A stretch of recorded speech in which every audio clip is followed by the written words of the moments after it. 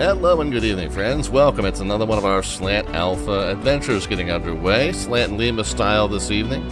We are back into the FlySimWare Lear 35. I know I just flew it a week ago, but man, right now it is hands down my number one favorite plane to fly in the sim. Just got to get the landings down. The landings were better last time in terms of the stability, the approach stability, but I still have that thing where it wants to dip that right wing down on touchdown. I'm not convinced that everything is working the way it should there with that, but I've got some ideas in terms of how to plan for it and counter it. So we'll do our best and see if we can get the landings a little bit better tonight than they have been in this aircraft. Everything else, like the flights themselves up until the touchdown, have been great, and it just sounds fantastic, looks fantastic, flies fantastic. So if we just get the landings down, we'll be in great shape in this aircraft. We got some stuff happening in the chat already, guys. We got R6 Chavez with the resubscription. Thank you so kindly for the continued support of the channel. Speaking of support of the channel, don't let me forget, we've got 3 landings to do tonight. I'll talk about the itinerary in a bit, but we've got our March landing rate raffle that we're going to pull the winner of at the end of tonight's stream. I've decided I'm going to do it at the very end, so all 3 of tonight's landings will qualify for the March drawing, and we'll do the March drawing at the very end. The only problem with that is the March drawing, therefore, is going to be when I'm ordinarily wrapping up and getting ready to send a raid to somebody, so I'm going to have to remember. And with a 3-hop trip tonight, it might be a little bit of a later night than I usually do on a weekday night. So I'm going to have to remember that I've got that raffle yet to pull. Don't let me forget, guys. But we got the resubscription there from R6 Chavez. We got the resubscription seconds ago from Aerobrad. Aerobrad, thank you very kindly for that. Both of you guys and everybody else that supports the stream.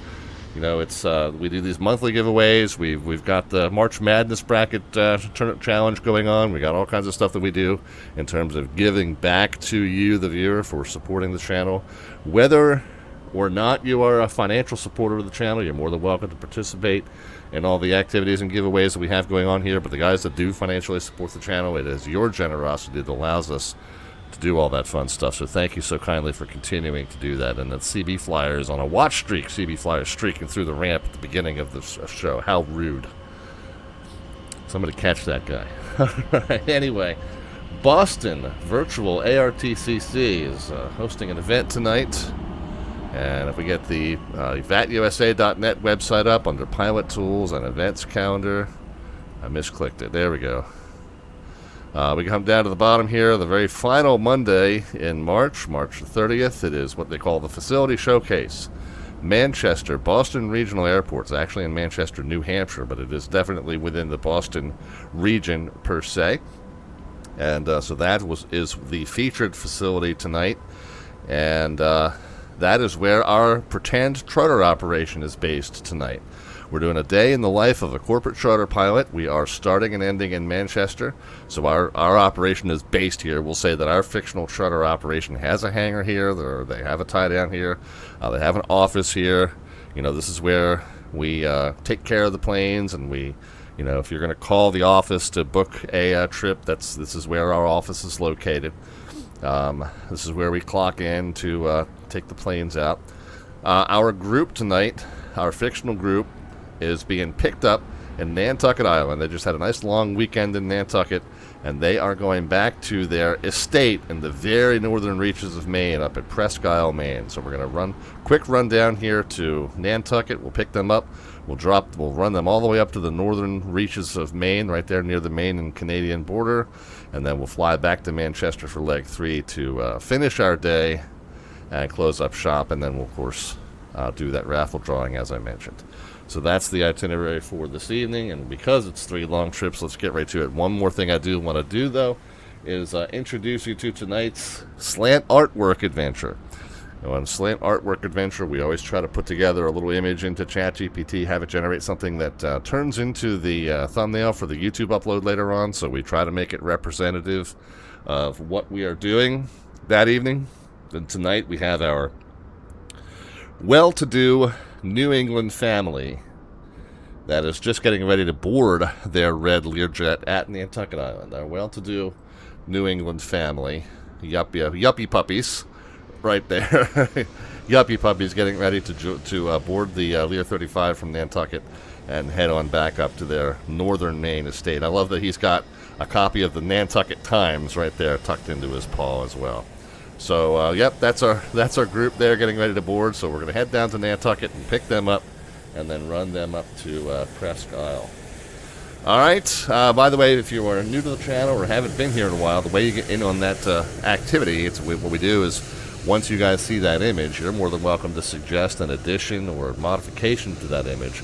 Cash in 500 of the Twitch channel points, a.k.a. the alphabets points there at the bottom of the chat panel. And that's how you get into the queue. And I say queue, it doesn't usually stack up more than maybe 2 people. But I queue it because I'm not always in a position where I'm immediately able to handle that. But if I am not in a flight critical stage, normally I'll give you a yell and tell you that you're good to go to suggest your addition or modification. CB Flyer is going to demonstrate that process for me. The CB Flyer, what are we doing to the image? And I always say suggest an addition or modification, little by little. Nothing major. We always say, a few words or a simple sentence. Let me know what you'd like to do to make some sort of incremental change to the image. And then as the night goes on, it gets progressively and gradually more unhinged.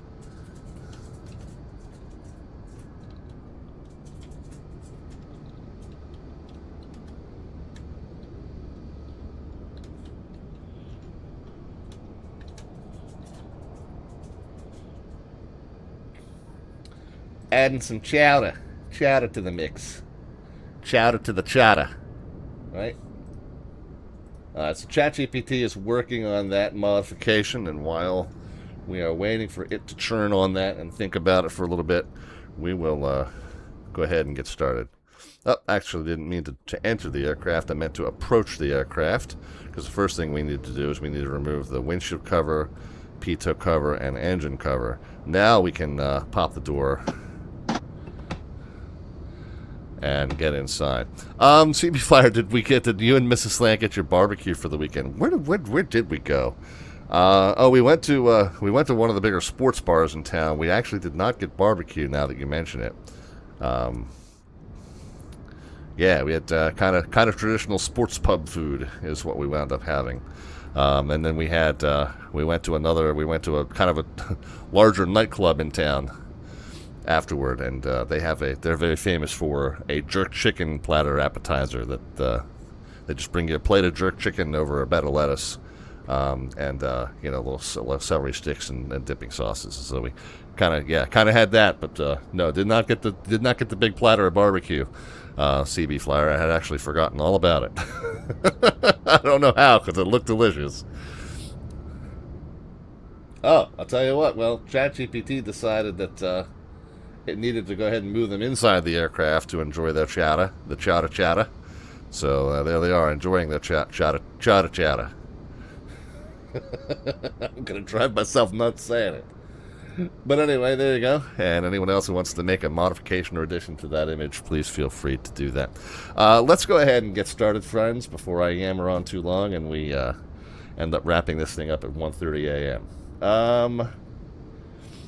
Over to the flow list. Oh, I do need first things first. I need to sync those. Actually, dummy.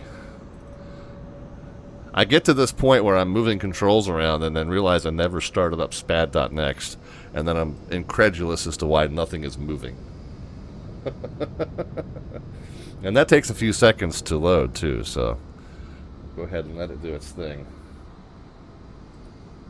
It wants to update. No, we'll do that later.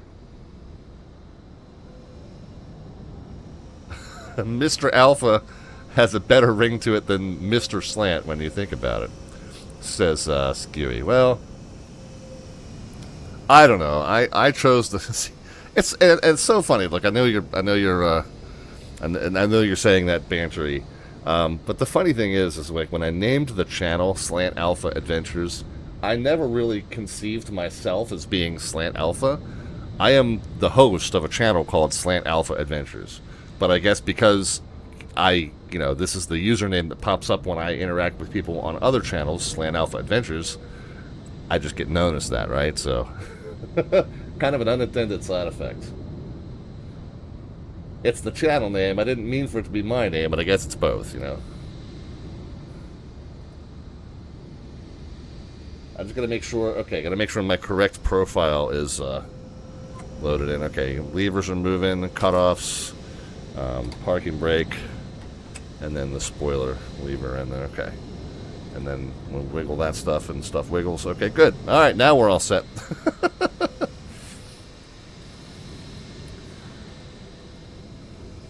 All right, so let's go ahead and get the options.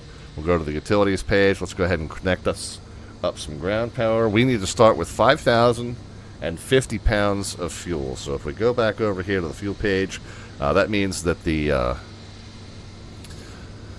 wing tanks are going to be full to the gills, 1254 apiece, and then the tip tanks are going to have 1271 apiece. And the way the fuel system works is the fuel comes in through the tip tanks, because that's the only way it can come in. The wing tanks don't get filled directly. They get filled as overspill from the tip tanks when the tip tanks get over 600 pounds. And then the fuselage tank you can only fill by running a pump from the wing tank to the fuel tank. So you can only do the fuselage tank with the battery power on, and it's very slow. So normally if you need fuel in the fuselage tank, you would have needed to have planned for that in the previous flight, unless you really want to tie up the time of your refueling truck crew here. Fortunately, we don't need that, though. We need 1250 in each wing and 1271 in each tip. So we'll go ahead and get on with our pre-flight prep while that continues to fuel, and we'll just need to remember to check back on that a few times. The emergency battery can go to the standby position. Make sure we have emergency power noted up here. Go to the full forward position. Make sure the gear indicators light up. And with that check having been completed, we can get the actual battery switches on and the inverters on. And the anti-skid is off. We want to make sure the anti-skid warnings are off as well. A bunch of other warnings and alarms that I would check, but I usually skip that. Avionics master and autopilot master can come on. That's the chicken cluck switch over there, very important switch. The let's see, we get the nav lights on. I don't think I did that. Yeah, let's do that. DME1 is nav, and nav 1 and knots. DME2 is nav 2 and knots. Yaw damper power is down here. 1 and 2. And we can reset the master warning, and then as soon as the Garmin's light up, let's see, we can switch to the bit better seating position here. As soon as the Garmin's light up, we'll hit enter twice on both of those and start them acquiring satellites and finishing their boot process. Matter of fact, we can set this transponder to standby for now.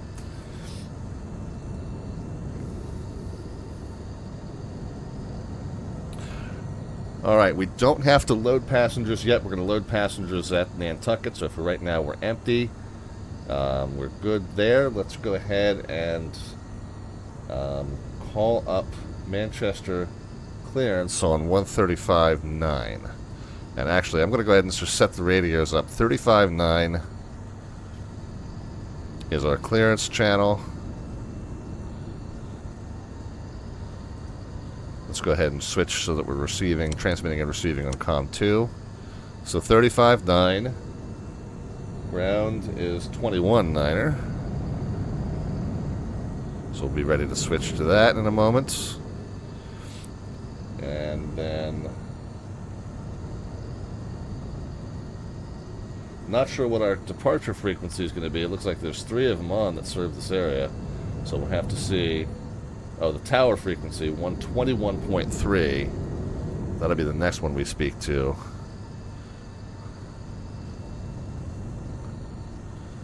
So 21.3 here, and then the departure frequency will go in the bottom here once we know it. So 35.9, 21.9, 21.3, and then we don't know. Let's go ahead and grab our ATIS information. I just usually do that by text. We can just kind of do that from here. Information India 270, 13 gusting to 24, so it's going to be a nice sporty departure here. 29902 standard altimeter, that's good. Landing and departing 24 and 17. Okay, we'll see which one they want us to use. That's a little loud in my head. I was listening to music, so I'm going to turn that down into a more reasonable volume for flight sim purposes. Iowa Scotsman is here. Heard my name there for a second. November 2 Romeo Foxtrot. Okay, so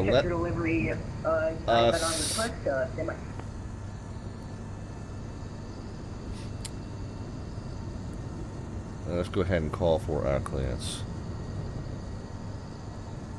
Manchester clearance, Learjet 514, Delta Victor. We have information, India, IFR2, Nantucket.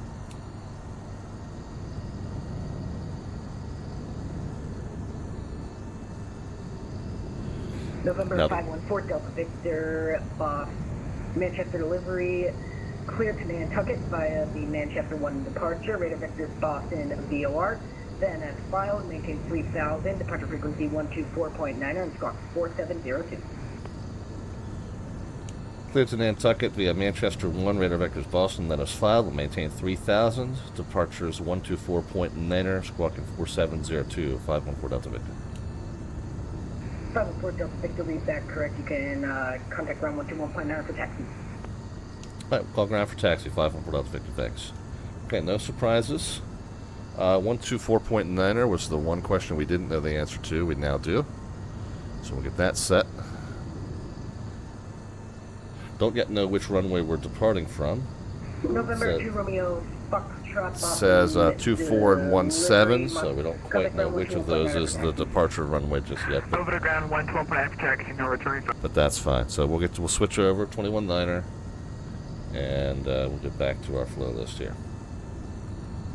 Altimeters are 29902, so we'll set that times 3, 1, 2, and 3. I guess that's what they boot up as, so they're all set. Good to go. JJ is here. How are you, JJ? We can go ahead into here and enter our flight plan. I have found that it's best in this unit if you put just the origin and destination in. And this is more critical on the second and subsequent legs rather than the first leg. The first leg usually works fine no matter what. Second and subsequent, I find it's better if you enter just the origin and destination and then fill in the route in between. So I've kind of gotten in the habit of doing that each time no matter what. Whoops. Enter, and then we can go back. It's just radar vectors to Boston VOR, so BOS. Conventional aircraft, Manchester ground back. Manchester ground, good evening, number 25, confirmation, India, request taxi. And then instead of Nantucket, it's L. It's the Marconi VOR, but it's L something or other. 1824, taxi via Hotel Juliet, number 25. LVF maybe? LFV, that was close.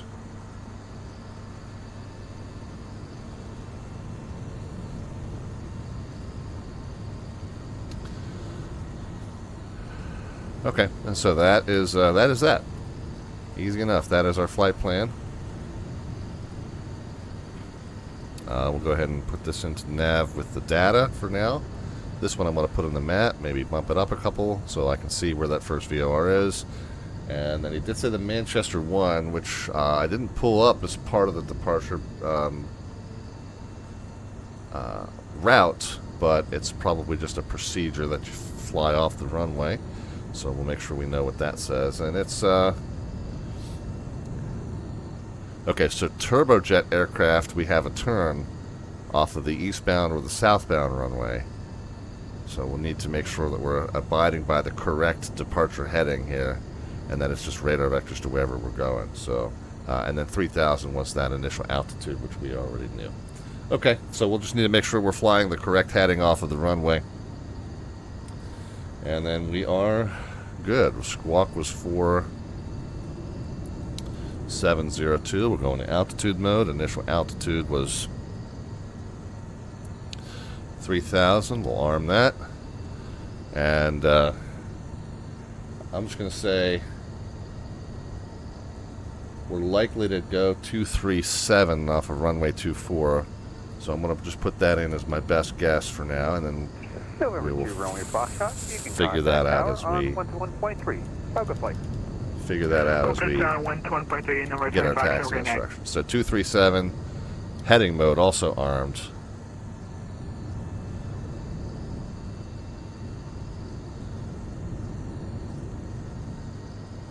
No, wait a minute. That's not what I meant to do.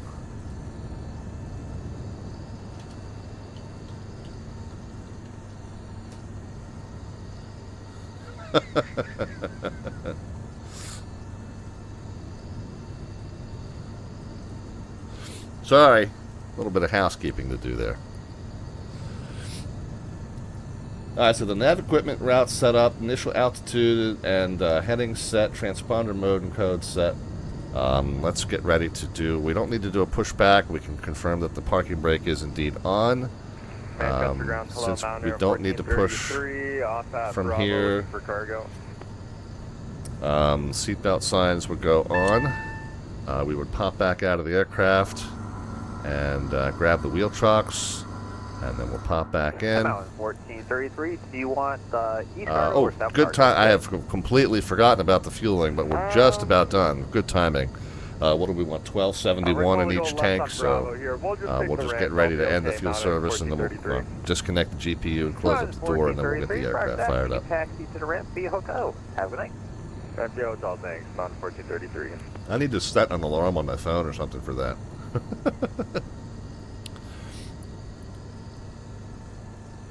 Would have been the end of the world if we had a couple extra 100 pounds. It wouldn't have changed our performance by that much, but still, I mean, you don't want to take on fuel needlessly. We've been waiting. A couple of us in the FlySimWare Discord have been saying, "Hey, it would be great if you could pre-order how much fuel you want them to put in." But haven't gotten any headway on that feature yet. So I guess I'll have to just set an alarm for now. Didn't bite us this time. That's good. All right. So 1271, 1254. Yep, that's what we want. Let's go back to the utilities page. Disconnect GPU. Close up the door.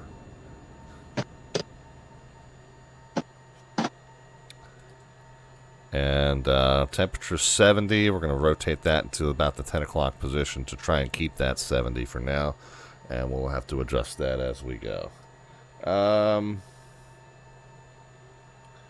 Pressurization for leg 1. I mean, we're just going to be cruising at 9,000 feet. So I'm going to go ahead and just set the destination elevation is pretty close to sea level, 47 feet. So I'm going to just set it right there.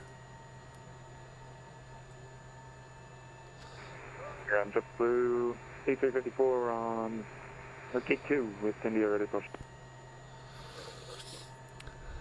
All right. JetBlue A354. We're going to fire the number 2. Position, I have an aircraft, when we get to 13%, we get the lever out of cutoff.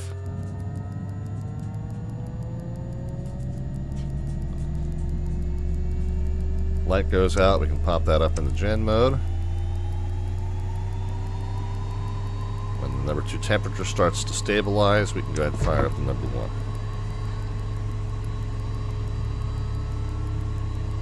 11, 12, 13. Fuel coming in. Hello, Manchester ground. Good evening. Joint. Okay, lights out. Gen mode. Runway 24, Mike, looking for pressure. Yeah, air bleed on. Okay, 2 engines stable. Good to go. Manchester ground. You can taxi to the south cargo via. We'll do our control surface check. We get our flaps set. Really don't know if the control. We'll look outside to see if the control surfaces are moving. Somebody outside would give us a big thumbs up there. We got flaps set. We got trim set. I do need to do the performance calculation, but I ignore the trim setting that it tells us, and I just put the trim just the very first notch that gets rid of that light is what we do. Let's go to the performance takeoff page. Switch to Celsius. Let's sync everything from the sim. The takeoff's great because everything just syncs in automatically. No typing. 96.6 will be our N1, which is the fan speed down here, not the turbine speed up here.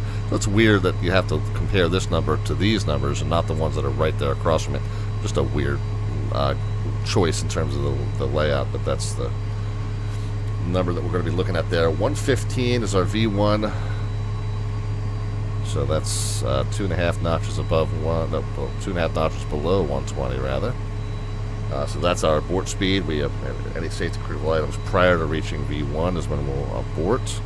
If we meet or exceed 115, we're accelerating to 130 and rotating. If we have one functioning engine at that point, we'll pitch to maintain 3 knots above that rotation speed. If we got 2 functioning engines at that point, we'll pitch to maintain 163 up to 1,000 feet, and then we'll retract flaps and move on. Alright, so I think we're set in terms of the V speeds. Let's go ahead and change this into flight time. On the first leg, that'll reset automatically. On the second leg, we'll have to start it. Second and third leg, we'll have to start it on our own, and I'm probably going to forget to do that since it hasn't been my habit.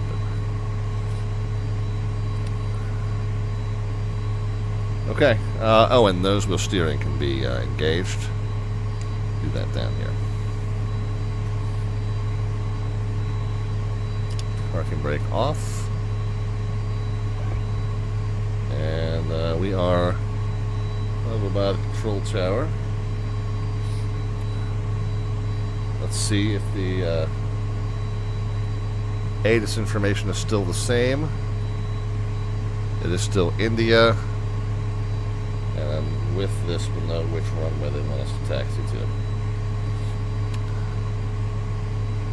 Manchester ground, Learjet 514 Delta Victor's over by the FBO ramp with India ready to taxi. Number 514 Delta Victor, Manchester ground, runway 24, taxi via Hotel Juliet. 24 via Hotel Juliet 514 Delta Victor. Okay, so 237 was correct in terms of the departure heading. We'll re-verify that on our way just to make sure. Hotel. So we basically we'll go west to get to hotel. We'll turn right to go northbound on hotel, and then we'll turn right to go northeastbound on Juliet.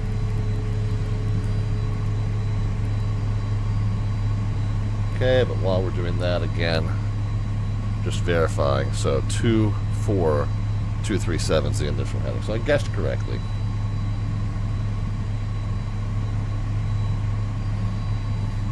We've still got a lot of warning lights on yet, but in this aircraft there's a lot of stuff that you do at the whole short line, so that's normal for now. Alright, so there's our okay, brake checks done. Spoiler check, yep. And back. We'll arm the reversers for now just to do a deploy check, and they do deploy, so we'll disarm them for now. When we get up to the hold short, we're going to engage pitot heat, stall warnings, radio altimeter, reversers, and continuous ignition. And then on top of that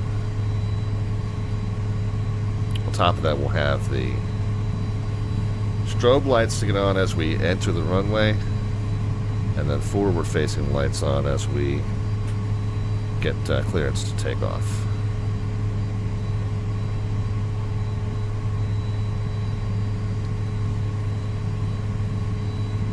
Alright, so we're at hotel.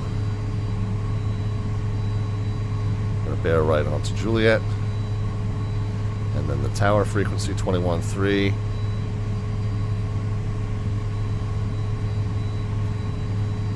So we'll switch over to transmit and receive on COM 1 when we get handed over. Hey, ground up the KP54 with India ready to taxi. I expect to be any second. There, 514 Delta Victor, you There we can go. monitor tower on 121.3. Have a flight.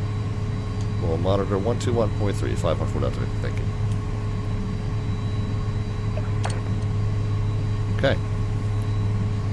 monitoring, not contacting. That means just switch and listen. Number 514, Delta Victor, Manchester Tower, you up? We are, and we're ready when you are. Number 514, Delta Victor, Manchester Tower, very good evening to you. Wind 27013, gust 24, fly runway heading, runway 24, clear for takeoff. Runway heading, clear for takeoff 24, 514 Delta Victor. Alright, so we've got our takeoff clearance, so the strobe lights are coming on. Pitot, stall warnings, radio altimeter. Traffic's in the left downwind of the Cessna, report traffic in tight. Reversers arms. Number 20 Foxtrot. And continuous Romeo ignition. Foxtrot, runway 24, clear for the option number 2, following the traffic. Runway 24, clear for the option number 2, behind the traffic, number 20 Foxtrot. Alright, we'll spool the engines up just a little bit, and then 96.6 coming at you. Alright, forward facing lights and recognition lights. Alright, we're going to hold the control wheel. That'll keep steering lock in for us. Alright, 96.6 setting. Okay, airspeed's alive. Control wheel steering off. Button off. And there's our rotation speed. Rotated a little abruptly there. Other than that, looking good. Gear coming up, pitch to the Remember 4 Delta Victor, you can contact Boston departure 24.9. Have a safe flight. Alright, 24.9 or 514 Delta Victor, thanks.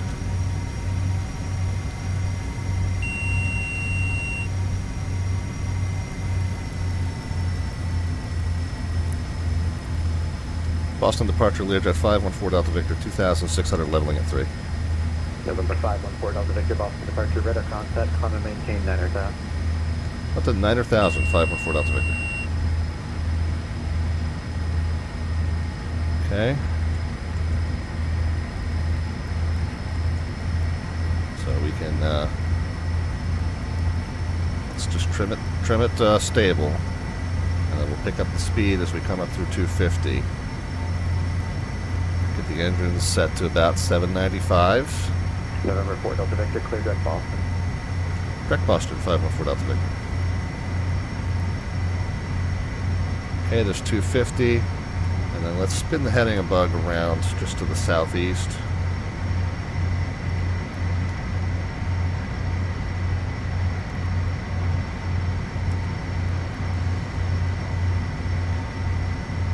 And then let's go ahead and go flight plan. Direct, enter, and LNAV. Whoops.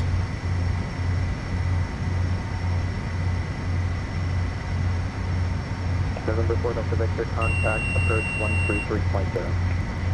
133.0, 514 Delta Victor.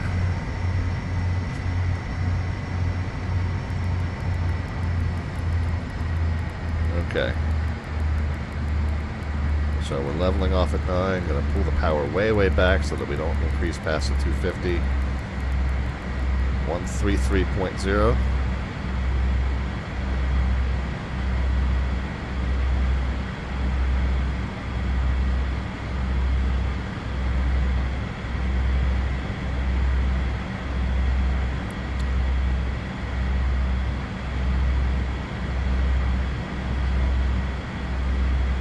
Turn right heading 120.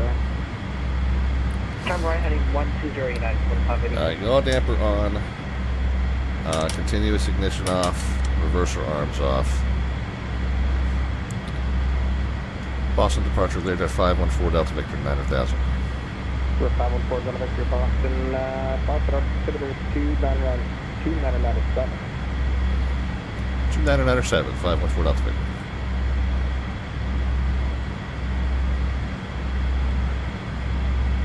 Okay, so pressure's a little higher where we are.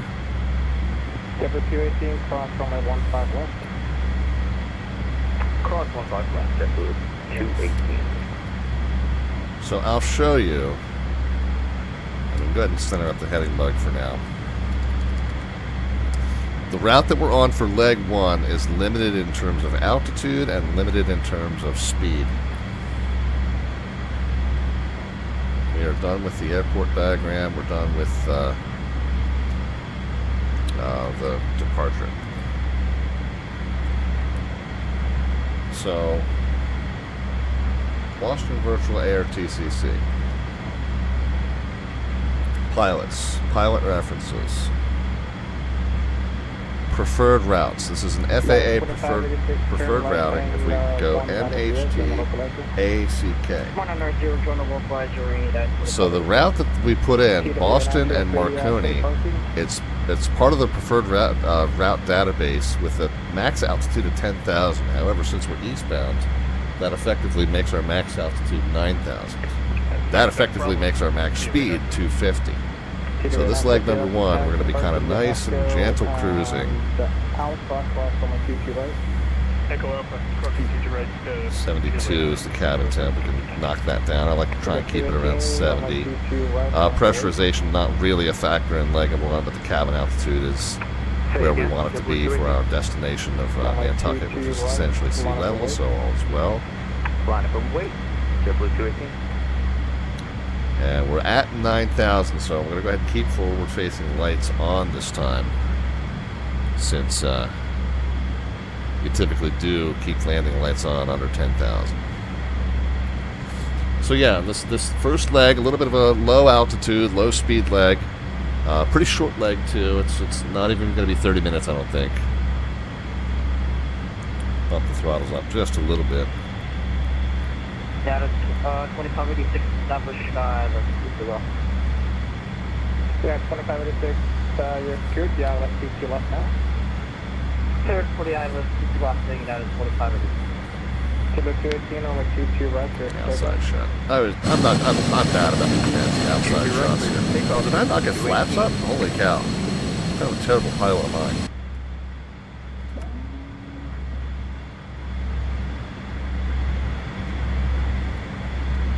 Nobody saw anything. Man, this plane is just so busy at departure. You know, I was pitching to the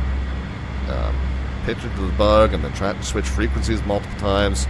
Didn't even get the yaw damper on until we were leveled off. But yeah, raising the flaps is probably a pretty important step that I missed there.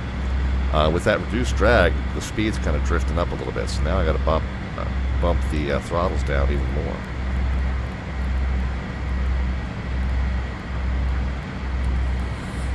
That is 4586 from a 2 left, overnight.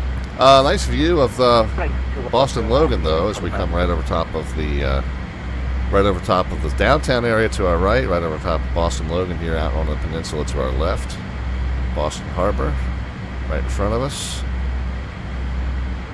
Always says the faint odor of tea.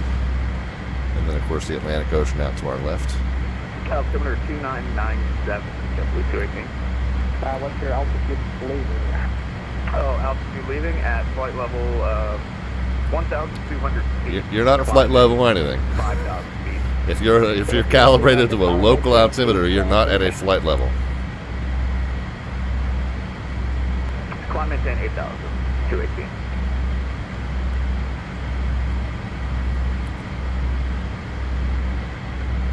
All right. Well, since it's a fairly short flight, though, let's go ahead and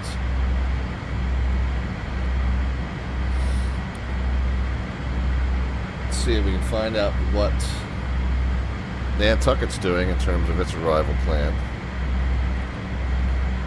ATIS information Delta 20 gusting to 29 on a 240. They got a runway 24. So we'll load in the ILS to runway 24, but also expecting very likely that we'll be assigned a visual. What was the cloud conditions there? 7 statute miles, so slightly hazy.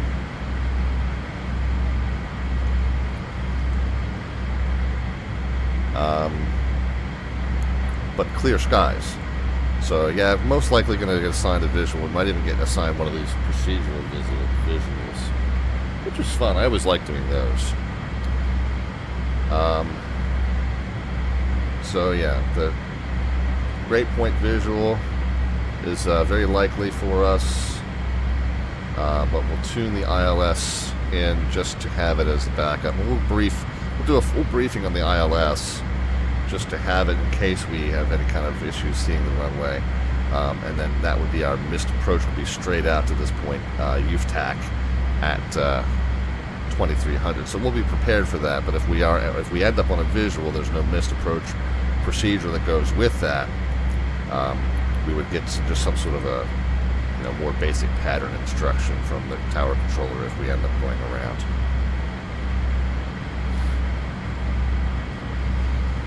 And I guess we're going to be coming down from the north here, so we would be looking for this point here on the north end.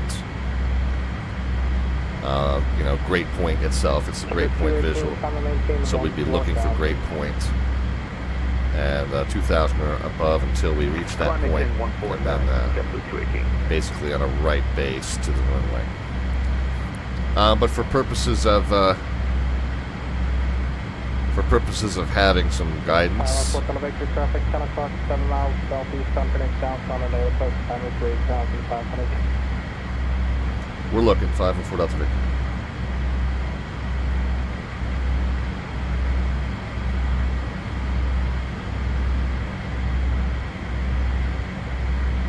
I believe we set our 8 or 9 o'clock. Similar altitude.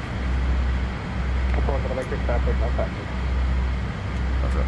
Yeah, never did see him.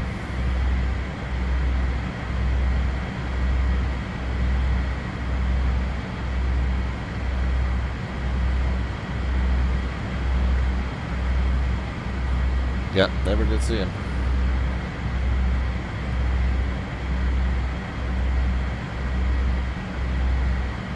Yeah, he is heading to our left, so he's hidden by this cloud bank here, maybe. 123.45, JetBlue 218, thanks for your help. But at any rate, let's go ahead and start tuning in the parameters for the ILS 109.1. And actually, let's go procedure, select approach, enter ILS 24, enter from OBOOB. We'll load it. Yeah, we know that we're going to have to enter it anyway. Okay, after Marconi, we're direct the field. That's good. 109.1 is correctly what we want to be tuned to. 239 is the course. Approach American 877, flight level 19. Let's just center up our heading bug with our current heading. American 877, Boston, hello, If we go missed, American 877. Number 514, Delta Victor, connect Boston approach 118.2. 18-2, 514 Delta Victor. Going the long way around the 18-2.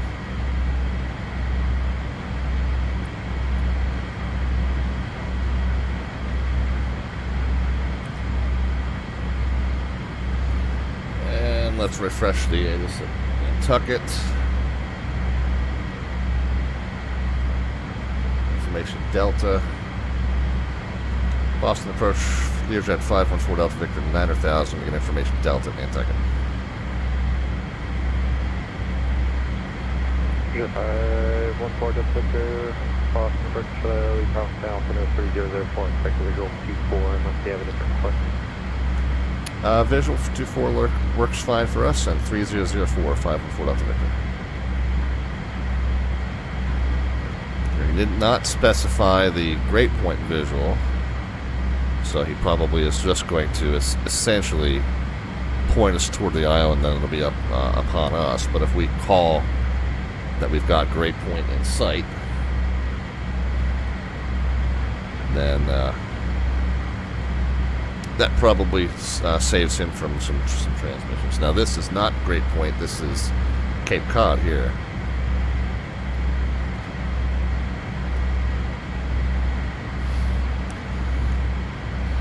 So if we go missed, it is the 240 radial of the VOR. The VOR is on 116.2. So we get that tuned on the right-hand side, 116.2 and 240.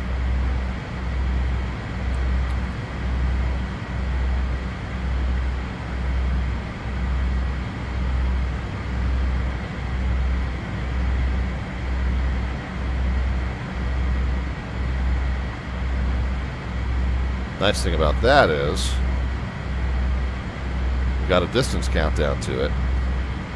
Yeah, these distance countdowns here are the RNAV generated distance countdowns. Right? 18.7, well, that's coming from this. 55 miles overall from the airport, though. So, like I said, leg one's fairly short.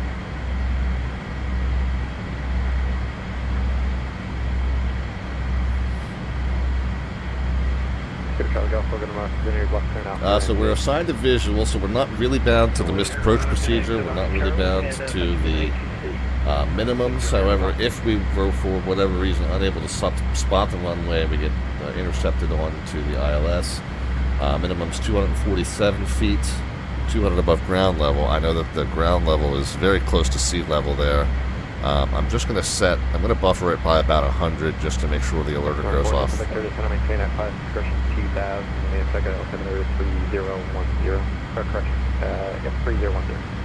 All right, 3010, pilot's discretion. I'm sorry, was it 3 or 2000 we're going down to? Go 2000. After down to 2000, pilot's discretion, 514.3.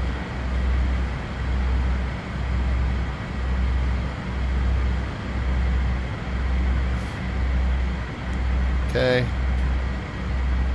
We're assigned to 2. I'm going to just set that in the alerter, but we're not going to start down just yet. 9,000 to 2,000. That's 7,000 to lose. That's going to take us 7 upstairs 21. 7 times a half. So it's going to take us about 25 miles. And then if we want to be there about 10 miles prior to reaching the airport, then that means 35 will be our top of descent. So I'm going to go another 15 miles or so before we start down.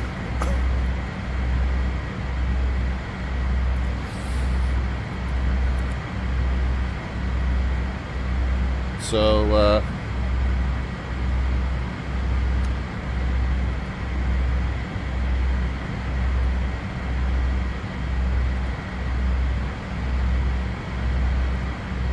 yeah, a lot of the stuff that I would do coming up, the seatbelt signs have just been on the entire time, but there's no passengers anyway.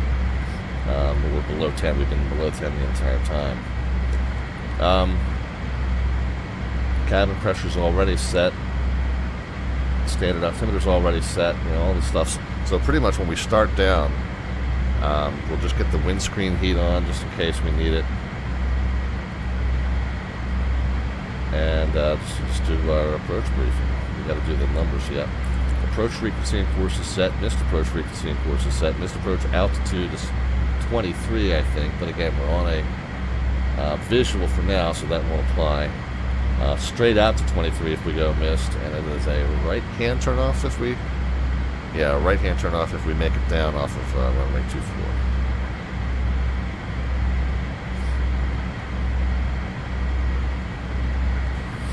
Okay, let's get our V-speed set then. We'll go back. Performance landing. Temperature 8. Runway elevation 47. Sync the weight. Calculate landing. So 27 and 35 are the ref speeds. 4, 5. And what I figured out in this aircraft is I fly the approach speed. I don't worry about the ref speed. Fly the approach speed to the blocks. Don't worry about flare. Don't worry about power. Take the attitude, take the power all the way to the blocks. The ground effect becomes the only flare that you do.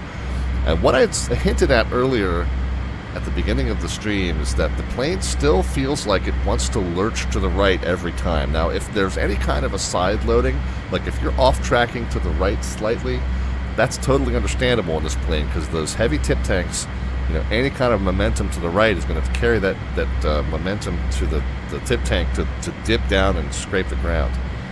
I feel like that's it. The right wing dips down no matter what I do, however. So I don't know why. I don't know if that's everything is working the way it should, or if for some reason that right gear contact with the pavement is not being registered properly. I don't know. Regardless, I'm going to try and set this thing down on its left main first, and then we'll go from there. And that's just going to be the way I land this plane from now on. We'll see how that goes. All right, coming up on 35. So let's go ahead and arm the selected altitude. Go ahead into indicated airspeed hold, and I'm just going to gently back the throttles down. Windscreen heat can come on. Forward-facing lights are already on because they have been the entire time.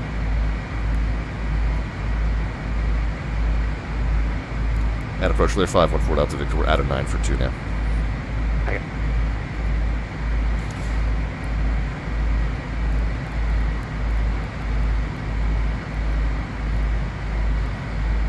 And the grounds, the descent rate we want for about 300 knots is about 1,500 feet a minute. So I'll keep edging the throttles out. I mean, part of what could be happening is I think that when my throttles are level, the left one is actually a little higher, like my throttle levers aren't completely symmetrical. So I do think there's a little bit of rightward yaw coming through the aircraft on touchdown because of that. And maybe I need to, when I look at the playbacks to see what's going on, maybe I need to look more carefully at that. But I'm just going to try and set it down on the left main.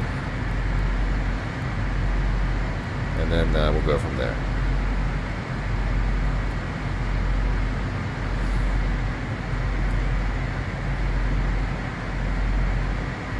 Alright, so what we're seeing ahead of us is the extension off of the south end of Cape Cod, which is called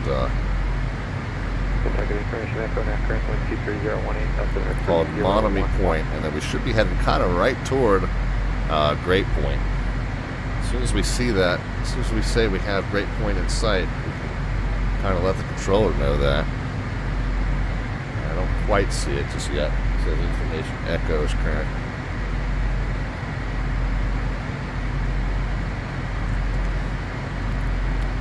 .3011 240, so it's not as gusty. It's winds died to 18 sustained. Visibility slightly better at 8 statute miles. Temperature now 8, 3011. So that changes our landing performance just a tiny little bit, but not enough to redo the numbers. We'll just do 3011, 3011, 3011. Call it a day. So as soon as we have that northeastern tip of Nantucket in sight, we can let the controller know.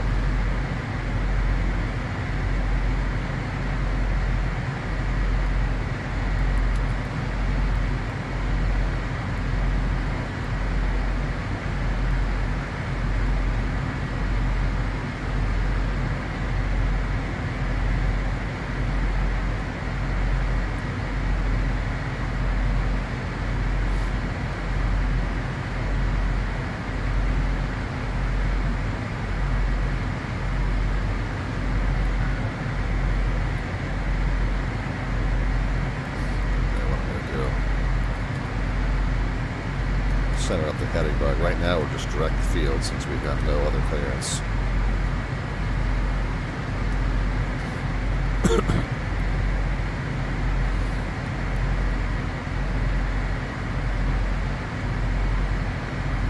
Yep. Approach 514 Delta Victor, we got Great Point in sight.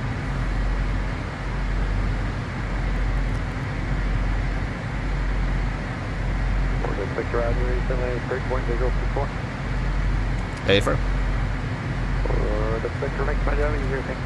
Clear Great Point visual runway 24. We are clear for the Great Point visual runway 24, 514 Delta Victor. Yeah, we're familiar. That's why I called the point in sight.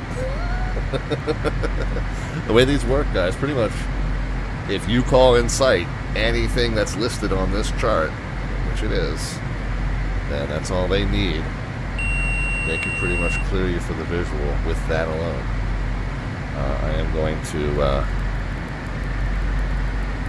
shallow the descent a little bit. Let's kick it. Okay, windshield's overheating. We can kick the heat off.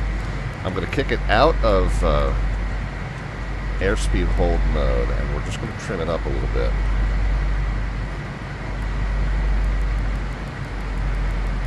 at 2,500, we don't need to be quite so low at the moment. 2,500 is fine, so. However, in maintaining 2,500, I'm going to go ahead and start bringing the speed back down.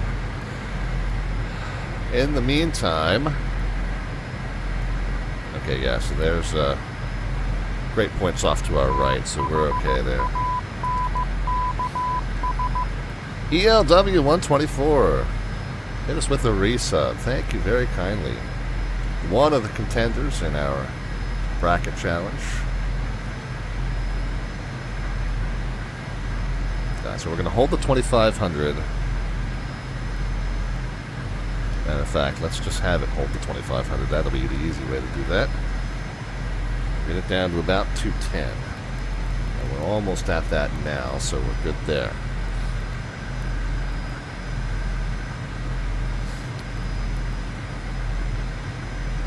And I think it's time to go ahead and switch that over to the ILS.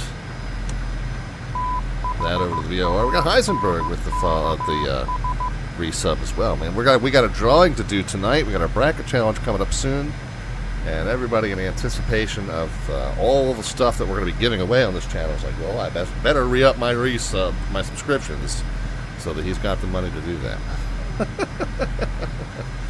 Thank you, guys. Thank you for the continued support. We truly appreciate it. Alright, what I was about to say was, you guys can start putting some predictions into the chat as far as the vertical descent rate at the moment the wheels touch the runway surface. There's no bot command necessary for that on this channel. Just a number into the chat, positive or negative, and we'll know that you mean a descent rate by that either way. And the closest prediction, you get an automatic entry into our monthly landing rate raffle, which we are going to pull for the month of March. We're going to pull at the conclusion of tonight's stream.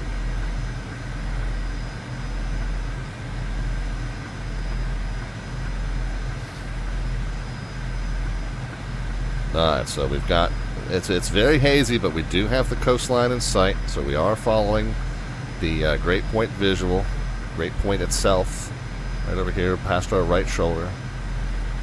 So all is well.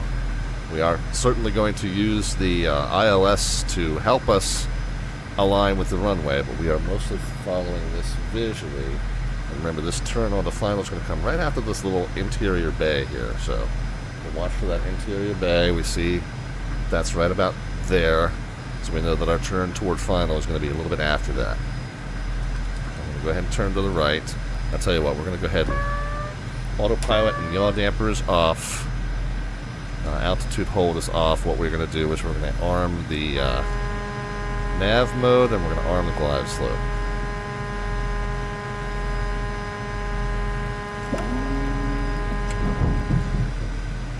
I was concerned because our speed was getting a little low. We've got the first and now second notch of flaps in. Did overshoot the localizer. And then landing flaps can be set when we get down below that triangle speed there of 150. We'll try and keep that until about a 5-mile final. We're only at a 6-mile final now.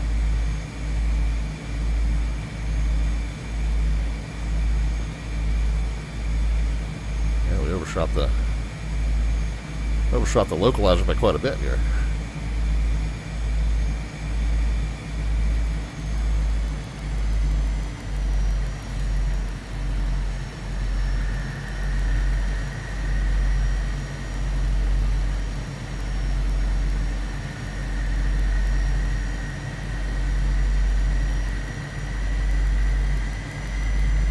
Oh, that's why. I was looking at this little bay. It's this larger one here. It's this little barrier island on the north side. So I was turning in past the wrong one. That's why I went too far there.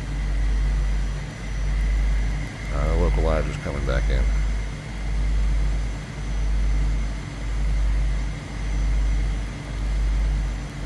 .6 miles out now. Let's go ahead and reduce to final. Delta Victor, wind 32018, runway 24, clear line. Little Ant 24, 514 Delta Victor. Alright, localizer's coming back in. Glide's looking pretty good. Missed approach out to 2300. I mean, technically we're not on the ILS, we're on the Great Point Visual. But just in case we go missed, if he says fly the ILS published missed for whatever reason, we'll be able to do that. Okay, we're below the final flap speed. We get reversers armed. Continuous ignition on. We need to pull the nose up a little bit, and let's get back up to our V approach.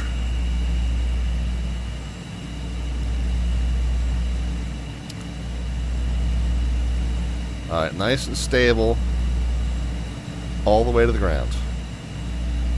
All the way to the blocks.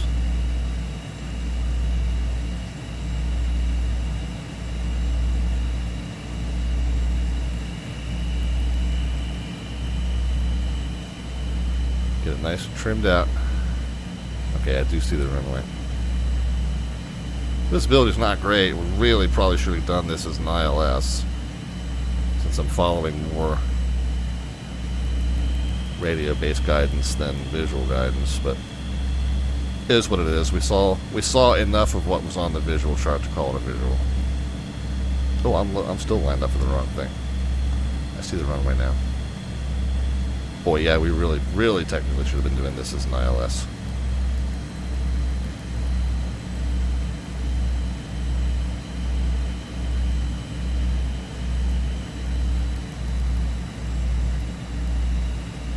Okay, localizer's coming back in. We're a little high.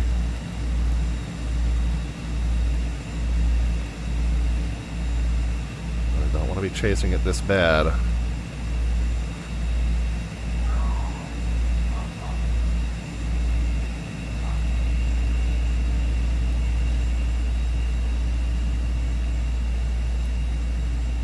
Glide's good, loke's good, speed's good.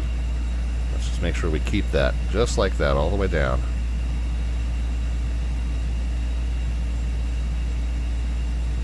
Engines are nice and symmetrical too. So if that's been the issue, hopefully that won't be the issue this time.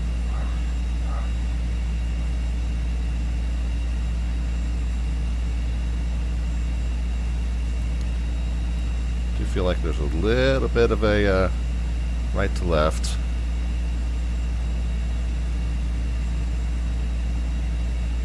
We're a little high, a little fast. And remember, no flare. Fly this attitude right to the blocks. Ground effect is our flare. Set it on the left main.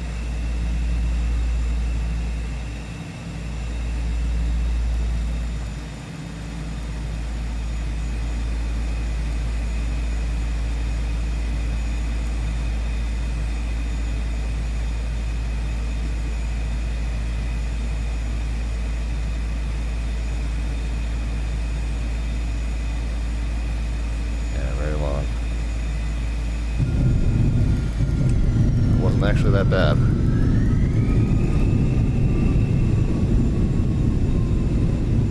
Well, it registered high, but it really felt like fairly nice.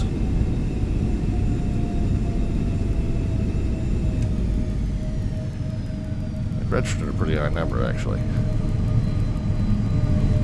Port of the Victor, West Main, target right turn, echo to the ramp, good day. Alright, right turn, echo to the ramp, 514 Delta Victor, we'll talk to you in a bit.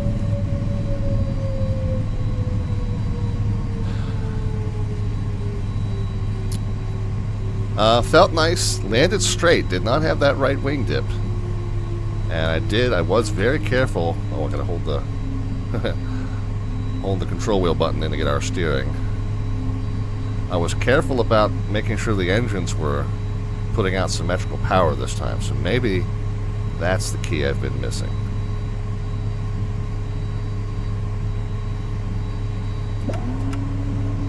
Alright, this Echo, I guess Echo's gotta be this first one. Yeah, Echo's this first one. So flaps and spoilers stowed.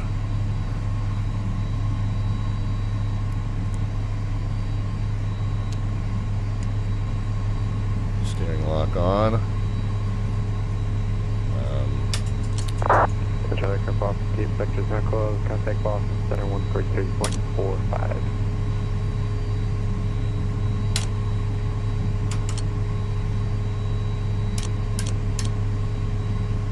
Oh, and I never did turn the weather radar on, but I guess we didn't need it, and now it's a moot point.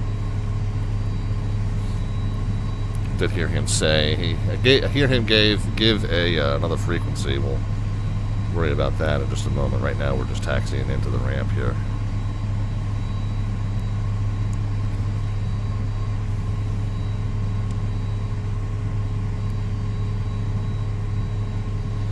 Well, I got no predictions into the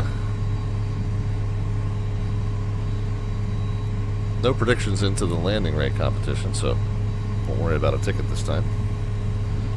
271 was what registered. It didn't feel, I mean, yeah, you kind of don't flare this thing, and you kind of let the ground effect do the flare.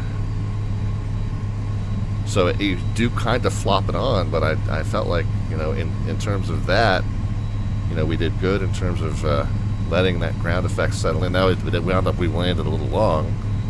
I was kind of chasing glide slope on short final and power and speed, which is not ideal. You really want to get that all stabilized well in advance in this aircraft.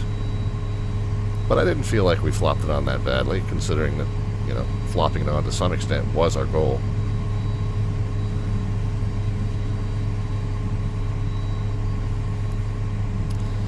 Alright, well, let's get pulled up. Let's get our charter group boarding. I thought I had a custom scenery for this. Oh, you know what? I think the custom scenery I had for this was in FlightSim 2020. I don't know that I installed one for 2024. That's a shame. The one I had for 2020 was quite nice, actually. This one is very, very generic looking.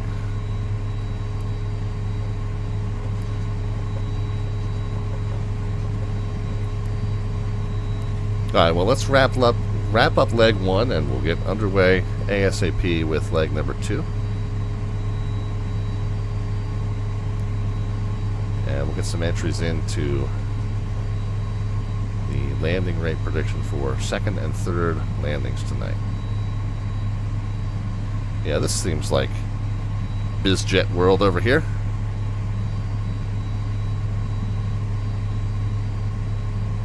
Of course, the real thing here is more like a Cape Cod-esque terminal building.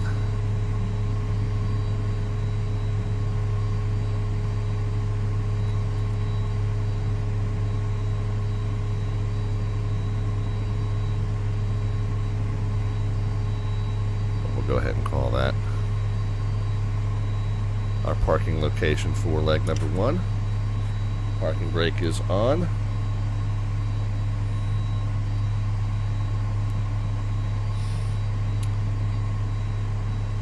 Let's do this as quickly as we can. Cabin air, engine gens, engine cutoffs, seatbelt signs, transponder mode and code.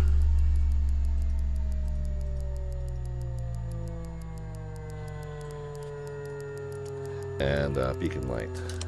Did I not have that on? Well, it's off now. Let's go over here and go to the utilities page. Let's get ground power and let's get the door open.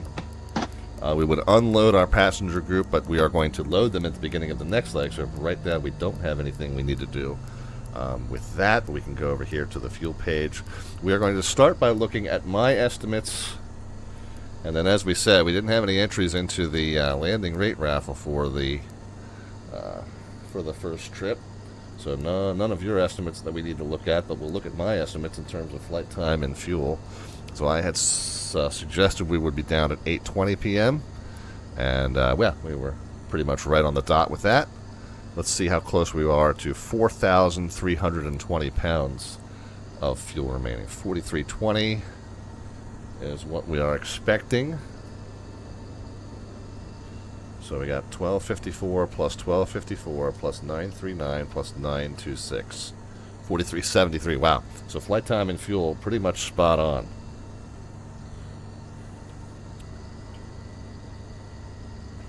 Excellent. Well, let's get underway with leg number 2 then.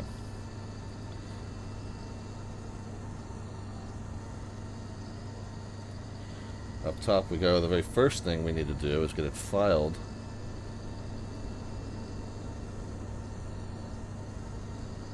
on the network. So we'll come over here,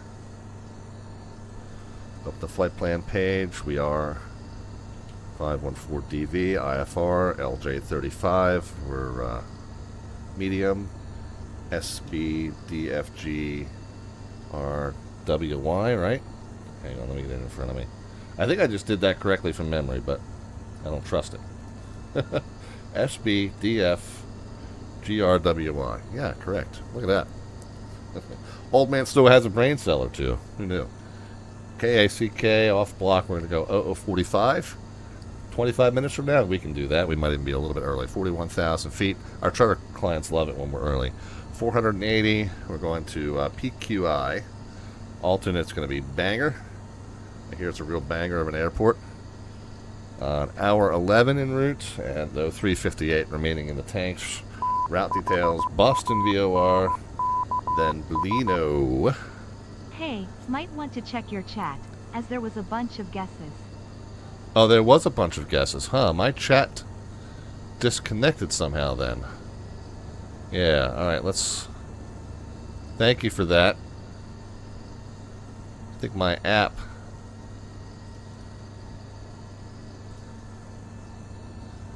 My chatbot app must have died on me.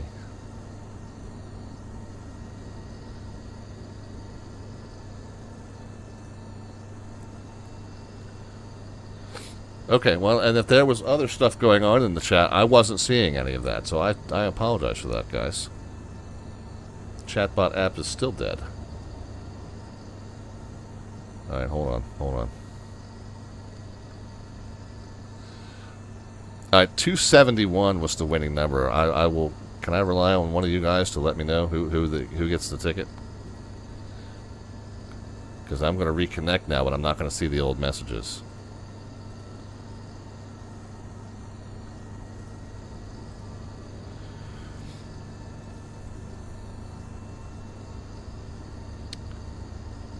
Okay. Multiple people saying Mighty Mackerel. But I am seeing the messages now. That's the good thing.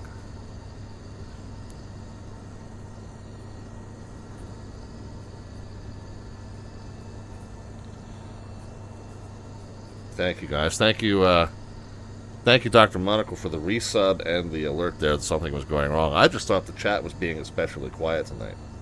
So I apologize that all the conversation that was going on for the last half of that flight, I never even saw any of it.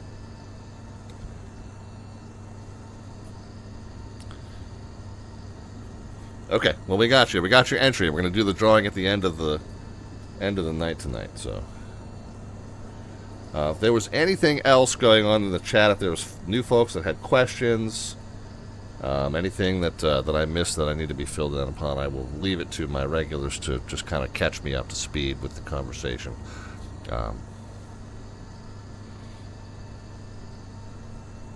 Yeah, Good Fixin says I was thinking I didn't hear my welcome sound when I first chatted, but I was also multitasking, so I guessed I missed it. Yeah, I don't know. That's it. There wasn't any indication that. I mean, it still had the status lights were all correct on it as far as being connected to the stream, so I had no indication that anything was going wrong there.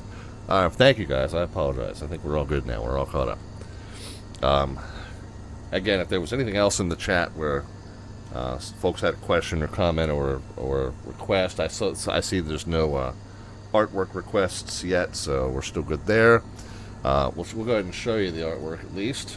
This is our three furry co-pilots, our yuppie puppies, having some chowder as we're heading up to Prescott. So the itinerary tonight, for those of you who joined, I don't even know who joined, is we're doing a day in the life of a corporate charter pilot here in the Boston Virtual ARTCC. They're hosting an event here at Manchester, facility showcase type event at Manchester. So our charter company is based at Manchester. We hopped in the plane, we brought it down here empty to pick up our group at Nantucket. We're then going to take them up to their northern Maine estate at Prescott. We're going to drop them off, and then we're going to return empty to Manchester to close out the workday. B2, C2, D2, S2. So that's the itinerary. Performance is a Charlie, and twitch.tv/Slant Alpha Adventures. Yeah, so I so apologize that I didn't realize that you guys were all talking, yapping away at me, and I wasn't seeing any of it. So there's our plan, our flight plan for leg number 2. Let's go ahead and take it from the top here. Now, the Cape approach controller that was on is no longer on. It looks like all the approach controllers are now off, so we may have to figure out which of the center controllers we're supposed to talk to. I think, well, we might be able to find on VATSIM radar. They might have some clue as to the sectorization depicted on VATSIM radar. I'm not sure if they will or not.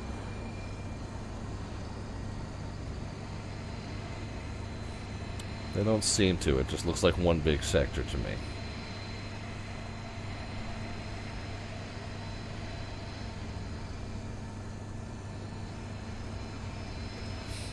The last frequency we were talking to before we got handed over was 133.0. I'm going to go ahead and use that as my best guess as to where we're going next in terms of radio. But we'll see. If we call in with them and they tell us to change to someone else, then we'll do that.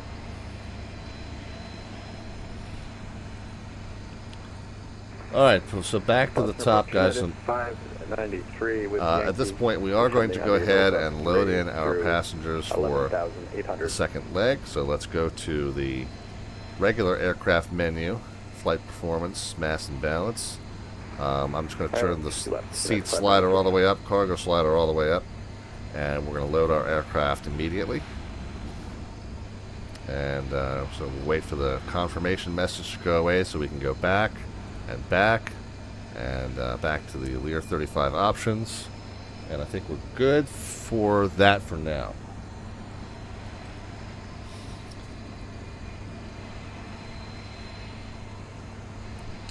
Let's come over here to Sky Vector and let's plot our route into here as we are making our way up to Presque Isle.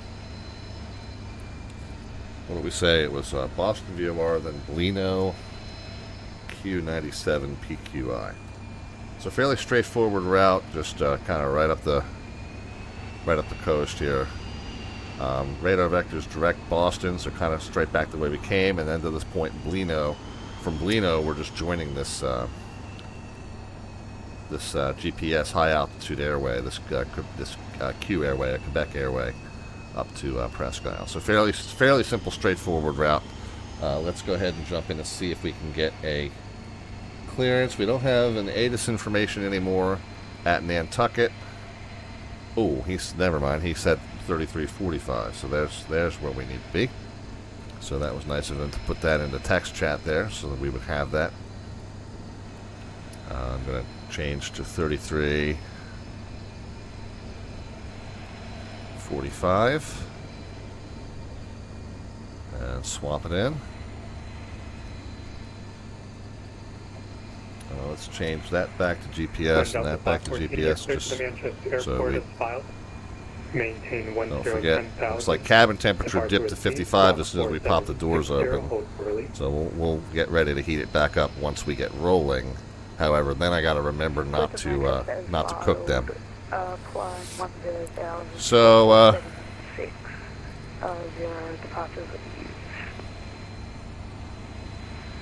there's the route. We don't need the ILS. We don't have a standard terminal departure. We don't have a standard instrument departure to follow. So really nothing there that we need to pull up in additional charts. Let's see if we can go ahead and get a clearance from our center controller. Planned off block time, still 15 minutes away, so we're good.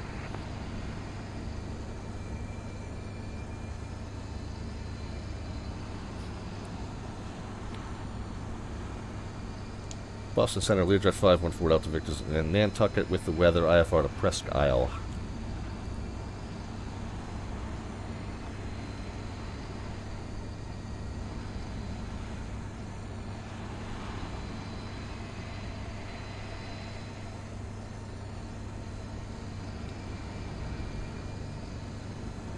Did I confuse them that much, or? I was on the landline there. Crap out calling taken.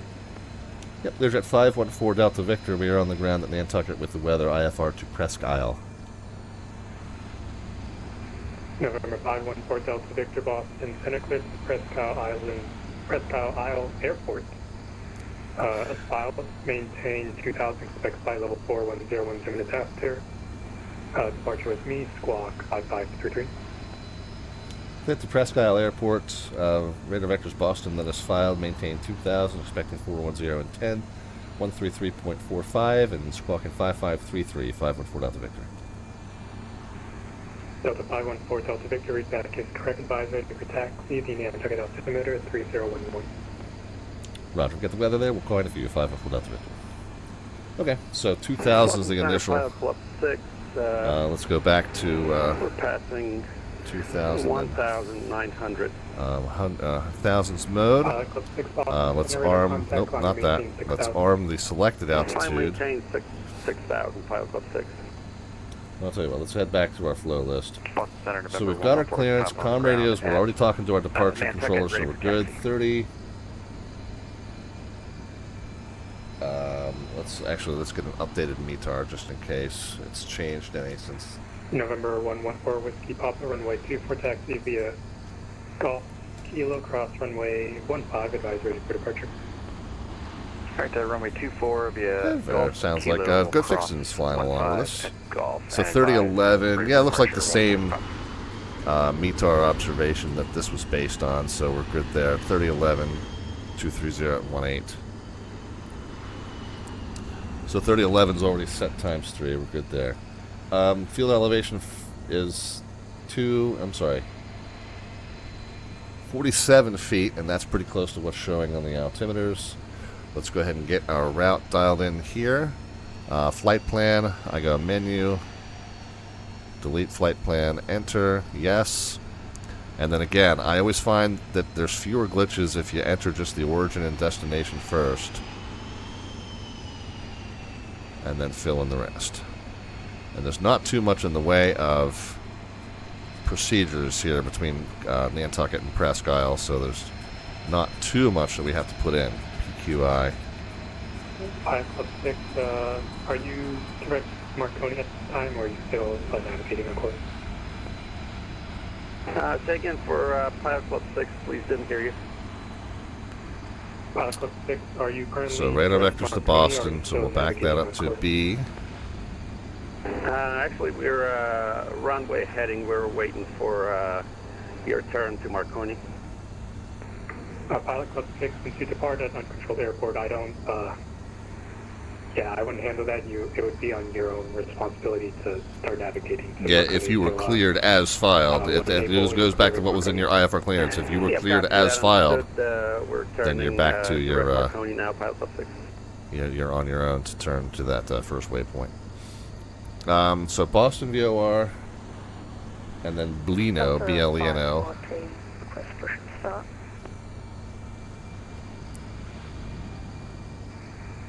Delta 514. Yeah. You're at Stanford, that's correct. Yeah, it really goes back to what was in your IFR clearance. If your IFR clearance says cleared as filed, then turning to your first waypoint is on your own.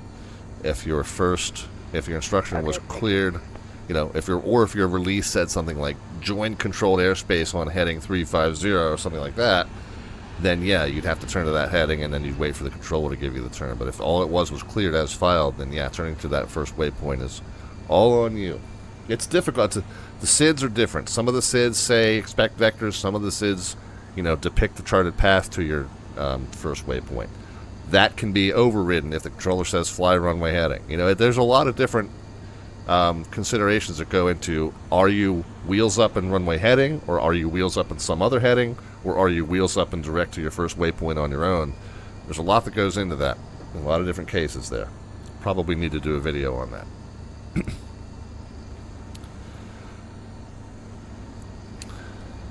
Got Boss, Bleno, and then Q97. So how many more points? This is a pretty straight run.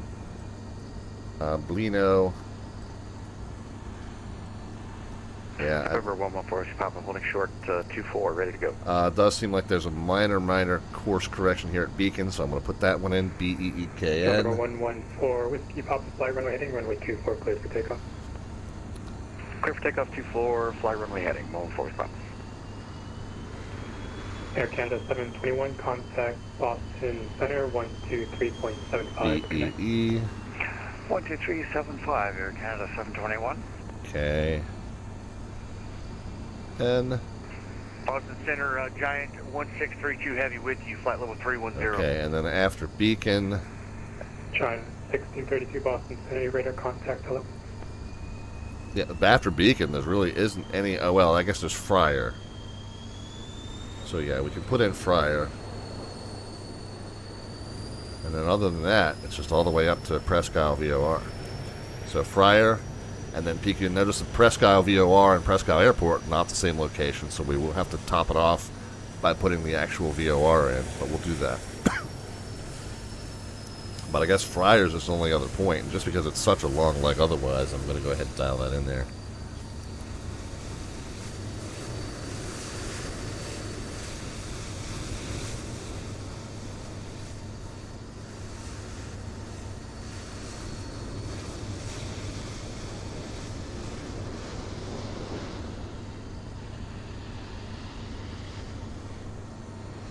Fryer, enter, and then PQI VOR, enter.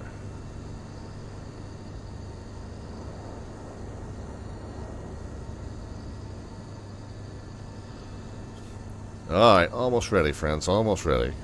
We said pushback was still 9 minutes away. We're going to probably be early. Okay, so we've got the plan in. I'm going to bump the range out a little bit.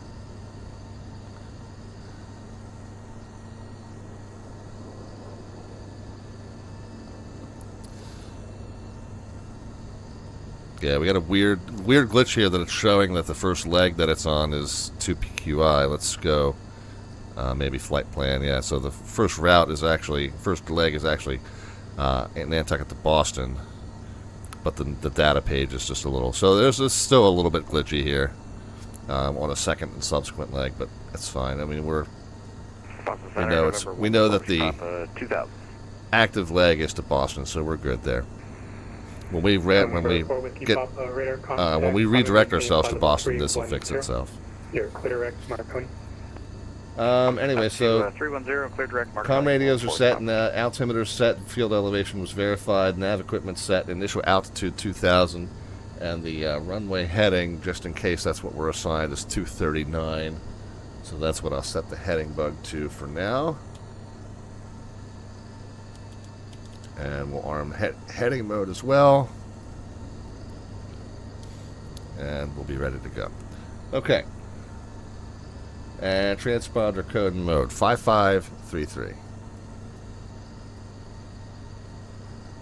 We'll go ahead and put it into altitude mode. Alright, our parking brake is set. We do need to push back a little bit from this position here. Nobody behind us, it looks like.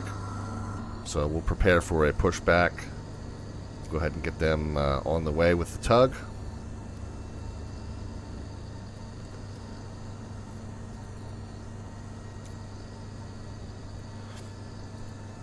Just a straight pushback, or pushback and facing to the south, I guess, will be fine. We'll keep it on the ramp area. So enter, press the pushback. Then on United 442 at flight level 100. So at this point we're ready to move. We'll go ahead and get the seatbelt lights on. At this point we would come out here and we would collect the wheel chocks, but we never reset them after the first flight. I wish there was a way to do that. I guess they're working on that, a way to reset the wheel chocks, but for right now, well, we can see that we do have the group all boarded, so. All set from that standpoint. Let's go ahead and get to the utilities page. Let's get the GPU disconnected and the door closed. Seatbelt signs on, wheel chocks are off, and the parking brake is set. With the door closed, we can, okay, we are going to warm up the cabin temperature as soon as the airplane comes on. Pressurization, we're going to set to 41,000 feet, which means the cabin altitude is going to end up right about 6,000 feet, just shy of 6,000 feet once we get airborne. Let's go ahead and get our takeoff performance. Performance takeoff. Let's sync it all from the sim and calculate takeoff number from 94.4 in terms of the engine setting. 3442.75. Delta 514, can I get the read back?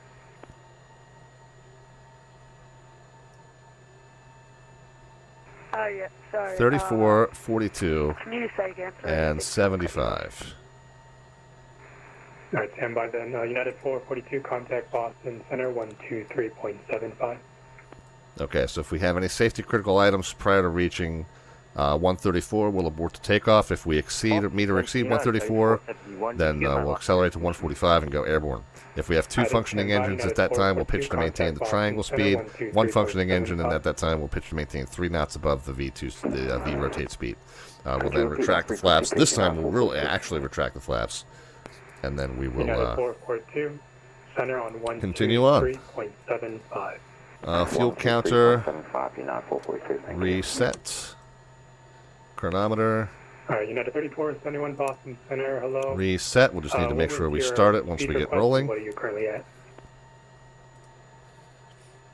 And we are currently at Mach 0.89, which is the speed we requested. we are ready. Let's go ahead and get our parking brake off. Release our hold. Delta 4, say Mach number. And we'll get number 2 fired up. At Mach 0.82. Another double check to make sure we're not pushing into anyone here. Best forward speed. 13% in, fuel Standby. comes out of cutoff.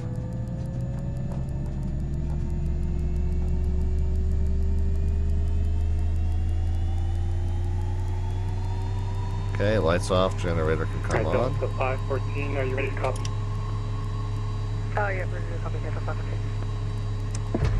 Delta 514, release for departure. Number 1. Clearance point is not off in 5 minutes. If not off by then, advise of your intentions within 5 minutes. This frequency. 13%, fuel comes Report in. airborne. Frequency change approved. Roger that. Report airborne. Frequency change approved. If not 5 minutes, click departure. Delta 514. Boston Center, if you would like, I can climb higher and overtake the Delta 8330. Okay, flaps set. Check control surfaces. United 34, stand by. Let's see what speed we can work with. If it's going to be too fast, I can give you a shortcut. But again, let's see what we were working Flaps set, trim. Let's get takeoff trim set. Maximum speed seems to be Mach 0.86. Okay, trim is United 34, set. Minimum trim. That gets us out of the warning. Becomes a problem, I'll let you know. Those were steering and chronometer. Sorry, Okay. could you please repeat that again? You're kind of a bit fuzzy. I'm reading you about 3.5. United Okay, 34, parking brakes 71. off. Speed is to your discretion, and if we need to make some changes, I'll let you know. Wilco, we will maintain current.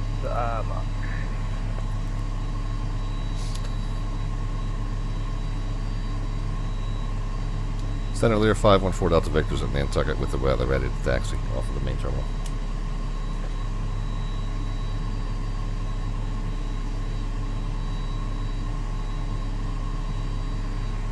November 4 Delta Victor, runway 24, taxi via Golf Kilo, cross runway 15, advise ready for departure. Alright, Golf Kilo, cross runway 15, and we'll advise ready on runway 24, 514 Delta Victor, short of 24. Boston Center, United 3471, requesting out of cockpit. United 3471. Okay, so off block time was how long actually stepping up from? 8:45. We're a few minutes early. Wheels up time 8:55. I expect we will be a few minutes early. Taxi light, come on. Yeah, taxi light is on. To reach the Boston viewer. I'm going to make an estimate of about 20 to 30 minutes. United 3471, roger. Let's see, 20 minutes away to cruise, report back, and yeah, you might need to start that descent pretty quickly once you're back. Yep, also the United States. Okay, so Golf, and then Kilo.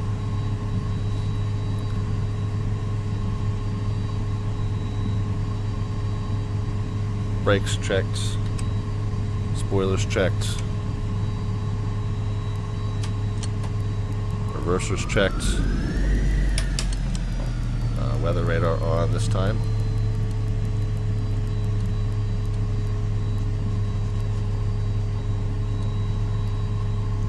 Taxi light off.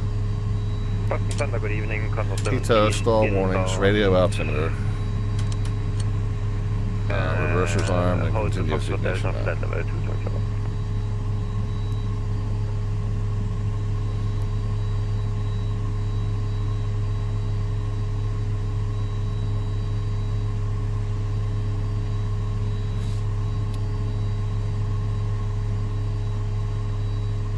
Center Lear 4 Delta Victor short of 24 Nantucket ready. Okay, taxi light off. We get cleared to enter the runway. We'll get the strobes on. When we get cleared to depart, we'll get forward facing lights on.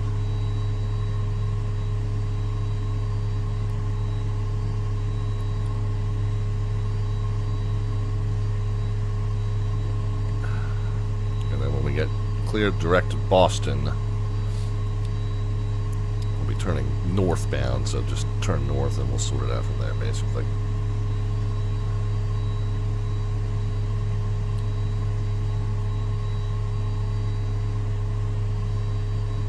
Say 344 from our 514 Delta Victor, fly runway heading, runway 24, clear for takeoff.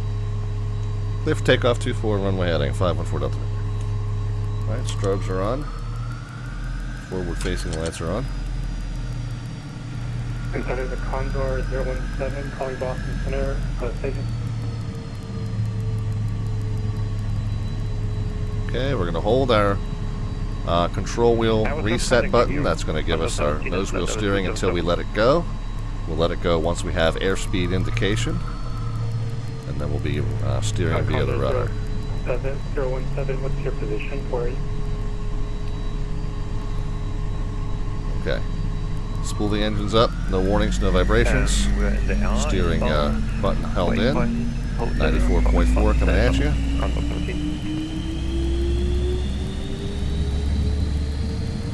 Okay, steering via nose wheel. Airspeed's alive, releasing the button. 94.4 approximately set. V1, rotate. We're going to do it a little smoothly this time. We're a little heavier. Need a little more juice on the yoke. Gear coming up. Pitch to maintain the triangle. Take that up to 1,000. Of course, remember we're leveling at 2,000, so we need to yank the power back pretty quickly. Condor 017. Okay, there's 1,000. Flaps in this time. Trim down, power down. Condor 017, Condor maintain by level 372.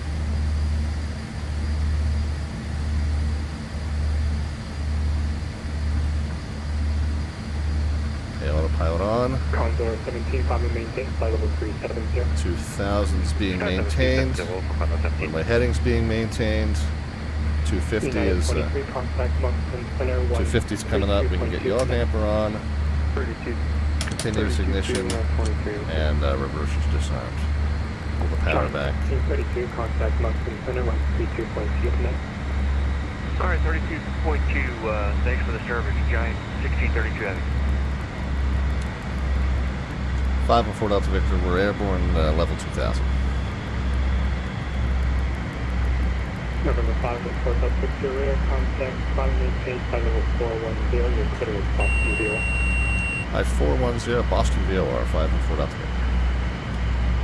Alright, let's get Let's just get it turned north to about a 350. We'll sort out the exact direct in a moment. I'm going to bring the power back down just a touch. Make sure we're at 250 knots. Arm altitude select. Arm indicated airspeed. And power back up. We're going to set the turbine temperatures to about 795. Once we get all that power in, the plane's going to have to pitch up or else it will overspeed. So it's pitching to maintain 250 no matter what we do. But with all that extra power, it's got no choice except to pitch up and climb. Okay, power coming up to about 795 or thereabouts.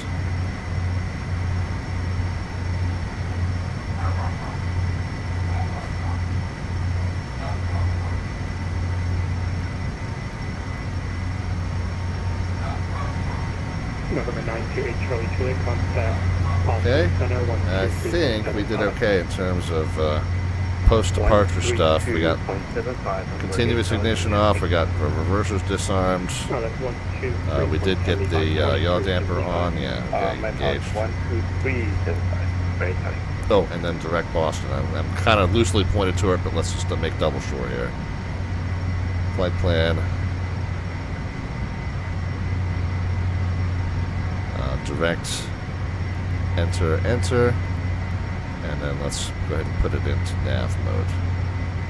So now, yeah, direct Boston is correctly reflected.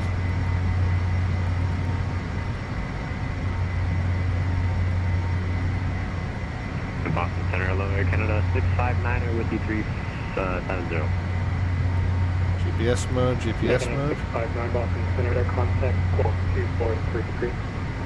2433, Air Canada. We're through 10,000. Let's get forward-facing lights off.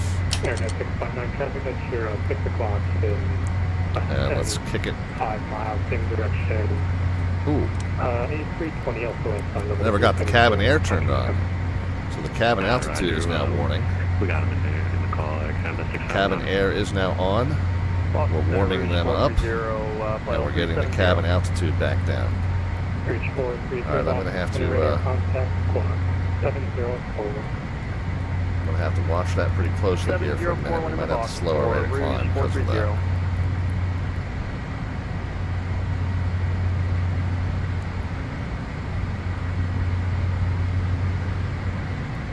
Just about to do a cabin pressure check. Alright,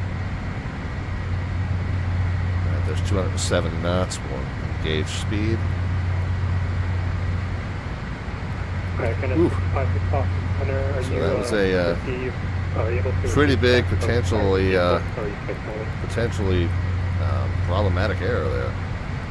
Potentially very costly error if we get to turn the cabin air on.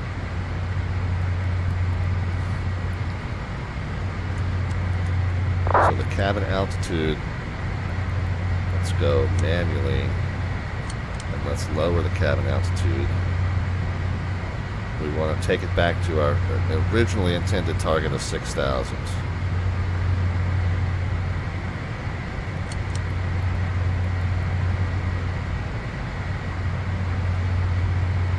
Air Canada 656, Boston Center, your radar contact, squawk 2352. Whew.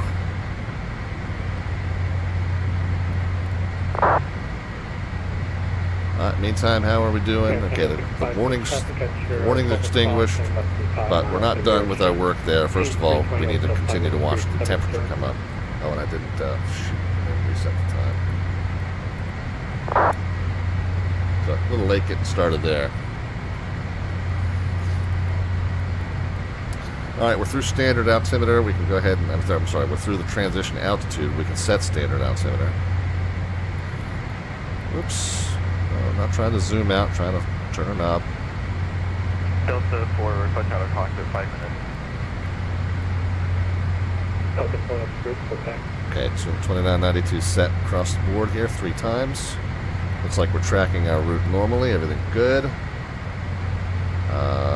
Over boosting the engines just slightly. We'll bring them down to about 795.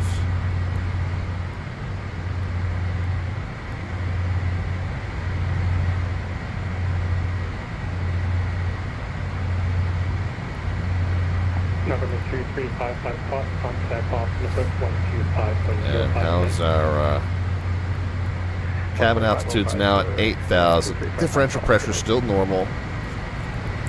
The higher the cabin altitude is, the less the differential pressure is. Temperature's coming up finally. Sorry about those mic issues. Air Canada 656, flight level 270. Okay, so we're trending back to having that under control. Whew, good thing that yellow warning caught my eye. That would have been real awkward. Yeah, 229 there, 350.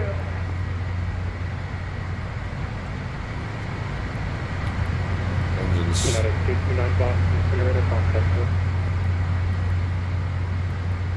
Engines can be bumped forward just a tiny little bit. Keep that right around 795.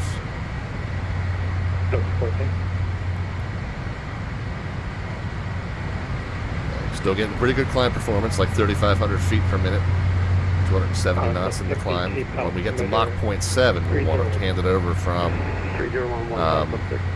indicated airspeed base climb to Mach base climb, so we got to watch for that.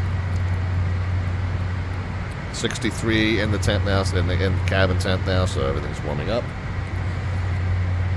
Cabin altitude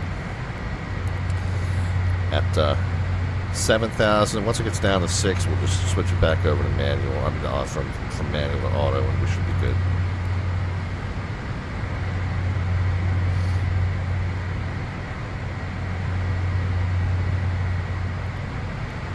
Okay, engines need a little bit of a boost up to 795 in the turbine temps.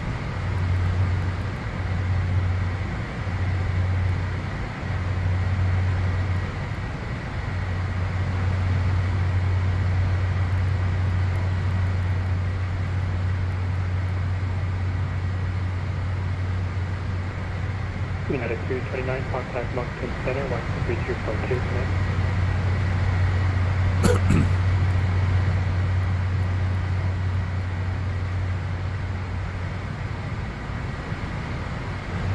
United 229. Sorry, United 229, we're having an autopilot issue, but we're back on track. So, would you? United 229, contact Moncton Center, 132.2. Okay, engines back up at 795. Talking below, Giant still 112, flight level 370.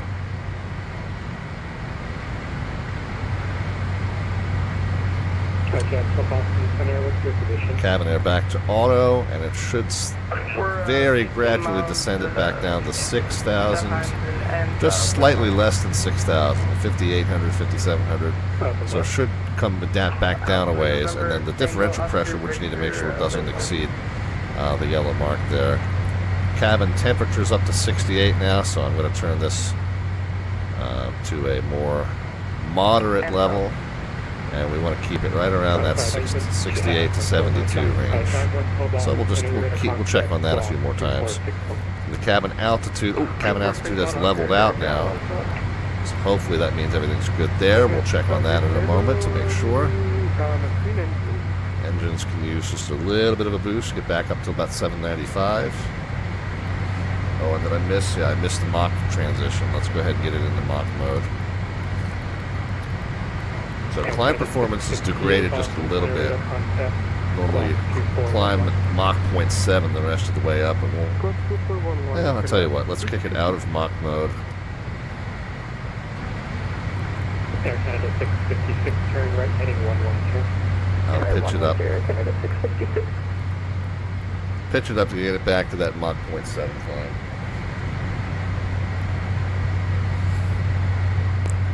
Did my chatbot die again, or is the chat just that quiet?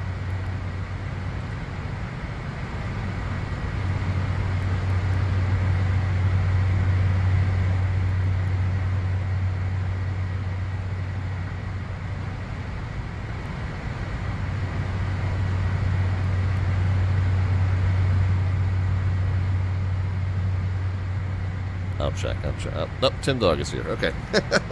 Thanks, Tim Dog. Alright, back into Mach hold here.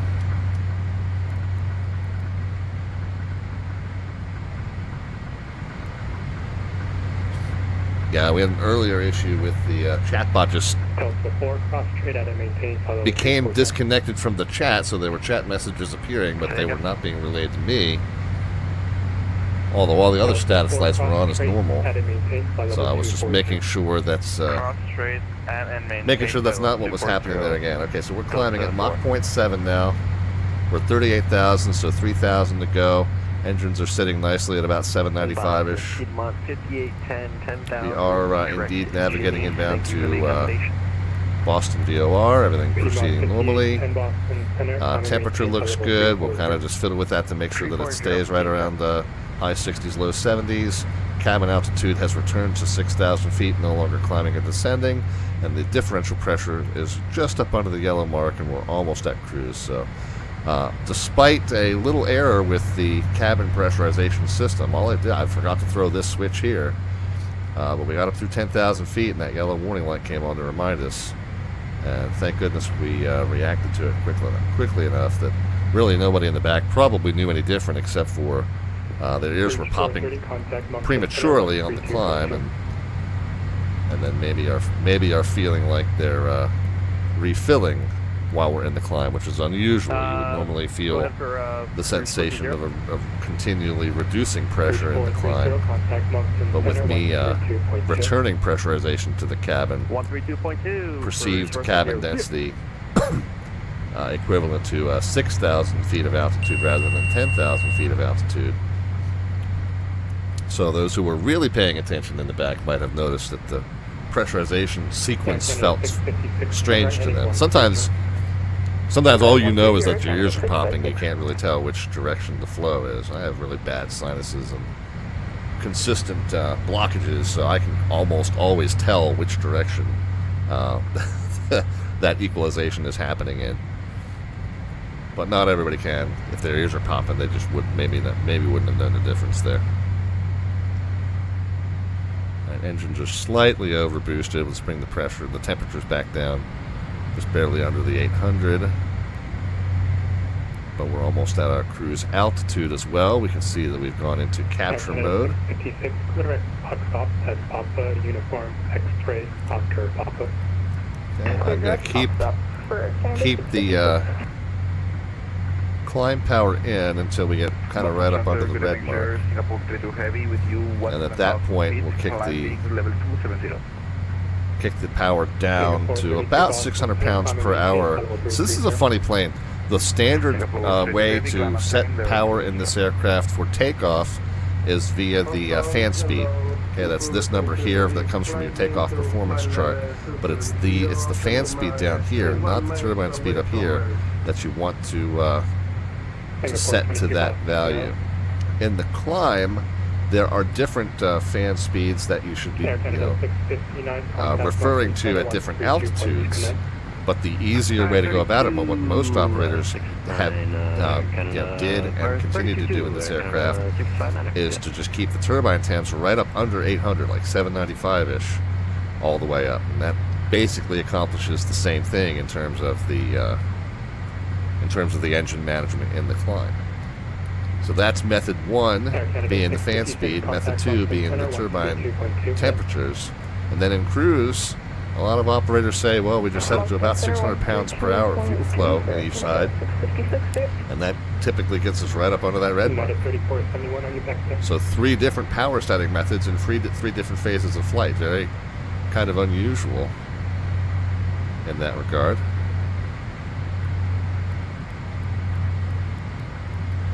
I have found that the fuel flow is not necessarily super consistent in terms of producing the cruise speed that we want, but I'll set the turbine speed to about 740 to 750, and then we'll see what.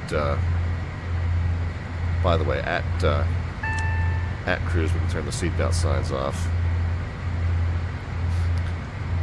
See what effect 740 has on the speed. It looks like it's kind of still drifting up into the red here. So maybe what I'll do is I'll back it off another 30, another 10 rather, to 730. course, we'll lose a little in the turn there.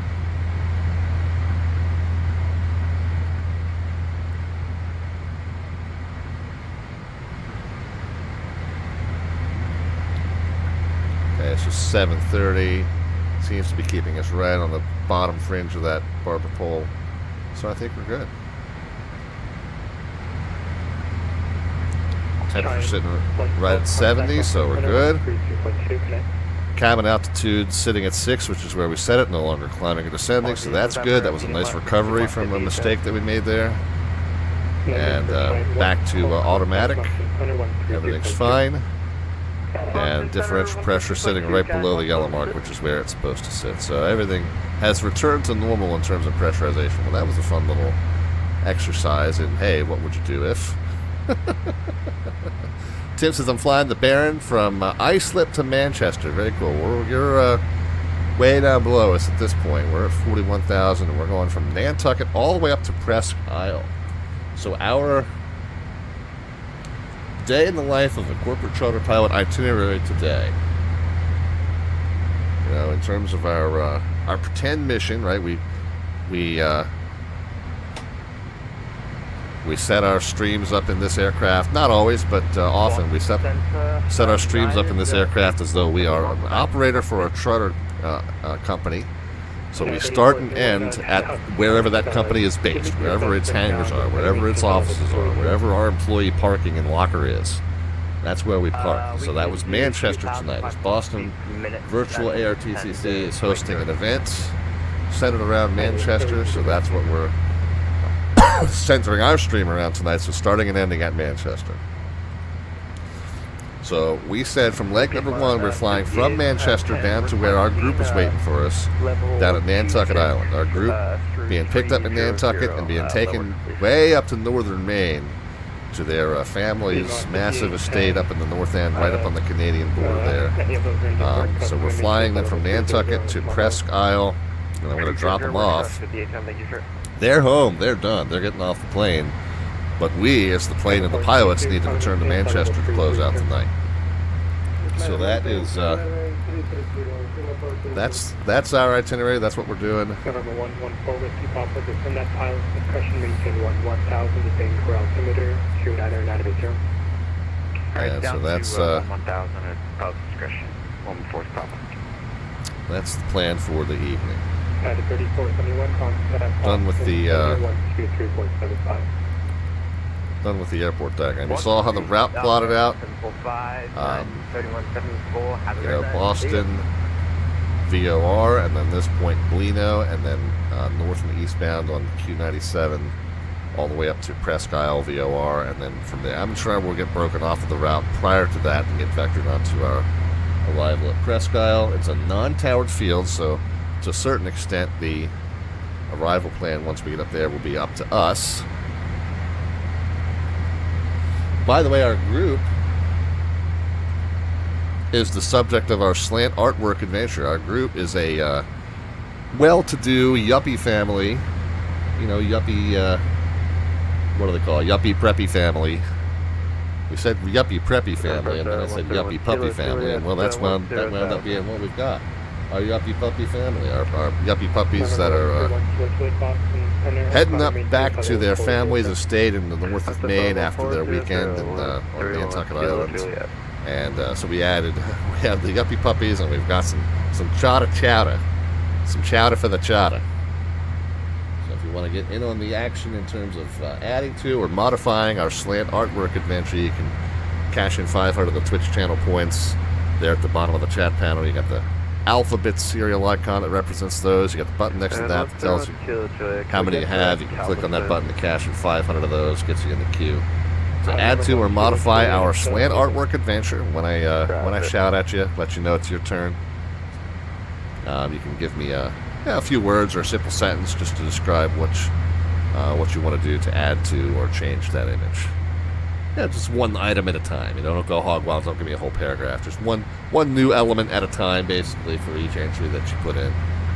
And that's just a little side activity that we run on the stream. And the purpose of it, aside from just having something silly to do while we're at cruise in these slant Lima planes, since I'm no longer flying the slant Alpha, aside from that, it ends up giving us our YouTube thumbnail that we upload the video with to YouTube afterwards. So fun activity, but a fun activity with a purpose. If you visit our YouTube channel, we used to do this. We didn't make the YouTube thumbnails out of it, but we used to do this about a year and a half, maybe coming up on 2 years ago now. We were using a different artwork generator, though, and it wasn't really well suited to the task. We're using ChatGPT now, and I think ChatGPT and its image generator does a better job. ChatGPT is a... it's got a pretty good interpretive engine in terms of recognizing satire and satire and parody and banter and tongue-in-cheek stuff, so that when we add some of these silly things to these images, like, it kind of gets the humor that we're going after. Normally. I mean, every now and then it goes off the rails in weird ways, but for the most part, like when we're trying to add something tongue-in-cheek that has to do with me or my puppies involved in an airplane or whatever landmark we're visiting that day, or whatever city we're visiting that day, normally it's been pretty good at recognizing the goofy stuff that we're trying to do with it. So yeah, once in a while we have to give a little extra prod to get what we want out of it, but for the most part it's been pretty good. The one that we were using before, and I won't name it by name, A, because I'm never certain that I have it right, B, because I don't want to sound like I'm critical of it. It just wasn't as well suited to this kind of task. But it was generating images that were much more Tim Burton-esque. They all had extra appendages and looked like they were out of kind of a fever-induced dream. So it was a fun activity, but it just didn't pan out the way I had hoped. But ChatGPT does a much better job of interpreting our silly slant artwork requests. So again, the yuppie puppies and their chata heading up to Presque Isle after a nice weekend on the island.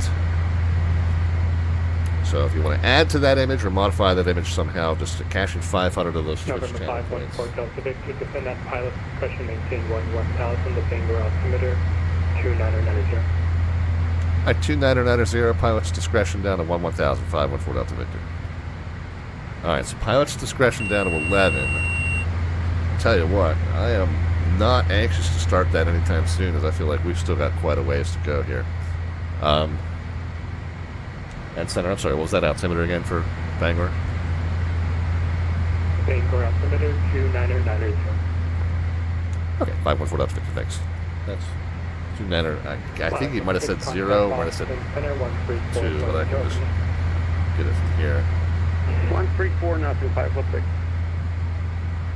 2990, he did say 0. A little hard to hear. Contact Boston Center 134.0. 134.0, tonight, sir, to the intent. Got Little Beast 180 hit the follow button. So thank you very kindly for that. Appreciate it. So 2990, I'm going to set that up here on the standby.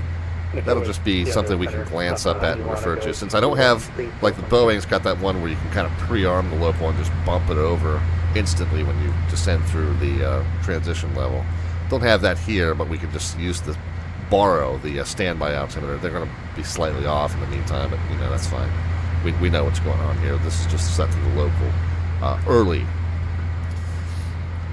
This will still be set to standard because these are the ones we're actually flying off of. It'll be the captain's side and the first officer's side, but the standby one will just be able to glance at it and go, oh, that's right, it was 2990. That negates us from having to either fumble with the pilot client again later, or in the real world, you'd be looking for the little scrap of paper that you wrote it down on earlier. So, this kind of just negates that. You just have it up there, can refer back to it. Little Beast, thank you very kindly for the follow. Hope that you enjoy what you're seeing. We're flying the FlySimWare Lear 35, going from Nantucket Island up to Presque Isle, way up in the northern reaches of Maine, up there near the Maine and Canada border. And Good Fixin' says he gave me that instruction way early as well. Yeah, that's fine. It's probably partially just so that he doesn't forget, right? He can give it as early as he wants. That's why he says it's at pilot's discretion. But the question then is, when do we want to start now? And the answer centers around when do we need to be down. If we're going, and I haven't checked to see which direction we're going to land, 1 or 19. I mean, actually, we got a 10 and 2.8 there as well. 6,000 feet. We got a 19 and 1, 7,400 feet. So it's really going to depend on what the wind direction is. Looks like 10 and 2.8 does not have a parallel taxiway, so 1 and 19 would certainly be the preferred runway for them, I'm sure. Non-towered, so whatever we do there, it's going to be on us to coordinate and communicate with other pilots that may or may not be using it at the time. But my point in saying all this is we want to be approximately 3,000 feet, approximately 10 miles from the airport. So what's that mean for us in terms of, well, we got to do the RNAV 28 from Whoop Up. This is a Sheed tribute there, good fixins. So what's that mean for us in terms of our descent plan? If you know, you know, right? It means that if we want to be, we're at 41,000 feet now, we want to get to 3,000 feet, so that gives us 38 thousands to lose. And I always advocate 3.5 miles for every 1,000 that you want to lose. So that 3 to 1 is the normal ratio. 3.5 works better for my purposes when you're doing it manually. It gives you a little bit more of gradual descent. That if you start it late, you've got more time to hustle down. But 3.5 seems to work better in terms of hitting those benchmarks if you just kind of match ground speed times 5 in terms of your descent rate. The math just seems to work out well. I always feel like we're hitting our targets dead on when we're keeping the descent rate consistent with 5 times the ground speed. Anyway, so what's that give? 133 miles prior to Presque Isle. No, we want to descend. All right. Well, when is that? Descending by the J Fund 2 arrival currently at 12,000 feet, going down to 9,000. Boston pressure 133.0. Well, the chart's not going to really be that useful.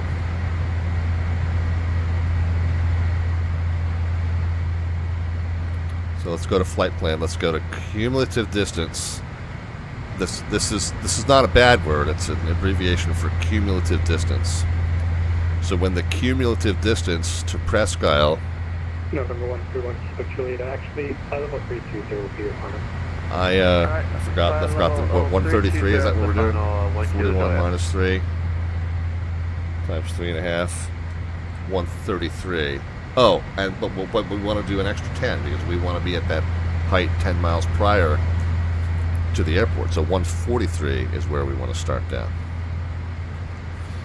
So we're really only going another 40 miles here. Anyway, when we get up there, it's going to be completely on us to decide which runway we want to land on and which approach we want to do. So let's start. So we got the Bangor altimeter because that's what he gave us. But let's get a METAR observation for Presque Isle, if there is one. 260 at 5, so if we want to do 28 to Good Fixin's points. Good Fixin says it's been a while since I've done the Whoop Up special, so that's what I'm going to request. Yeah. Because of the nostalgia factor, that makes total sense. However, I'm going to go a little bit more practical. 2987 is the altimeter up there, by the way. I'm going a little bit more practical and say, and I hope that what I'm about to say doesn't deter you. You're well ahead of me, I think, anyway, Good Fixin, so you're going to be out of my way, regardless of what happens by that point. And it might be fun for us to do approaches to two different runways in and around the same time. But I think, like I said, I think you're going to be not a factor. I think you're well up ahead of me.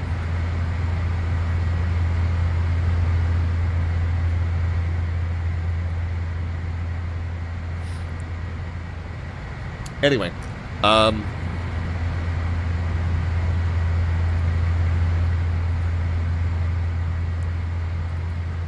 because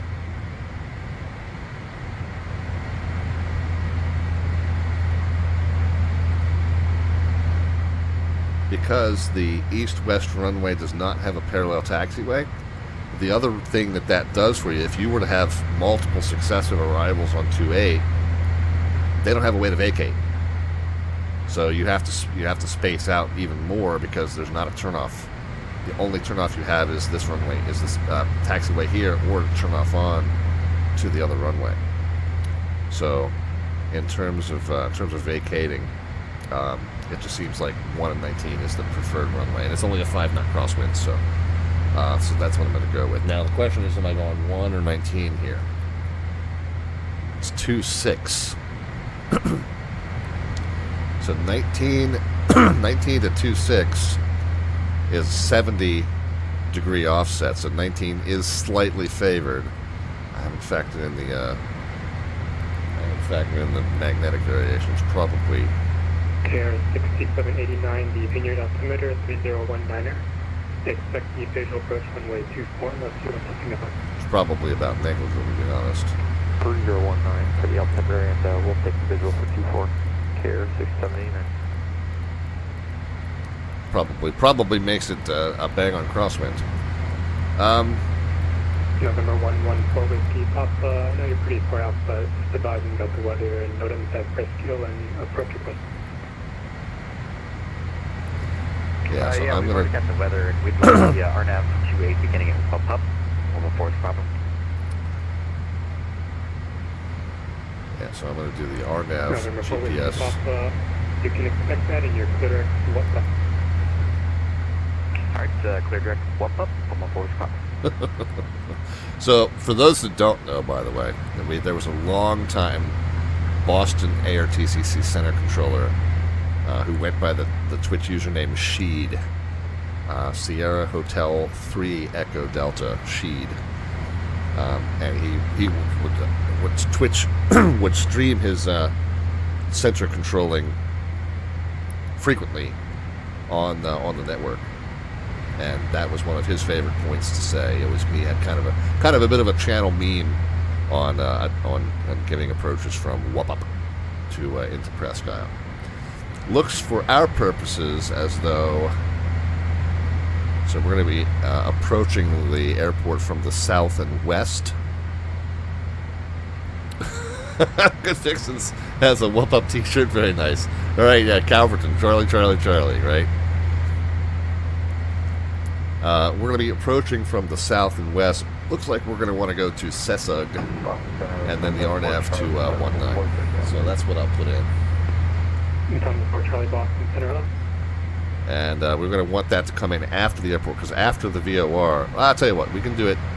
We're going to make sure we put it in after the VOR, but we can do it before the airport, because we're just going to make sure we're tracking toward the VOR in order to stay on the airway and not tracking toward the initial approach phase prior to being clear to do that. Yeah, it is a terminal area approach, points out Good Fixins. So that means, yeah, so I said 3,000 by Sessug.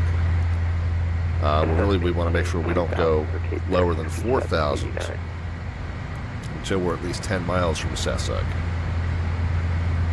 And then 3,000, so 3,000 to here to Vegs, but then Vegs is also at 3,000. So to me, it's going to be easier if we just plan on 4,000 at Sessug. And I know Whoop Up's slightly different on the other side, but I mean, for our purposes, let's just take all this out of the picture. We'll just do 4,000 at Sessug, 3,000 at Vegs, and then on in. So that'll be our plan here. And what do we say, 140, 140-ish? Well, let's get the select approach, enter. RNAV 19, enter. From Sessug, enter. We'll load it.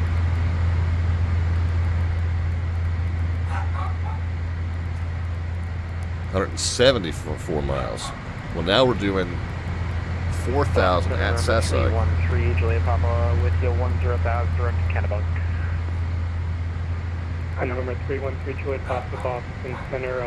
What altitude did Ruby Quiqui. I'm guessing on the pronunciation there, but Ruby, thank you very kindly for joining on into the channel today. All right, so let's recalculate our top of descent. 41,000 to go. We're going down to 4,000. So we got 37,000 to lose, and I want 3.5 miles per thousand. So 130. And I don't have to add the 10 now because I want to be at 4,000 exactly at Sesug. So 130 at Sesug, that's when we're going to start down. So we got a little ways to go yet. Yeah, I got that. Ruby says, just past 100,000 nautical miles flown. Wow. I have no idea what my total mileage is. Verify altitude at view below 2,000. No idea.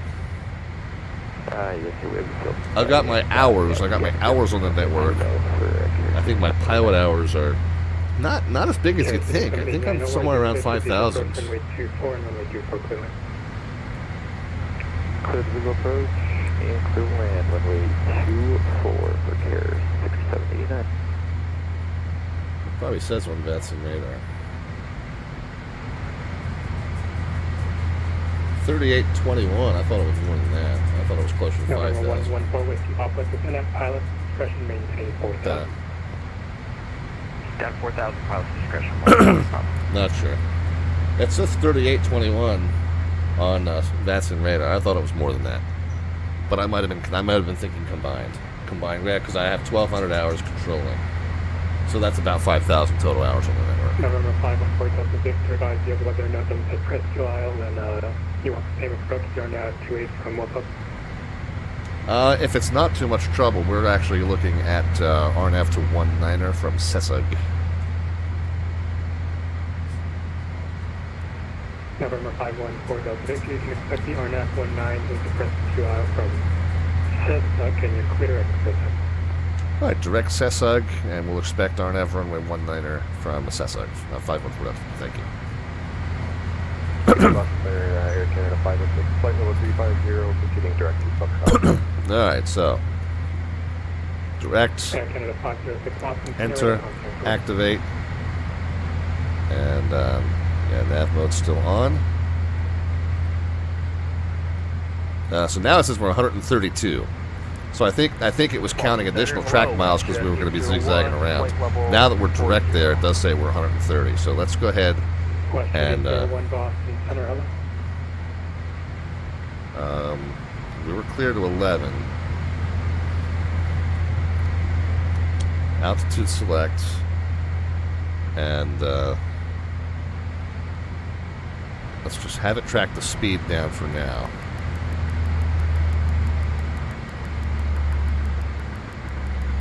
So we were cleared pilot's discretion down to 11. We do have to get clarification if we're clear to go any lower.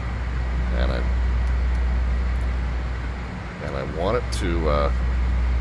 this is going to be a little tricky because we want to kind of maintain...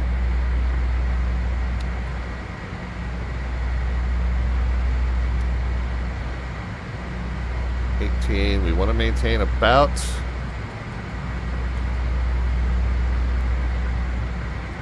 2,300 feet per minute down. But we also want to increase the speed until we get to 280. We're not really increasing the speed. The indicated airspeed is just reduced because of the air density at this altitude. So we're managing speed and descent rate at the moment. Let's just do this. Let's have the plane maintain the descent rate we want. And then we can throttles. Now I don't have to worry about pitch now. We can just worry about throttles to keep the speed right up under the 250 or right up under the red mark. And then once we get to 280, we'll switch it over. Ruby says, how many flight hours do people usually have before starting to learn the ATC process? That's really up to you, Ruby. I don't think it's more about flight hours. I think it's more about overall comfort level with the operations on the network.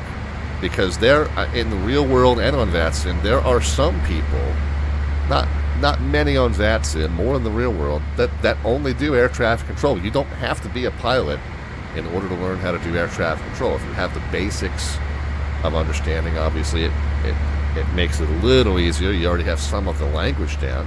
You already have some of the concepts down. You know what the normal progression of a flight is. But I would just say it's your personal comfort level. Generator 87 up there at Presque Isle. So I'm gonna set that there.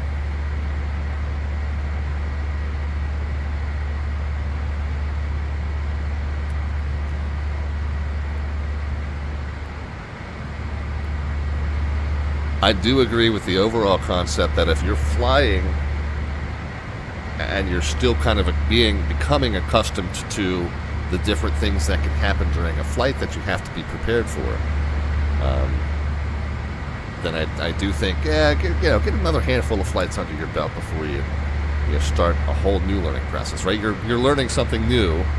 You're finding out with each new flight that you do into a busy airspace, you're finding another thing that you have to be able to be ready for that you didn't realize you had to be ready for. So you're still kind of learning as you go right now. There's 280 knots. I'm now going to kick it over to it so it maintains that 280 the rest of the way down. So now we're just going to adjust the throttles to maintain over about 2,300 or so per feet per minute descent.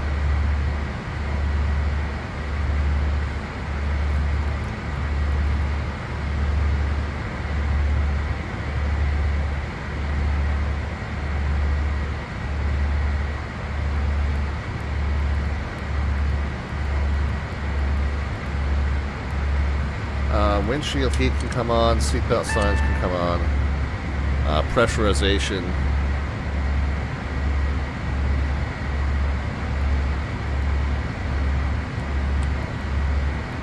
Destination elevation just about a little more than 500 feet. So we're going to go ahead and set the cabin altitude just above the middle there.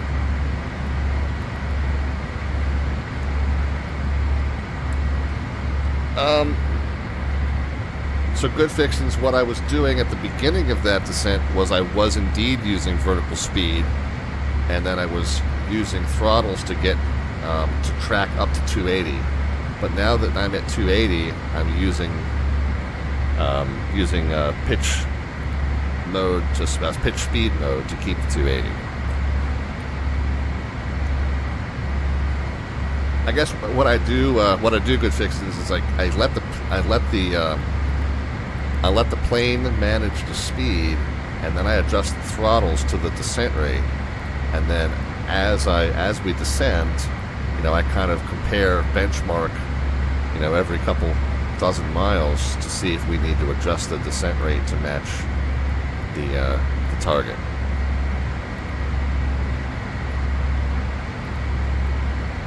And on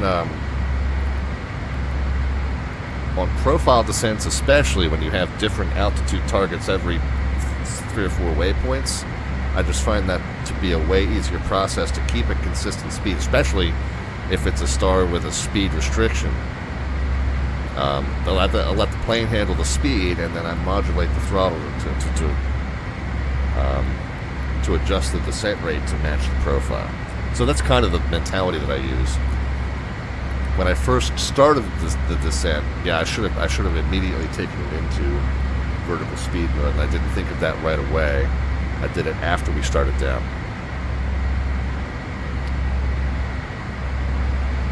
But yeah, so at this point, 400 knots over the ground, we kind of want to be 2,000 feet per minute. So I'm going to put a little bit of throttle back in.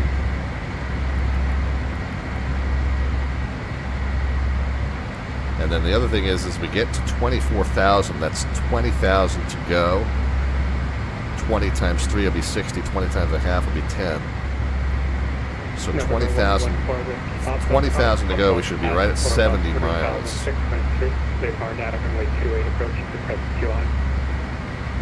And it looks like we're... It looks like we got 9.5 miles to lose 1,000 feet right now, so I'm going to shallow the descent out just a little bit. Add a little bit of throttle back in.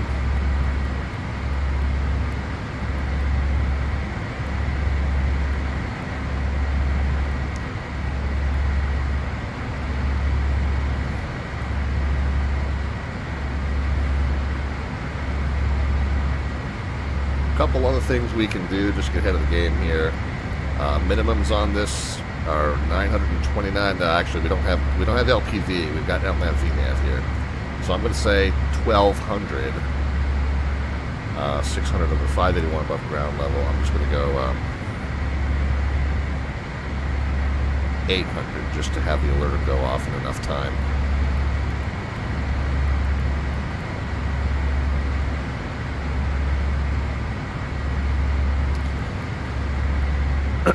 But the minimums we're going to be down to, we'll call it 1200.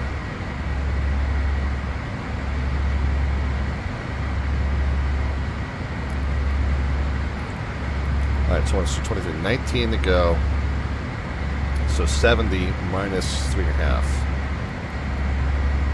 So we're still slightly early on the descent, but not as bad.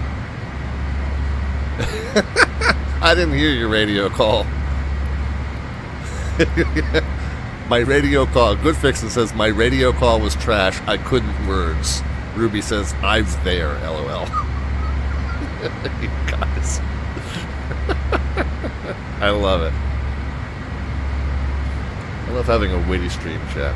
I'm so proud of this audience. You know, not only do we very rarely have moderation issues, but you guys are funny as hell.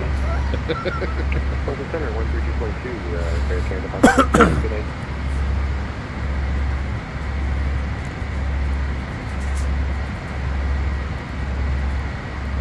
I saw the gauge hesitate a little bit. Obviously, we're passing into a change in air density there. We'll go ahead and see the... At pilot's discretion to 5,000 now, 514.3. Okay, so that's good. So that gives us... I was going to ask him as we were approaching 11 if we could go any lower.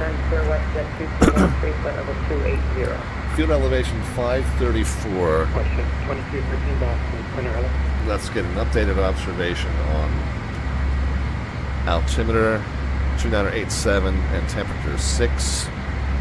Actually, it's not an updated observation, same observation, but that's fine. It is the most updated observation that we have right now at the moment. So field elevation, what do we say? 534. The weight will sink. Temperature was, man, if I can remember things, it'd be great. 6. Never remembers. 29 and 36.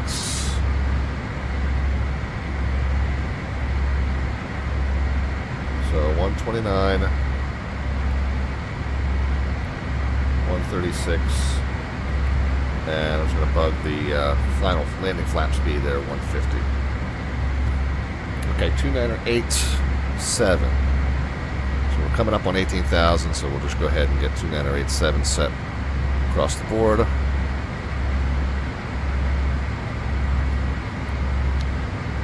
Ground speed is 377. 3 times 5 is 15. So they're about 2,000.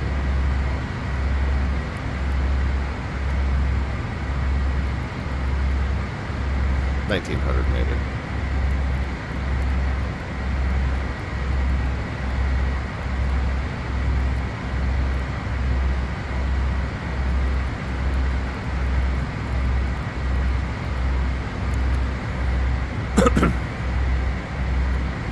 I think I shallowed it up too much for too long. If we're going 18 to 4, that's 16 to lose. I'm sorry, no, that's 14 to lose. 14 to lose. 14 times 3, 28 times 51, 42, 7, 49 miles. And we're right at 49 miles, and we're right at 18,000 almost. Okay, so our descent profile is actually looking almost spot on.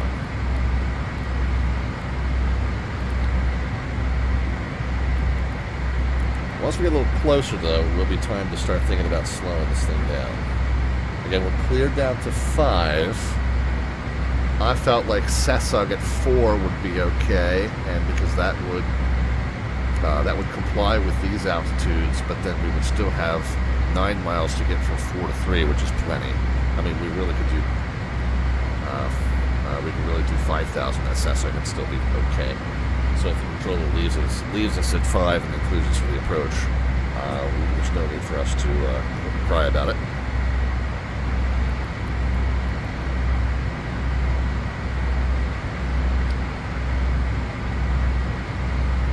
Missed approach straight out to 3,400 and Korak is the point. So straight out to 3,400, we'll get that set when the time comes.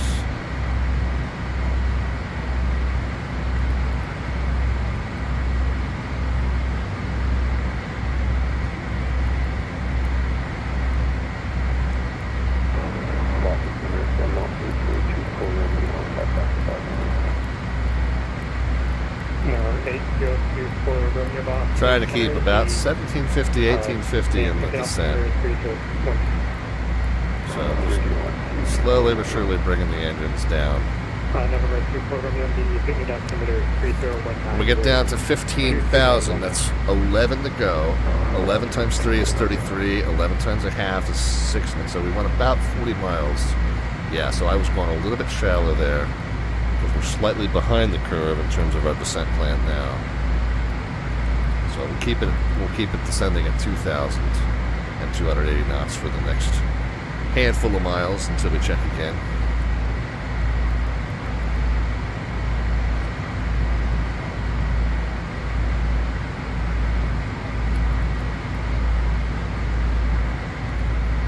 I don't know what I just did, but my counter reset. I didn't intend to reset it. Oh well. I didn't start it until like at least 5 minutes after the flight started anyway. But now it's completely toast. Below Cape Area, station set 5789. Half Monday's been here for 25 for Kennedy. That's fine. Care 5789 Boston. Entering space to the Kennedy Airport of Isle, maintain 2,000 to 6,000 minutes after clock 2474.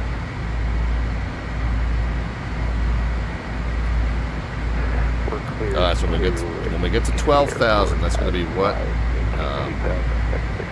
That's going to be 8 to go. 8 times 3 is 24, 8 times a half is 4, so 28 miles. 28 miles at 12,000, and oh, we're looking really good. We're at 30. So at this point, we'll take it back to 5 times ground speed. So 5 times 3 is 15. So 1,700 feet per minute now. Should keep us right on profile.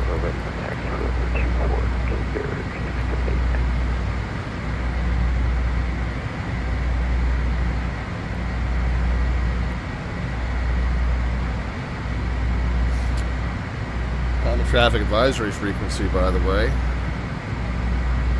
KPQI 22.8. Also see that right up here, 22.8 CTAF.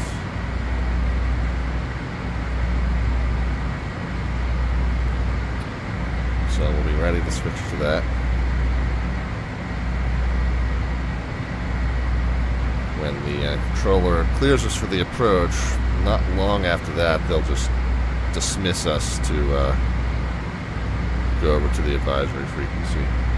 Actually, I'm going to tune that on COM 2. So that way we can at least still hear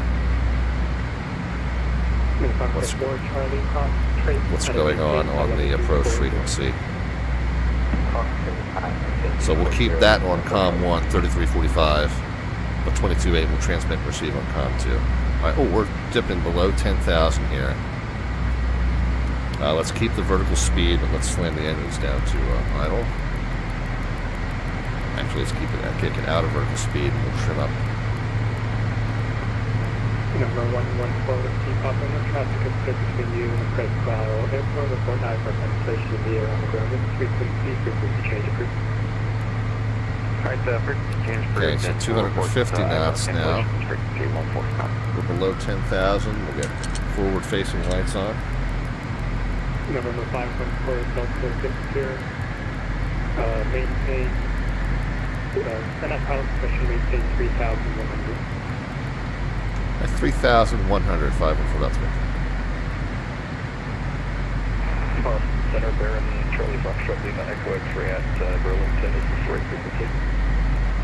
And I'll tell you what. Lima, Echo X-ray, Boston Center, contact Center on 123.75.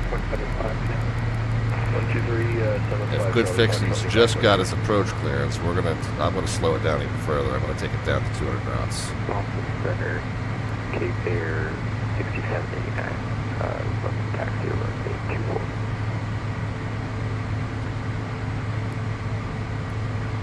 Air 6789, runway 24 taxi via Alpha across runway 33, advise ready for departure. Runway 24 by Alpha. So he's not going to be able to clear us for the approach until Good Fixings cancels his IFR.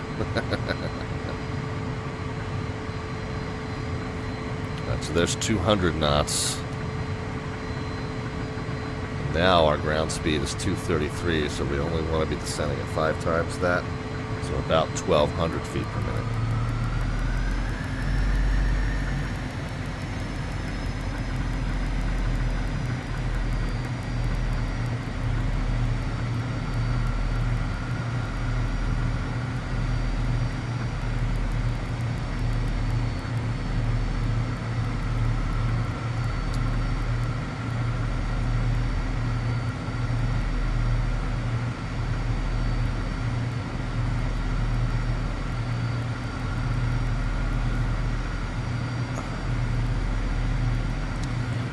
It's slightly early, but why don't you guys start putting some predictions into the chat as far as the vertical descent rate at the moment? November 514 Victor, I have another in-dive forecast ahead of you. So for now, you're clear to Vegas. That's Victor Echo Golf 0. Here, maintain at or close to 3,100 until establishing the PAA, and hold. Expect no delay, and if necessary, you might have to hold it because I'll let you know. Okay, 3,100 until established on the TAA, and we're cleared direct, or cleared to Vegas via the approach, and we'll expect a short hold at Vegas, 511. Boston Center 114 is proper. You can cancel our IFR now. We'll get to field site. Oh, there you go. Thanks. November 114 with Bravo Boston Center, IFR cancellation received. Frequency change group connect. Alright, frequency change group. Thanks a lot. November 514 Delta Victor, you're clear to Presque Isle via clear RNAV runway 19 approach to Presque Isle. Yep, thanks to our friends who cleared to Presque Isle Airport via the RNAV runway 19 approach from Cessnock 514 Delta Victor. Thanks.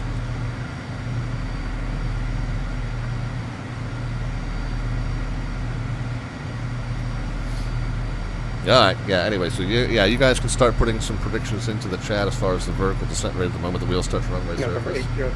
No bot command necessary for that, just a number into the chat, positive or negative. We'll know the immediate descent rate either way. And the closest predictor gets an automatic entry into our landing rate raffle. March landing rate raffle, we're actually going to pull at the end of the stream tonight. 6 Celsius, by the way. So changed our distance, but ref speeds are the same. Made that mistake on a previous stream, and I was grateful to see that the ref speeds are based on weight and the elevation. The temperature just changes the performance. Center Cape Air 6789, holding short 24 on Alpha, ready for departure. Okay, so there's Cessnock at 5. Fly runway heading. Runway 24, clear for takeoff, Cape Air 6789. And I'm going to be a little ambitious here. Boston Center, 313 to the Papa's with you, 10,000. November 313 to the Papa Boston Center, having maintained by level 230. So 230, And what's the, it'll help, I guess, if I get the course down in 183.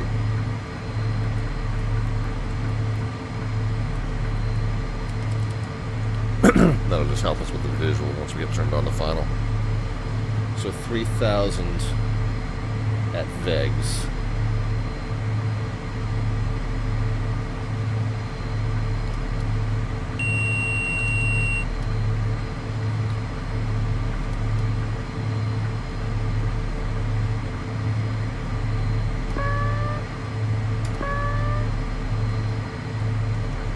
Alright, so I'm going to pitch up a little bit.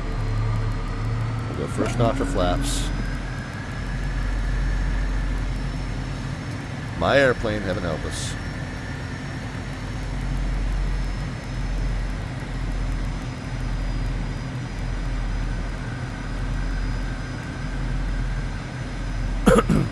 Yeah, we do want to get it established in a nice gentle descent down to 3,000. Traffic at your total clock in 14 miles. A twin Cessna climbing through 800 indicated. The heading bug switched over. Yep, right, 324 right now. Thank you.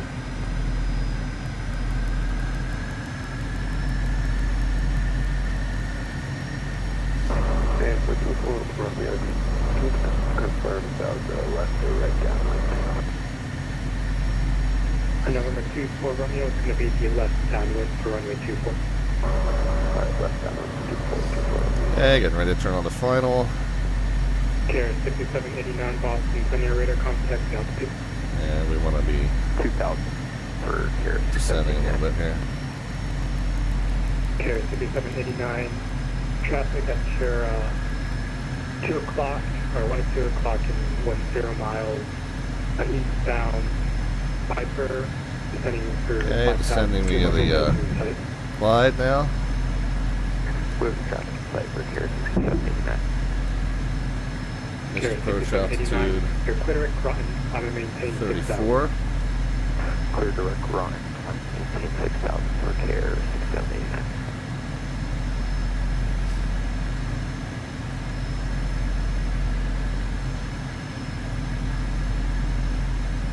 Okay, we got flaps 1. We got 2 more notches of flaps to go. We do have the gear down.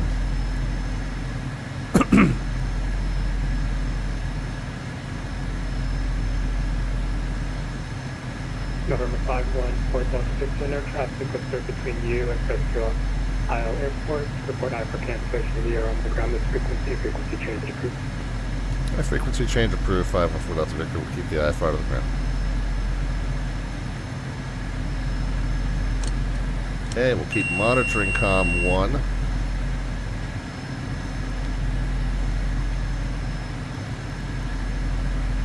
Prescott Isle traffic.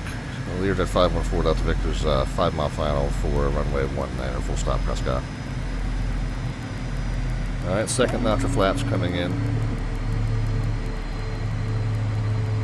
And since we're coming up on that 5-mile final,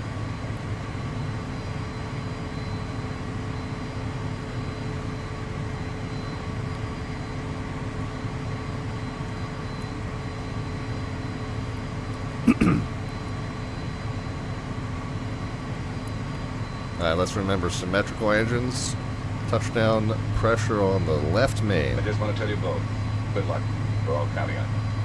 A little bit high, still a little bit fast. Let's get the speed off first.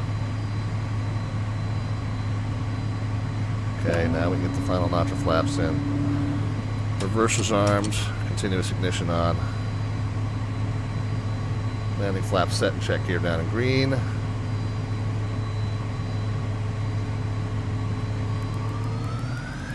Below our ref speed, so let's get the engine spool back up. A little chasey there. Let's get it stable. We're a little fast, a little high. Let's get to the point where we're not chasing it. Okay, we're minimums, but we're good. We got the runway in sight. Okay, glide's looking good. Speed's coming back in. Alignment's looking okay. Let's touch down on the left main. Let's make sure that the engines are matched. Engines are looking pretty matched here. Good night, West Jet 2213. Glide's good, alignment's good, speed's good.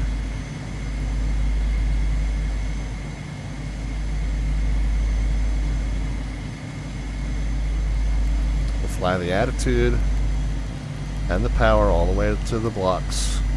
And we'll let ground effect be our flare.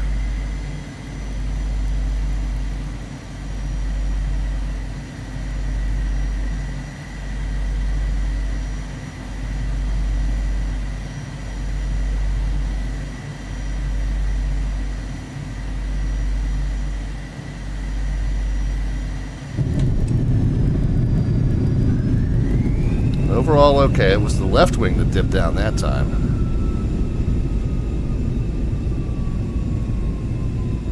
Overall better. Overall better than the first one. This plane's just very sensitive to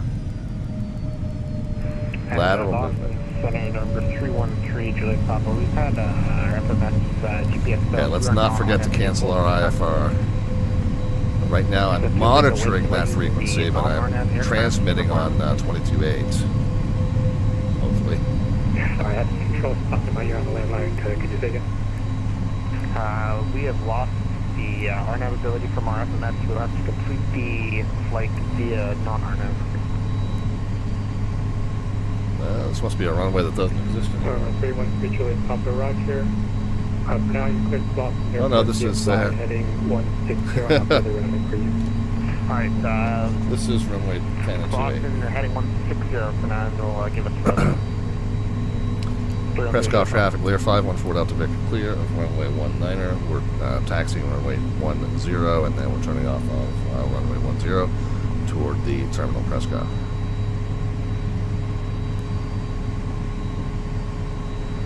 KMHT 789 looks like. Yeah, Prescott 514 Delta Victor clear of all runways now, Prescott. Frequency change group connect. Alright, let's transmit on COM 1 to cancel our IFR. Have a good night, sir. Monitoring COM 2. Let's get our 8024 Romeo, runway 24 clear away. Clear 2424 Romeo. steering lock. Oop, steering lock is not on. November 313 Juliet Papa, Hudson out. Steering lock is on. Okay, there we go. Alright, let's stow the flaps. I think the spoilers we already did stow. We'll just abandon the effort for 313 Juliet Papa. Weather radar off. Landing. Strobe. Recognition. Continuous ignition. Currently entering the Manchester 1 into the citation will break the reversers. Windshield heat. Heato. Yeah, that's unfortunate. Stall warnings. And whatchamacallit, radio altimeter. Center Lear 514 Delta Victor, we're on the ground at Prescott, cancel IFR. Government 514 Delta Victor, Boston, 17, IFR cancellation, received, good night.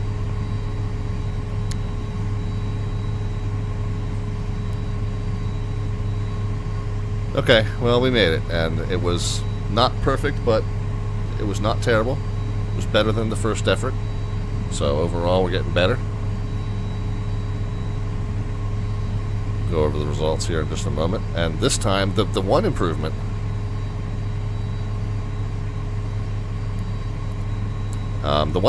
this time is that I could actually see the guesses.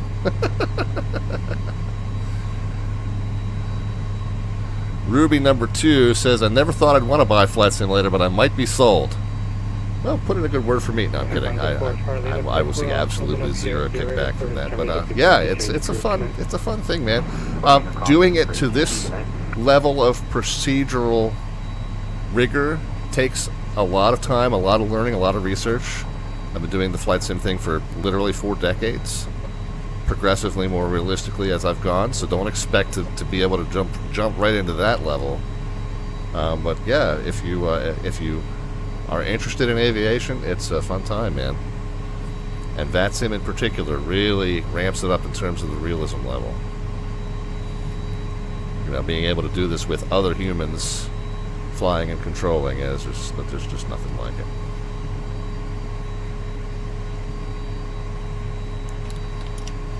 Alright, parking brakes on. And let's run through the turnaround checklist here. I guess taxi light's going to come off when we enter the ramp. Sorry about that, guys.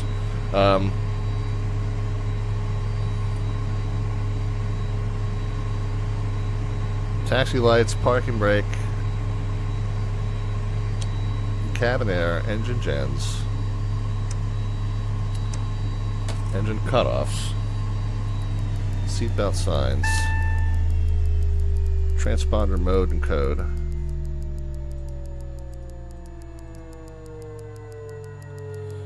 and beacon light. Over here on the utilities page, let's get the ground power connected. Let's get the door open. Let's go and get our aircraft menu, flight performance, and our mass and balance. Let's unload the seats first. Let's unload the cargo. Let's make all that happen. And then when we get the confirmation message, we can come back, and go back to our Lear options. November 8024 Romeo. You can taxi via Alpha across runway 33 if you need it tonight. Okay. Alright, taxi via Alpha. We'll see you at 24 Romeo. So let's check on my predictions first of all. November 313. My predictions have to do with the flight time and fuel estimates. Let's see how we did. We got airborne just a handful of minutes early, actually. So, had anticipated being off block at 8:45, and I think we were off block. I think we were airborne closer to 8:50, so I think we were 5 minutes early, maybe, getting airborne. And yeah, we're about 11 minutes early getting down. It's 1 minute after 10 Eastern time right now, so we're a few minutes ahead of schedule, which is good. And then let's see how our fuel plan shook out. Should have 2,800 pounds of fuel left, and let's see what we got. I think we're pretty close to that, guys. 1254 plus 1254 plus 223 plus 203. 2934. Wow. So flight time and fuel, I seem to have very well dialed in this aircraft. Let's see if your predictions were anywhere close to as good as mine. So my predictions have to do with flight time and fuel. Your predictions have to do with the descent rate at the moment the wheels touch runway surface. So as I said, it was better than the first one.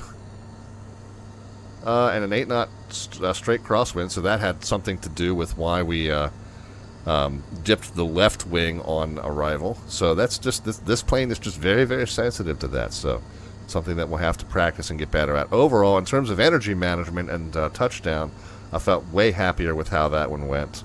170 was the number that registered for that. So where were you guys? I think we had a few of you over and above that, but most of you kind of right in that range. 130, 115, 195, so that's 25 away ELW. 150, which was 20 away downwind sim. Oh, well, there you go. Papa Charlie came in with the 178, so he's 8 away, and that trumps everybody. So Papa Charlie's going to take the win on that one. 178, 8 away. So congrats. And we're going to do the drawing at the end of the stream tonight. So we've got one more landing to do tonight, and then we'll do the drawing. So we do the drawing. The entries happen every single time we fly. Every time we land, whoever's closest gets an automatic entry into our landing rate raffle. The drawings happen toward the end of every single month, and this being the final stream of the month of March, figure we would just go ahead and close the stream tonight with that drawing. So where are we? We're at KPQI here on 3:30. Alright, so we've got one more leg to do. We're going to return our aircraft to our home base of Manchester. Now, I do believe we are most likely running out of scheduled air traffic control service. So the published event, the Boston Virtual Air TCC, was staffing up Manchester 7 to 10. We've just now passed 10 o'clock Eastern Time, so may or may not continue to have any VATSIM air traffic control for leg number 3. Whether we do or don't, that's not going to dissuade us from making our trip down to return the aircraft to its base of operation this evening. So we will go ahead on with leg number 3 here in just a few moments. So the very first thing I want to do is go ahead and get it filed on the VATSIM network. So let me get to my planning page, get all that information in front of me. Matter of fact, I'll copy the route string and be ready to paste that in. Let's go ahead and hit the flight plan button on the pilot client. Takes us to the web page. We can start with the call sign, November 514 Delta Victor, IFR on an LJ35. We are medium. SBDFGHRY. No. SBDFGRWY, right? Yep, there we go. Departing from Presque Isle, KPQI. We're going to be off block at, what do we think, guys? 0235. That's a half an hour from now. I need a quick break out of the cockpit for some liquid recycling, so that'll be attainable half hour from now. 38,000 feet, 480 knots. Manchester being our primary. Norwich, I think? No. ORH, I forget what ORH is. 56 minutes in the air, 240 left in the tanks. And that's the route string. PBN is a B2C2D2S2. Performance is Charlie.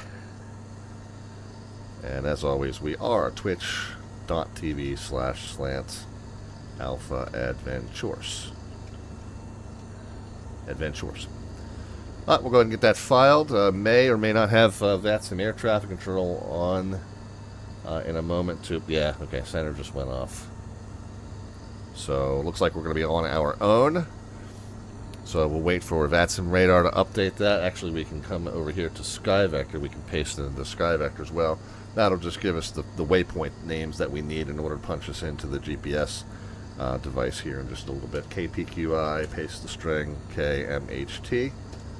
Well, thank you to everybody from the Boston ARTCC that was part of our air traffic control service this evening. Appreciate it. And who knows, fingers crossed, maybe we'll have somebody just randomly pop on and take a center position while we're getting ready to go here. It happens. Boston is one of the busier, more active entities on the network, so it's not out of the question. But we'll plan on flying it on our own, and that means we would be starting on 122.8, the generic advisory frequency. Okay, our route has populated into VATSIM radar. So we plan on just being on the generic advisory frequency, but we'll just kind of keep half an eye on the pilot client to make sure that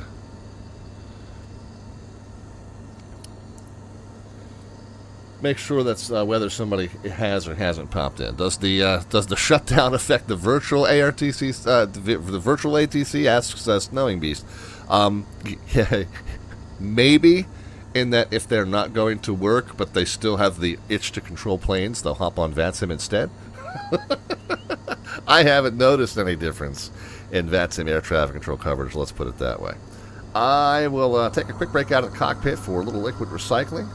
And then we will be on with our third and final leg, returning to Manchester for the evening. So sit tight, friends. Lots more flying left to do, at least one more leg of it, and then we've got our drawing to do after that. So stay tuned to the Slant Alpha Adventures channel as we are live from Studio 5 just outside of Ocean City, Maryland, here in the sim up at Presque Isle, Maine, slightly north of my present real-world position here.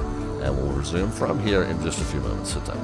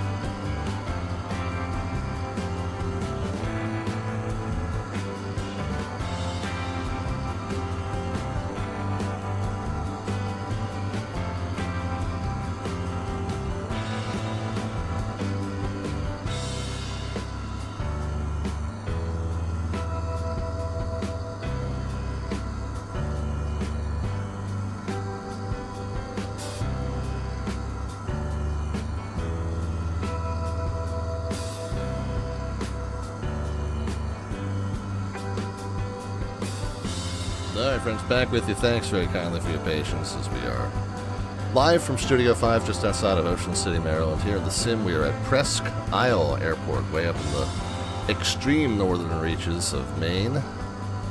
Very, very close to the Canadian border. Just wrapped up an air traffic control event hosted by the Boston Virtual ARTCC on VATSIM, so we just had a pretty good amount of staffing throughout this region as we started at Manchester, New Hampshire, Boston Regional Airport, that is as they call it, but it is in the state of New Hampshire technically. And we're flying the FlySimWare Lear 35 on what we call a day in the life of a corporate charter pilot. And when we do these streams on this theme, the way I conceive it is that, you know, we fly for a charter operator that's based at a certain location. Tonight that location is Manchester. But then we make up a fictional group that we're picking up in one spot, dropping them off in another spot. But in order to simulate that entire day's work, you know, we've got to take the plane from the base to the pickup point, that's leg 1. From the pickup point to the drop-off point, that's leg 2. And then from the drop-off point back to the base is leg 3.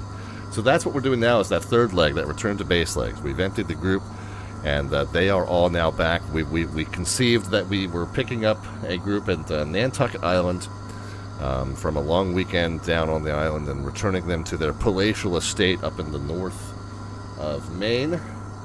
We even kind of came up with a depiction of them as our slant artwork adventure. If you're new to the channel or haven't been here in a while, our slant artwork adventure is kind of a side activity that we have going on that depicts what we're, you know, roughly what we're doing for that stream. It ends up being the stream's thumbnail when we upload the stream to YouTube later on.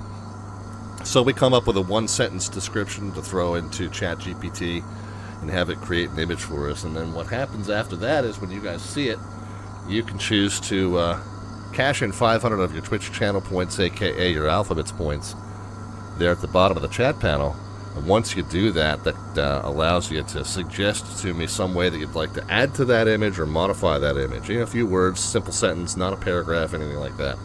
But incrementally modify that image by cashing in 500 of the Twitch channel points. So we said, all right, well, we're taking a well-to-do family back to Presque Isle after their weekend on Nantucket Island. So let's depict that well-to-do family. Well, we've decided to depict them as my furry co-pilots, the 3 that you've heard barking and clacking around here all evening.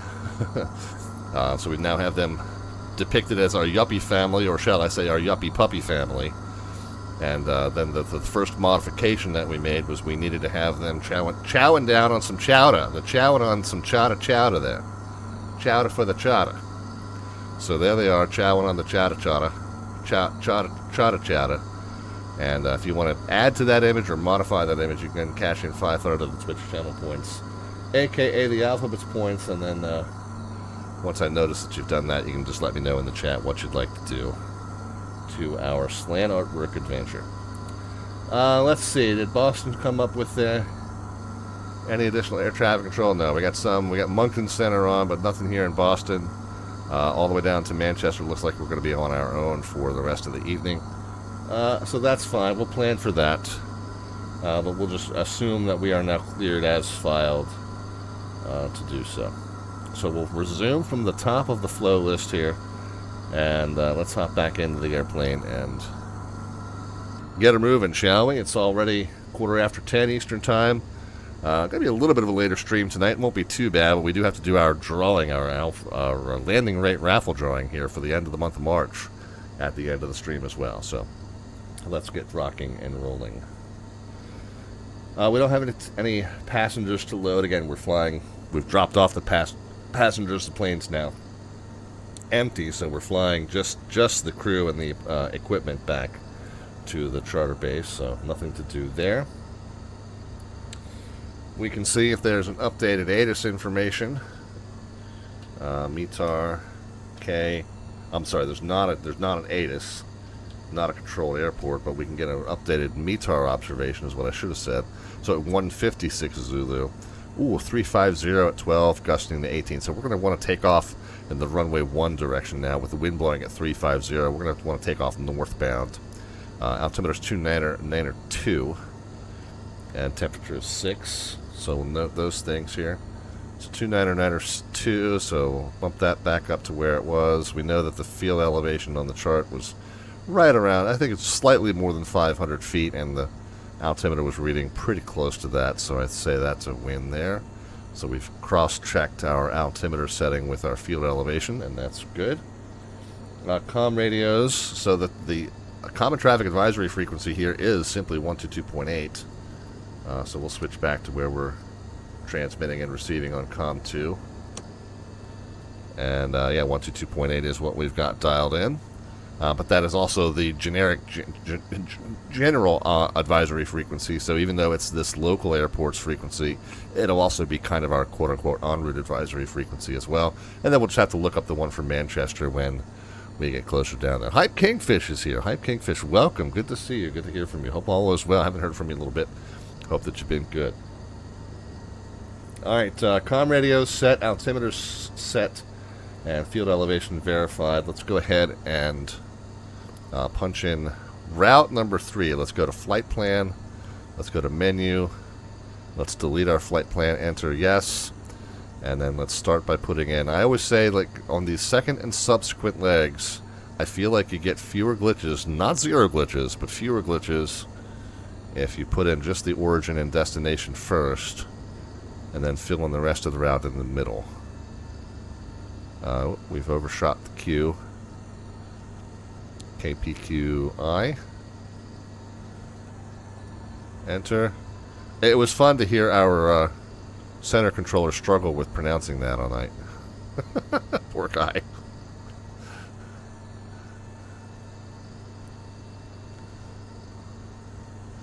And then heading back to Manchester. KMHT. Mad Hatter. Enter. Alright, now let's back up, and the route that we had filed was MLT, Millinocket VOR. So MLT, we'll put that in first.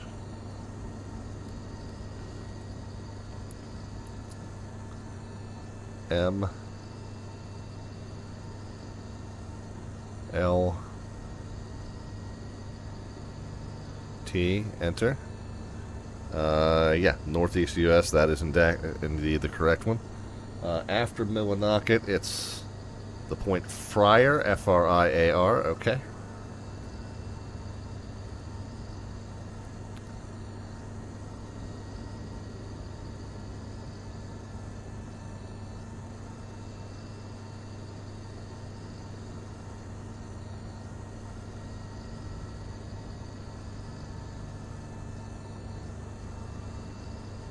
Okay, northeastern U.S., good, enter. And then after Friar, so this device doesn't allow you to put in airways, but we would just need to put in any points where there's a turn. So Beacon, B-E-E-K-N. This is all fairly familiar as we were passing over many of these points on the way up here. B, E, whoops.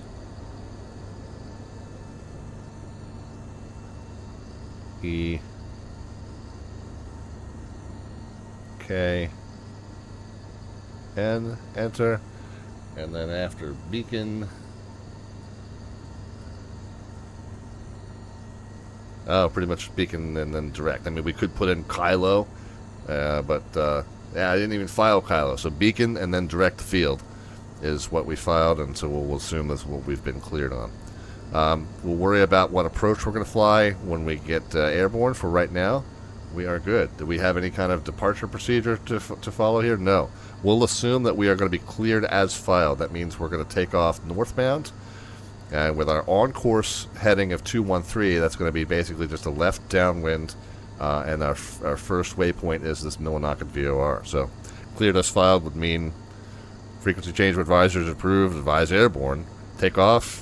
You know, Prescal traffic, 514 clear runway 1, turning out to the left on the IFR southbound, and then we'll switch over to say, yeah, we're airborne passing whatever, direct Millinocket.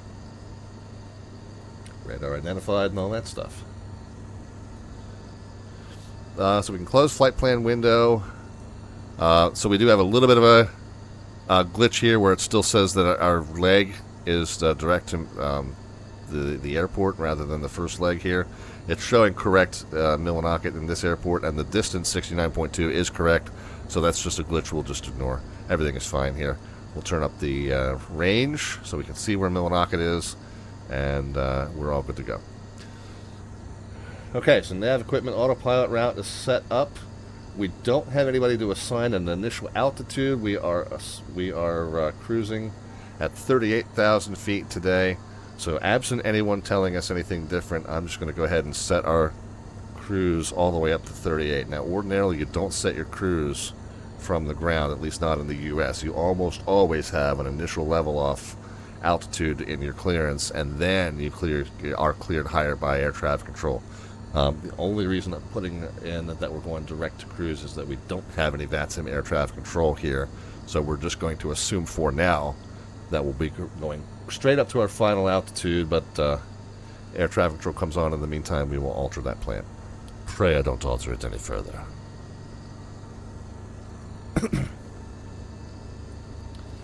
So we'll go ahead and arm, no, not hold, but the arm the selected altitude. I'm going to set runway heading at least as close as we can guess to runway heading. 003 is the course. The runway heading is probably close to that, so we'll say 003 as our initial heading. However, remember, we're assuming our clearance would have been cleared as filed. So I'm going to set the initial heading as 003 degrees, but would have planned to turn on our own to turn southbound and then proceed direct Millinocket once we are up and running. So heading mode enabled for now, but we will plan on initiating that left turn on our own, depending on what our clearance would have said.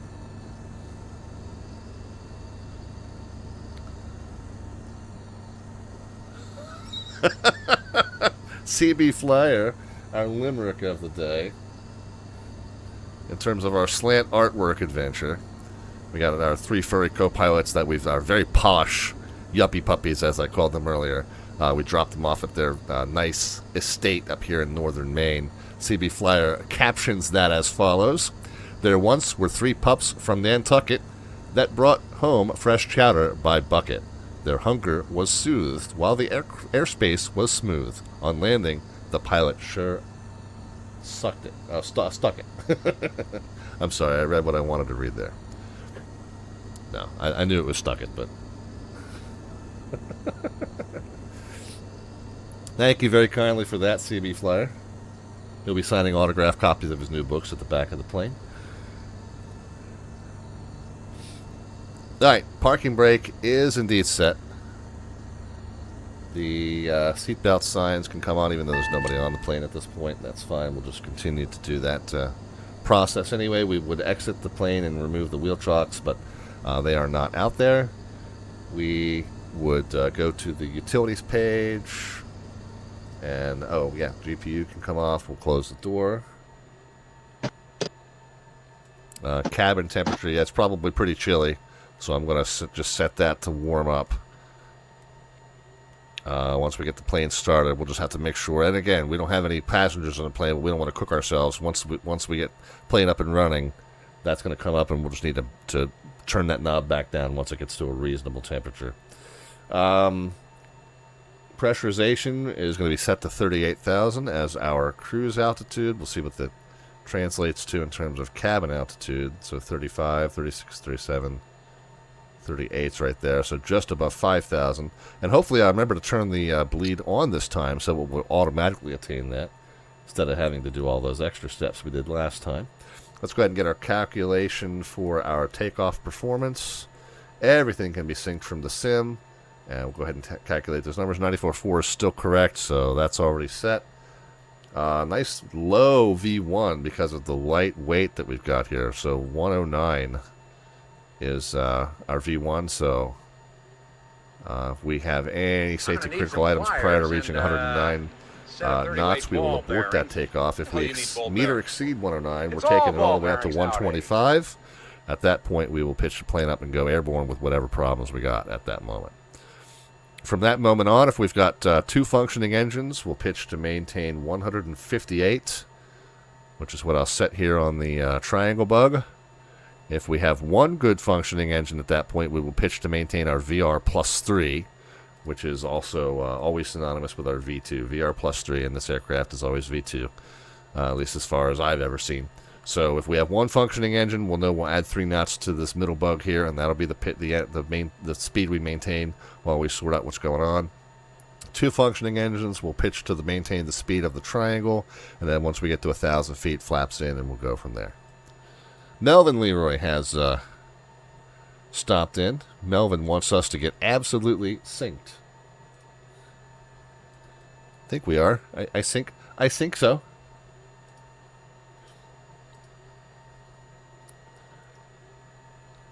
All right, fuel counter reset. There we go. Chronometer reset. Hopefully this time I'll remember to start it.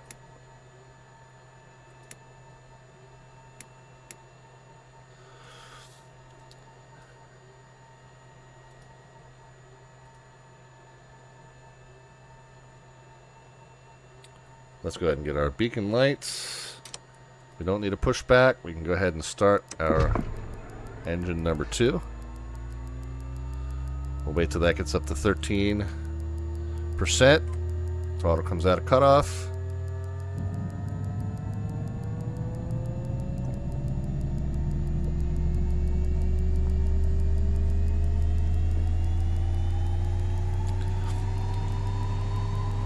Alright, engine 2 stabilized. Gotta put the gen switch up. Starter switch on for the number 1.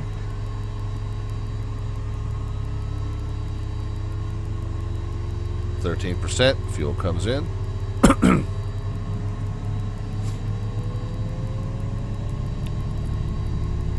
Alright, this time, with no passengers on board, let's remember to get the cabin air started.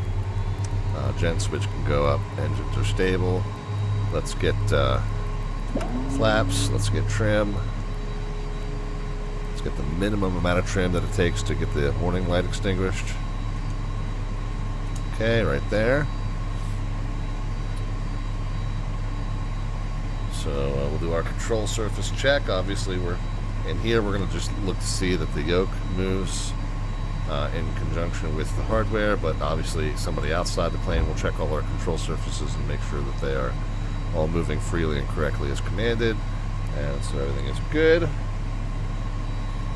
Nose wheel steering is indeed engaged, and we are good to go. We'll go ahead and get our taxi light on. Our parking brake released. Presque Isle traffic, Learjet 514 Delta Victor's taxiing out to runway 1 for IFR southbound departure, Presque Isle.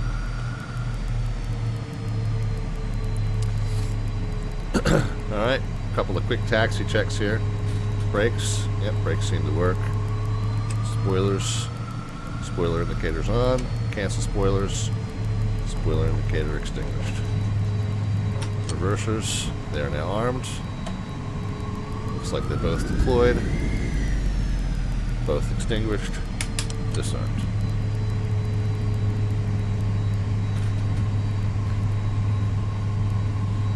Alright, off the ramp now, weather radar can come on. Set the range up to about the 4th notch, flip it from map to weather.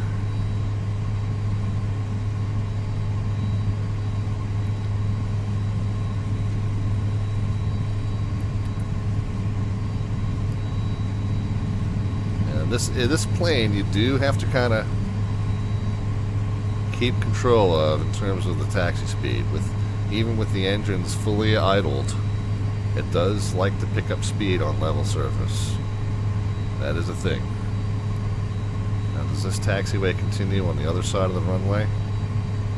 Presque Isle traffic, Learjet 514 Delta Victor's crossing runway 10 and 28 on the main taxiway southbound Presque Isle. Guess we should, I mean, we didn't hear anybody call that they were inbound, but ooh, that's a pretty substantial upslope on that side there. Good fixes. Hopefully you didn't end up needing that. You would have launched yourself back up in the air. Alright, well, let's call clear, and then we'll let everybody know we're leaving. Prescott traffic, Lear 514 Delta Victor, clear of runway 1028. We are now departing runway 1 on the left downwind IFR southbound departure Prescott. Taxi. This is strobe light will come on as you enter the runway. Landing lights will come on, and recognition lights will come on once you get your takeoff clearance. And then we got PTO, stall warnings, radio altimeter, we got reversers, continuous ignition.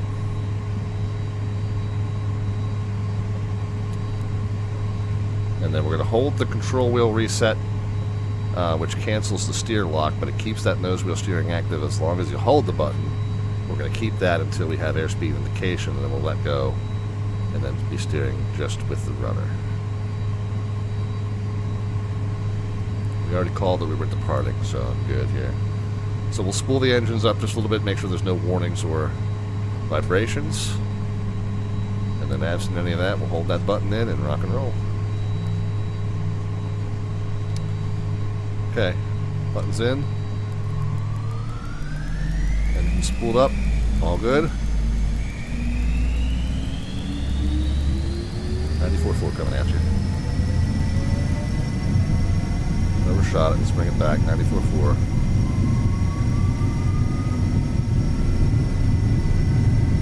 Okay, we got airspeed indication. Yeah, okay. I was fiddling with the power setting. We got airspeed indication, release the button, and then go ahead and pitch to rotator off. And we are now well above 1,000 feet, so gear can come up, flaps can come up, power can come in. And let's level her out. Performance is crazy because we're so light. And we'll go ahead and start the turn here. Prescott traffic, Lear 514 Delta Victor, clear of runway 1, climbing through 4,000, turning left crosswind, then joining a left downwind, we're leaving the area to the south, Prescott. So just hand flying the turn. Engine should be up at about 800 feet per minute, 800 temps, 795 or 800 thereabouts. And just turning to be generally going on about a 190 or thereabouts. Okay, we're keeping 250, so I'm going to pitch the nose up to try and keep it. Just hand flying this portion of it so far.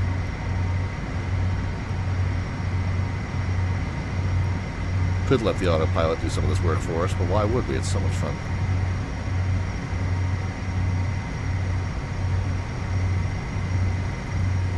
Coming through 10,000 now, so I can get the nose down, and let's pitch up to, I'm going to have to pitch down and bring the speed up to 270 now. Forward-facing lights can come off. By the way, yaw damper, continuous ignition, and reversers can be disarmed.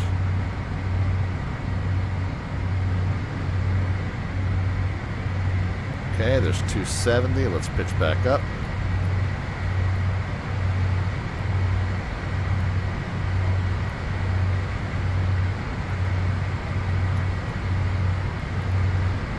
And let's get the autopilot taking care of some of the hard work here, and then we can kind of fine-tune these parameters.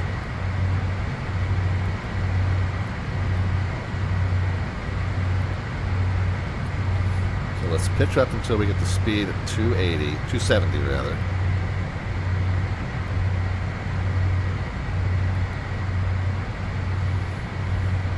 Right, speed mode. Autopilot on.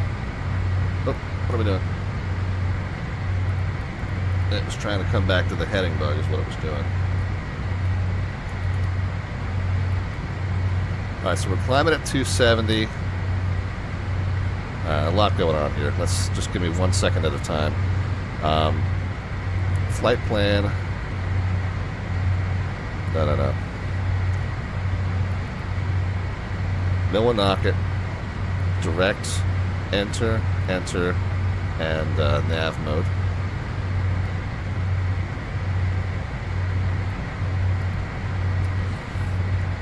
Okay, we're through 18,000 now, so we go to a standard setting, although we were already at standard setting because this local setting was 2992, so we're good there.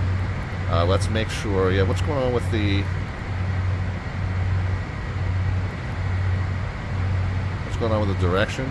Not sure what's going on here. Let's just get it back pointed to the south.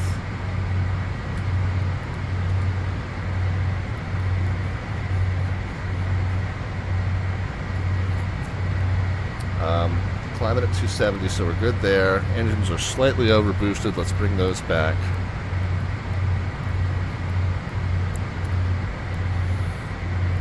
Pressurization check. Yeah, we really wanted to do that at 10 and again at 18.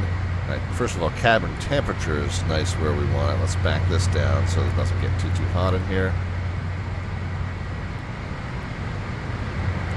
Cabin altitude should be climbing to just above 5, and it's making its way there, climbing at a normal rate. Differential pressure is still about 2/3 of the way up as you pass 18, so that's good.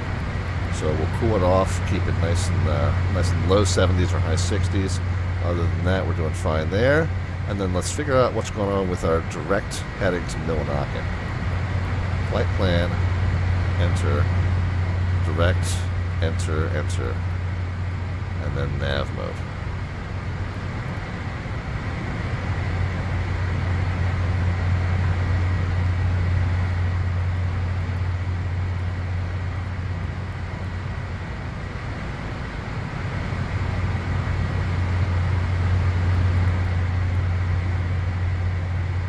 Not sure why the incredibly sharp right turn to get there. Let's just stick it back into heading mode. I think it might be having a little trouble because we're so far north that the Jeep, there might be a little bit of a glitch in terms of the larger amounts of magnetic variation going on here. Melvin says, yeah, climbing a hill on takeoff. Yeah, that's what happens when, you know, you have only the fuel for the return leg and you've kicked all the passengers off.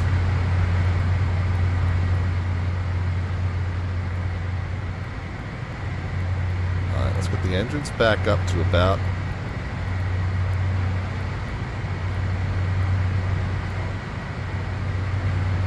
795, and then let's just put on a very slight intercept to Millinocket. Let me try. I'm going to leave it in heading mode. But let's try flight plan, direct path, enter, enter.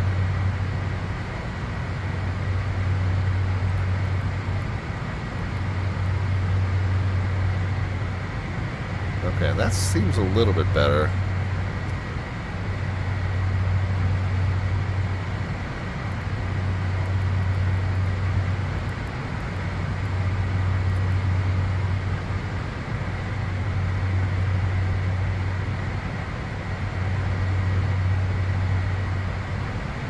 Yeah, I think it's just, it looks strange just because it's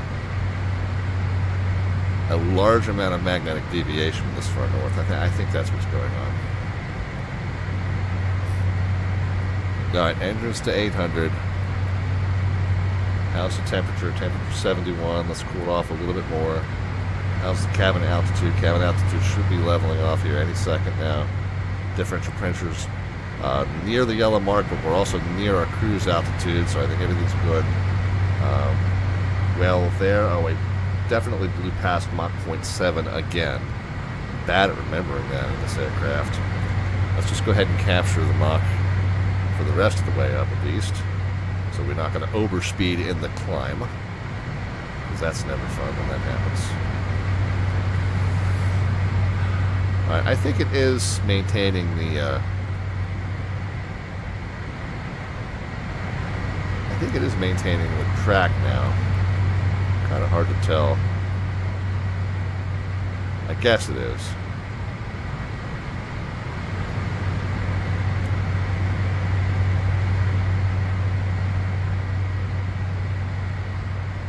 Alright, over that. Let's look at what our track looks like on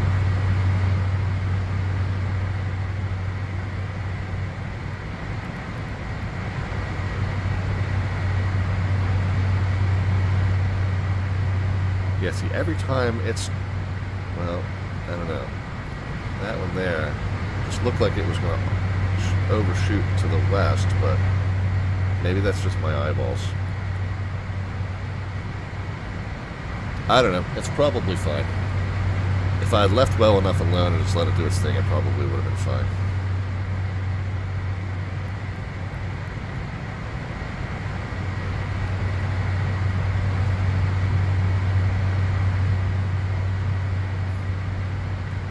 And don't forget, guys, our Slants artwork adventure. Our Slant artwork adventure depicting our trip tonight. Again, a charter operation based at Manchester, New Hampshire. Picking up a group of... hang on, bump my volume control. Picking up a group of yuppies. Yuppie puppies in this case. Heading back up to their family's estate up in the northern reaches of Maine. So picking up at Nantucket Island, dropping off in Maine. And yeah, a nice well-to-do family. You know, a little bit of a posh family there in the plane heading up to heading up to Presque Isle. And then we definitely added some New England chowder for them to munch on. Some chowder for them to chow on. I'll get the overspeed warning going off now. Alright, so we leveled off at 38. So I missed the opportunity to reduce power here.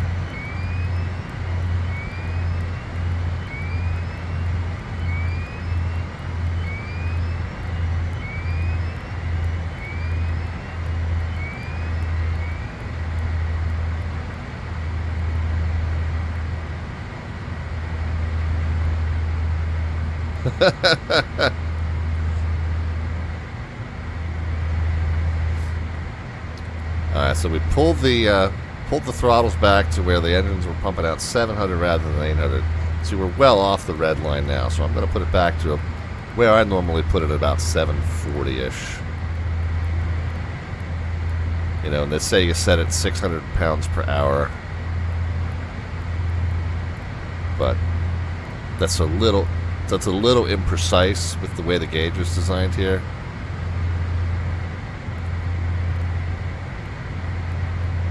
Looks like that needle's surging right back up into the red, so let's bring it down to about 730.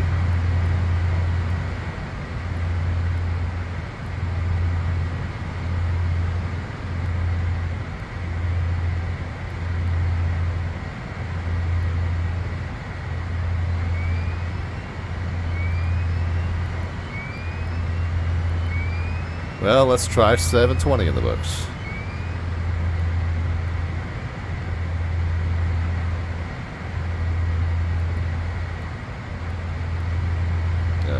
So that seems to be, for the moment, keeping us right below the overspeed warning.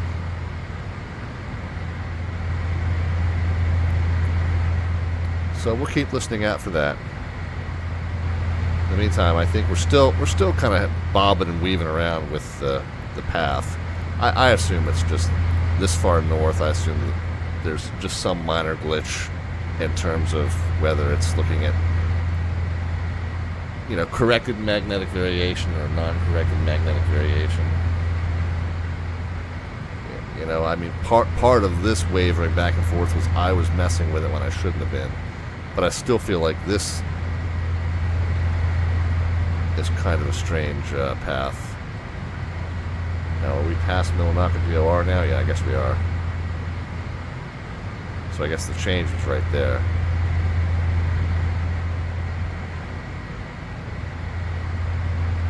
Yeah, I guess that was straight enough once I stopped tinkering with it. Yeah, radar jamming, GPS jamming. That's what's going on, Melvin says. Well, good. Well, that makes it not my fault. Alright, I'm going to bring the engine power down just a half a notch.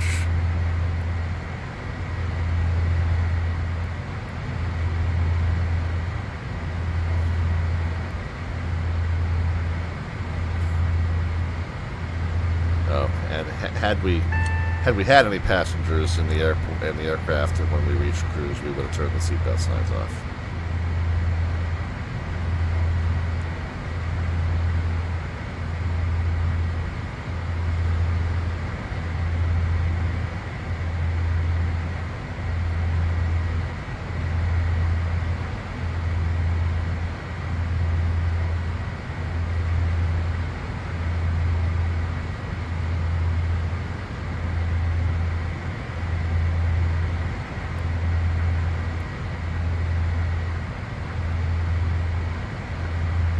Alright, well, let's start. I know it's early yet. Let's start planning our arrival at Manchester. It doesn't seem like there's going to be any VATSIM air traffic control there. So, for starters, Manchester Tower's on 121.3. So, that will be our advisory frequency when we get there, 121.3. Am I still transmitting and receiving on COM2? I guess I am. Alright, well, 121.3. We'll get that dialed in over here.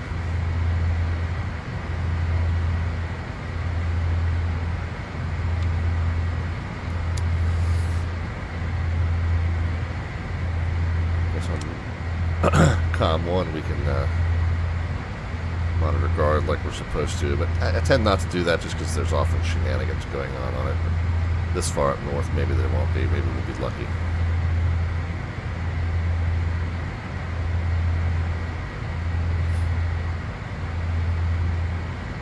Let's get a taste of the weather situation there. KMHT. Latest observation says 200 at 7. 29907.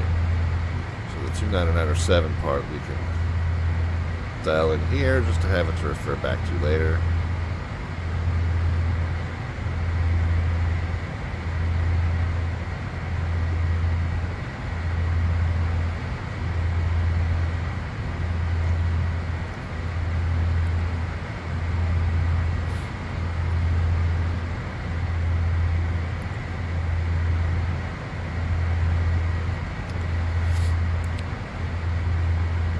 So if I had to guess, their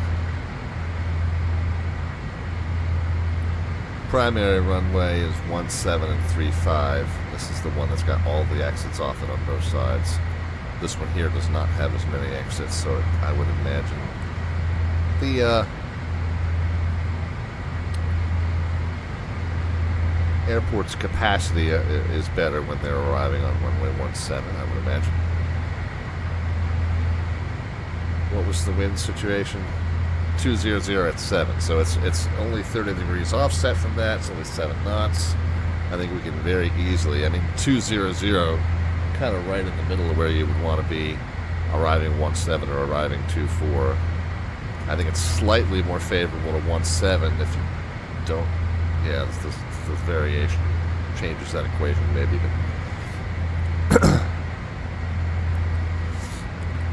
but we'll say 17's fine, and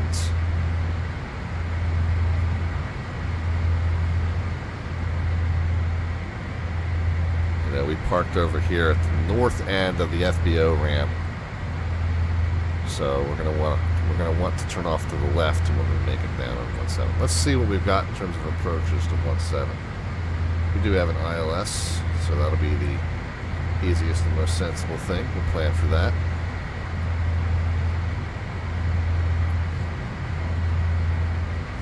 Concord VOR is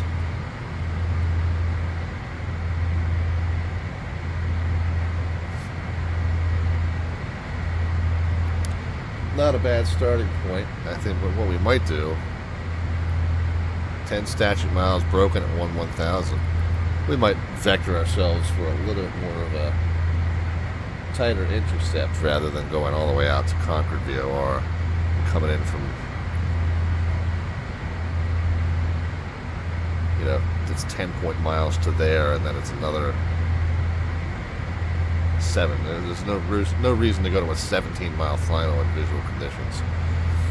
So we'll vector ourselves for a visual approach runway 17 with the ILS as instrument supplemental guidance. So we'll prep and brief as though it's the ILS, but we'll plan for a intercept that is a little bit more visual-like, if that makes any sense. In terms of what we're putting in the box, we're going to tell them we're going to fly the ILS. So let's do that first. Menu. No, not menu. Flight procedure. Select approach. Yeah, that's what it was. Yeah, that's what I said. Select approach. ILS 17. Enter. We'll put in that we're going from Concord, but we'll plan to intercept it from closer in. We'll go ahead and load it. We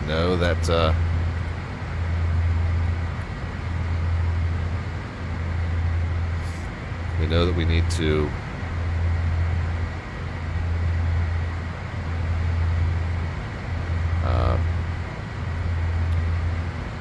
the reminder always pops up when you load an ILS or a localizer or any kind of radio-based approach into your GPS.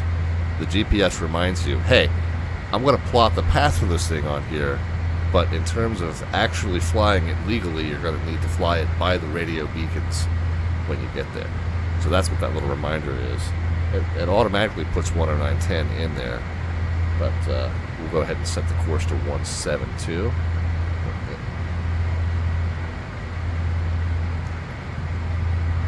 Yeah, I think it.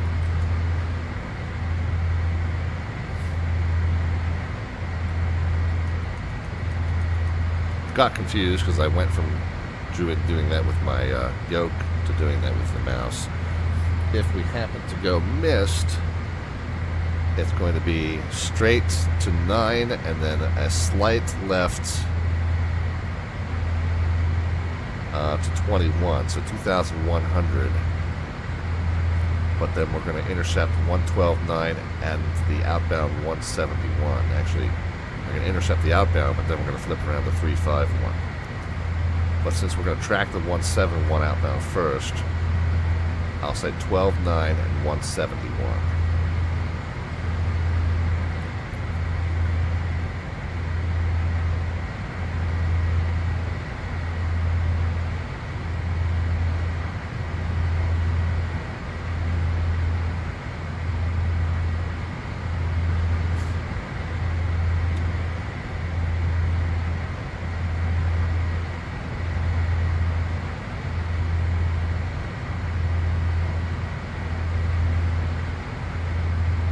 Okay, so it's 112.9, 171.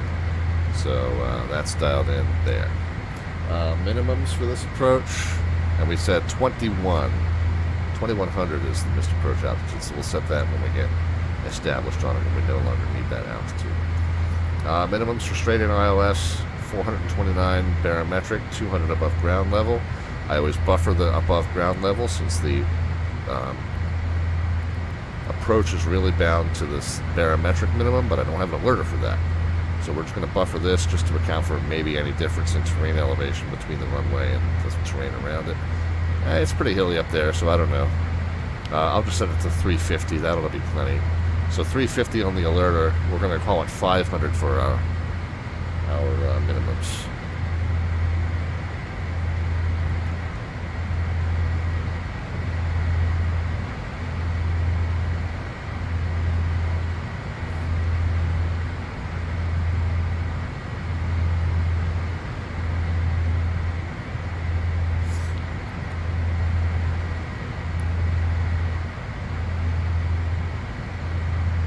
And then a little early yet, but let's just go ahead and run our numbers. 16 is the temp, and the field elevation there, 266.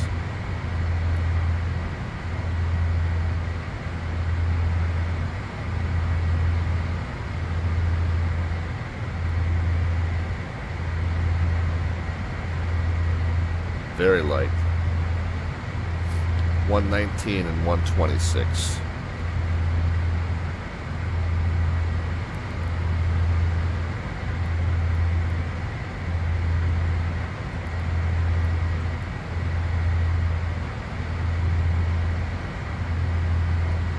And then I'll set the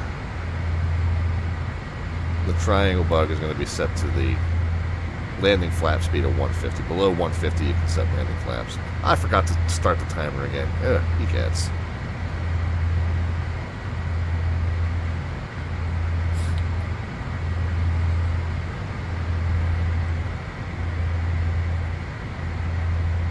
All right, 68 degrees. Temperature's good. Cabin altitude's good. Right up on the yellow mark. Everything good. Okay. So the next thing to do would be, when are we starting our descent?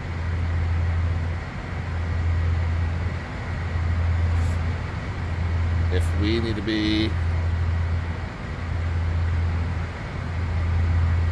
at 2,000 on a 5-mile final, what I'm looking at here, 1,600 on a 3.8-mile final, so I want to say 2,000 on a 5-mile final. So that's what we'll aim for.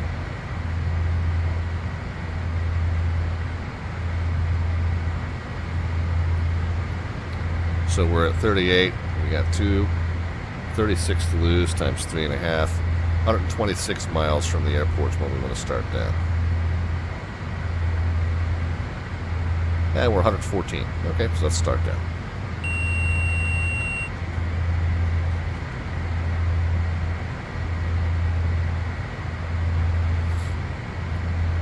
Okay, we're going to arm that. And let's just go into... We'll go into speed selected first.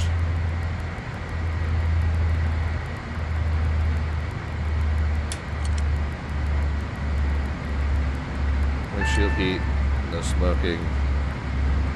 266 is the field elevation.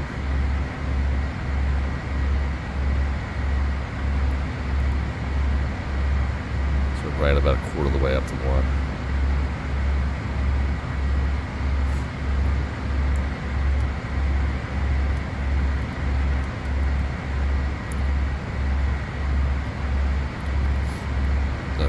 Want to be descending at 5 times the ground speed, so 43.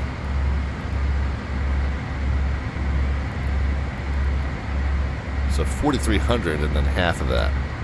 So 2,200 essentially. But we did start our descent slightly late, so let's just aim for 3,000. But I'm also going to push the throttles forward a little bit as we're going to try and track 280 knots. So there's 250, there's 260, there's 270. Add some more throttle in.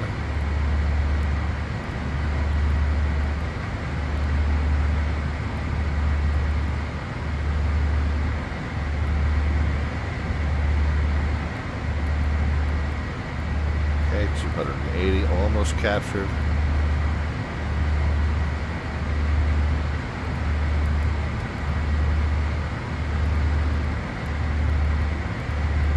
Alright, so that's, we keep 280 the rest of the way down to 10. And then I want to get back to close to 3,000 in the descent until we catch up with our plan. So we got 30,000 to lose. So 30 times 3 is 90. So 105 miles to go. Yeah, we're 10 miles behind our plan, so we still need to be descending at a slightly extra fast rate. We got the raid coming in from the jump seat. The jump seat. Thank you very kindly, guys. Sim Caesar and Mustafa both hitting us with the raid. We appreciate your continued support of the channel. We are up here in the Boston area. So Manchester was the featured facility earlier. VATSIM air traffic control staffing is expired, but we're just taking our plane back to Manchester to close up the stream. So we got one more half a flight to go. Appreciate you guys joining us for it, and everybody that came over from the jump seat. Hope that you all had a good one this evening.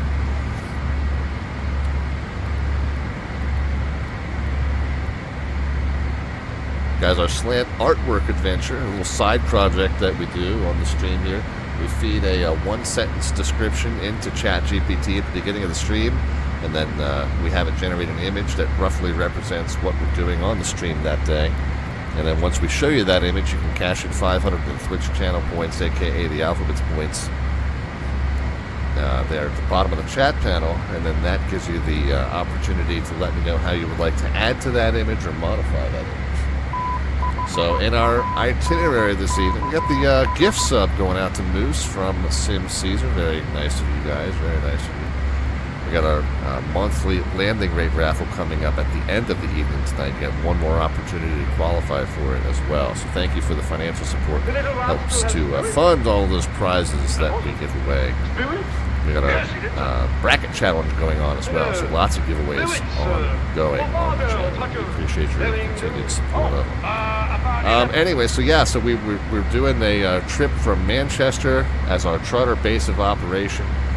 We flew down to Nantucket just empty to pick up our group of very posh travelers that we were taking from Nantucket Island and their vacation. After the conclusion of the vacation, back up to their massive palatial family estate up in the northern reaches of Maine, up near Presque Isle, Maine, very close to the Canadian border. We dropped them off, and now we're coming back to Manchester to close out our workday.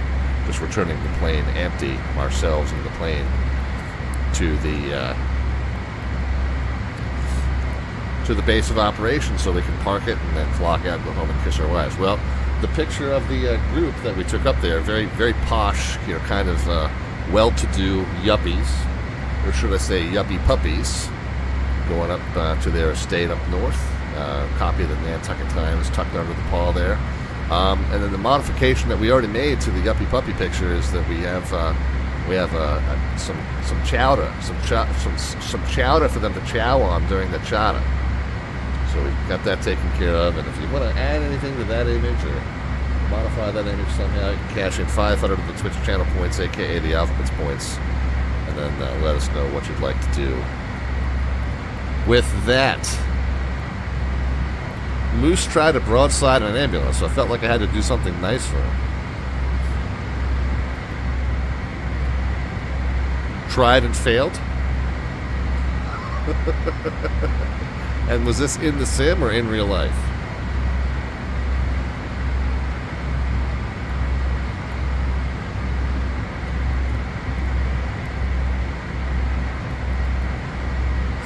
Oh gosh. No, Moose says an ambulance tried to broadside me. Well, I don't know. A moose is a pretty big object for an ambulance to collide with. It seems like it would have not gone well either way.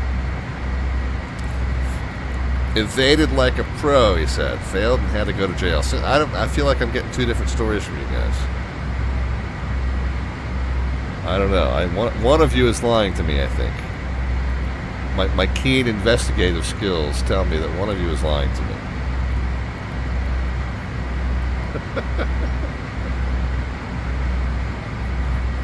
Oh, jeez. You got a bogus ticket out of it. That sounds like a story, man. I'm going to need to hear that at some point. Right now, I got to land an airplane, though. I apologize. What did we say, Manchester? I dialed in 2997 to my standby altimeter. I'm assuming that's because that's what Manchester was showing. Yeah, 2997. Alright, so coming down through transition level, we'll go ahead and set to the local altimeter setting, 2997. At this point, we are no longer at a flight level. We're at an altitude in thousands and hundreds. By the way, that's one thing that I think newer sim pilots tend to miss, is that when you're calibrated to a local altimeter, you are not at a flight level anything. When you say you're at flight level something, the implication there is that you're calibrated to a standard pressure. So if you're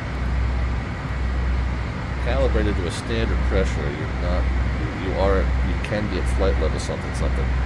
Calibrated to a local pressure, that is not the case. This was the mugshot. He looks awfully happy for that being a mugshot.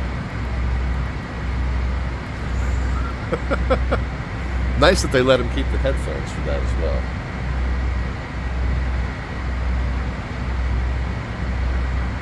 Made him more recognizable.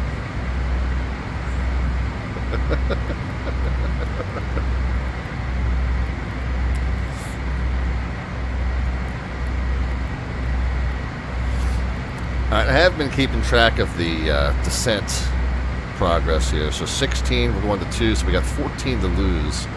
14 times 3 is 42. 14 times a half is 3.5, so 45 miles. And then we want it to be 50 miles. We want to have an extra 5 miles. So I think we're doing pretty good in terms of our descent plan here. Low, standard, yeah. So we're coming up on 10. I mean, it's a little bit early, but let's go ahead and get forward-facing lights on.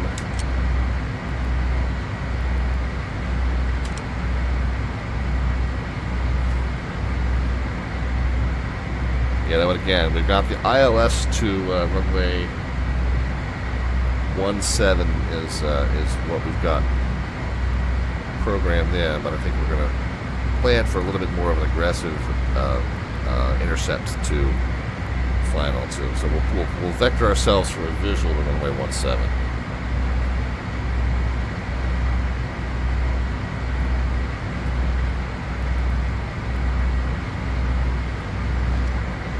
Yeah, Moose, I'll need to get that story from you at some point. I'm not asking SimCaesar. At this point, I feel like I know better.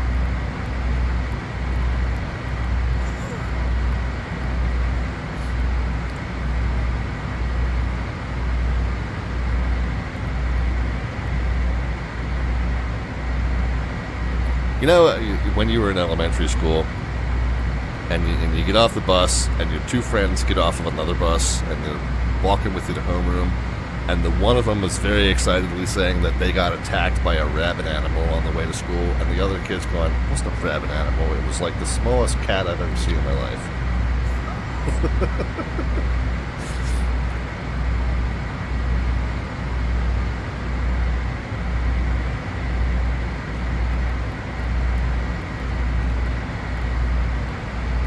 Alright, we do need to start thinking about slowing down from 280 to 250.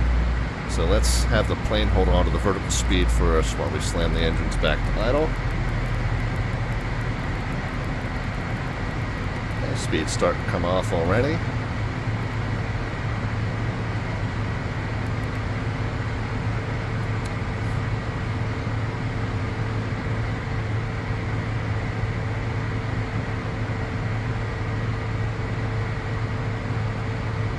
Matter of fact, this stage, I think we're going to go ahead and just bring the speed down to 210.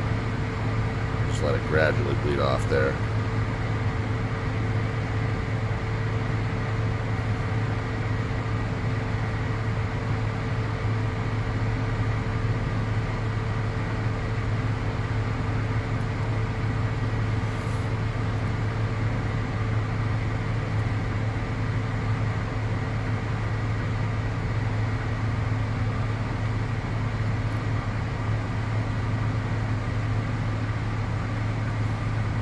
Let's take a peek.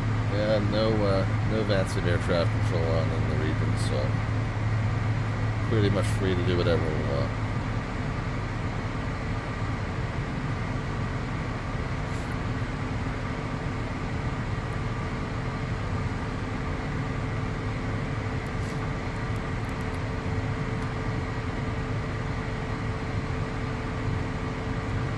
We'll shallow the descent up a little bit, so we can kind of help get the speed under control, 210. And then I think we'll recapture the speed here. I'm going to add a little bit of throttle back in so that we're descending at a very comfortable rate rather than plummeting toward the earth.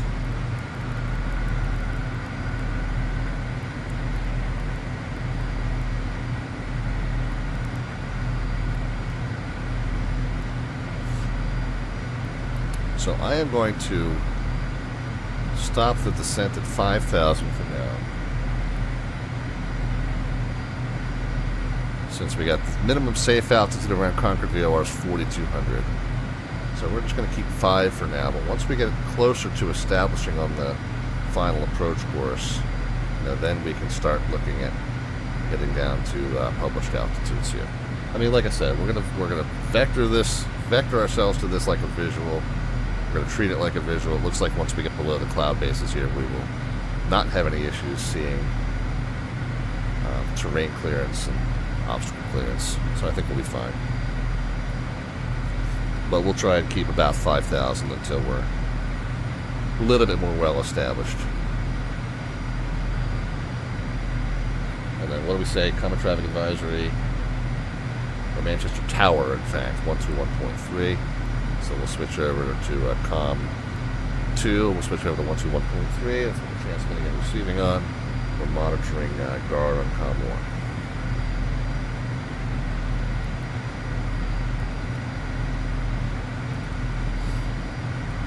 Add just a little bit more throttle so that we're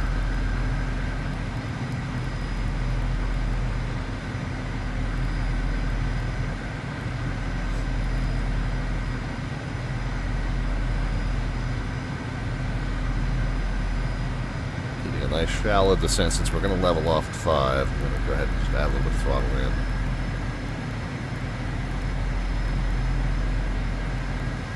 And then I think at this point, I'm going to go ahead and just plan to intercept this at Bloom. That's a 7-mile final.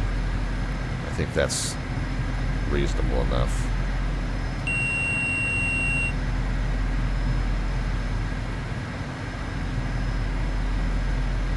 Directs, enter, enter.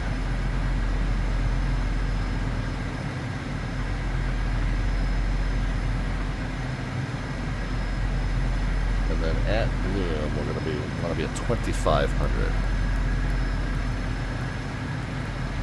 2,500.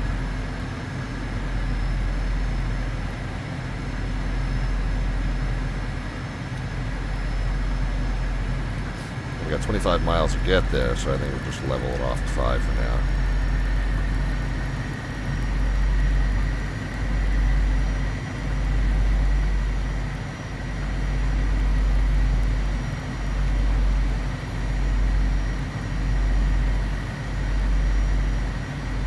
Alright, so I think we wound up getting down a little early.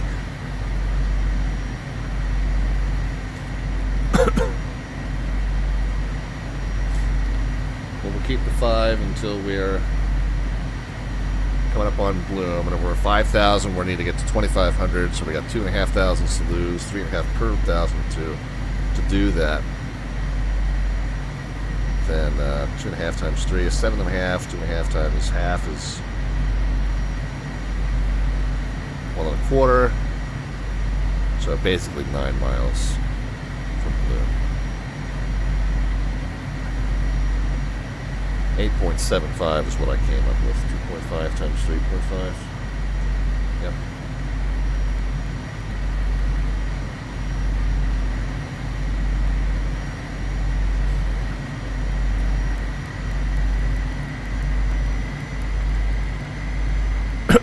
Alright, it should be kicking over into capture.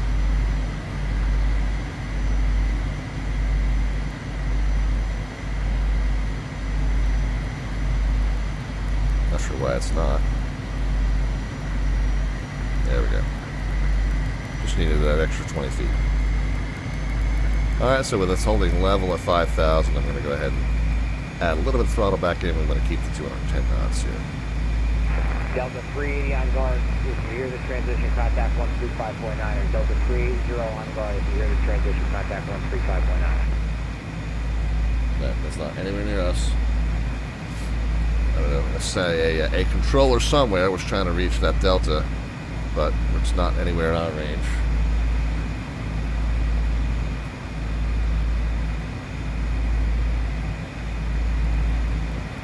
Speed's picking up just a little bit. Almost 220, so I'm going to back the throttles down just a tiny little bit.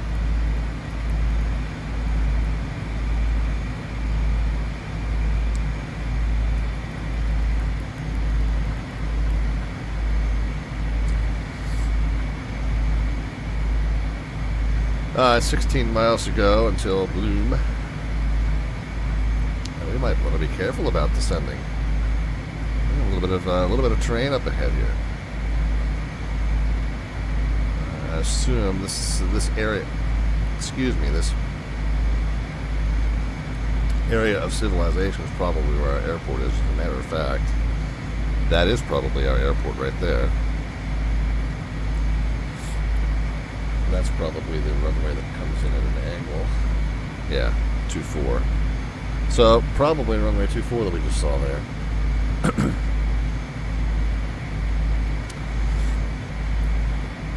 That's good though. That means we know what we're looking for here.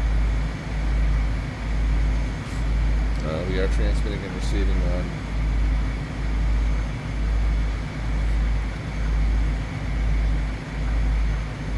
so 10-mile left base to a 7-mile final.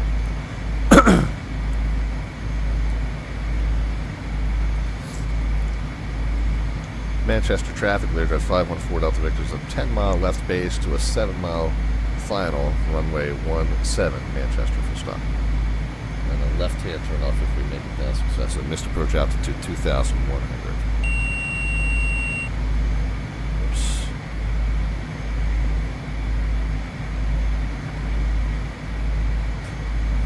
Alright.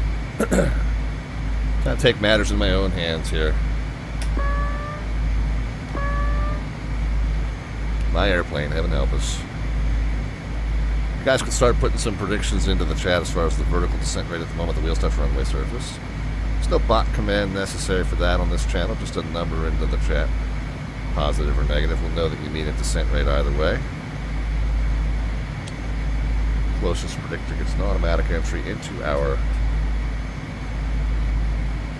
landing rate raffle. This is going to be the final drawing, final entry rather, for tonight's drawing. So we're going to draw the winner of this thing tonight after we get down. So a little bit of a different thing tonight. You don't typically see that on this channel. We normally do the drawings on an air traffic control stream, but tonight going to land, and then that's going to qualify you for the drawing we do right afterwards.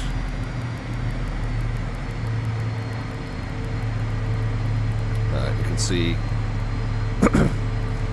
we're above the glide slope, but we still got 10 miles laterally where we've got some altitude we can lose, or we got some track miles upon which we can lose some altitude. Get back down to that glide slope. The glide slope is 2,500 on a 7-mile final, so.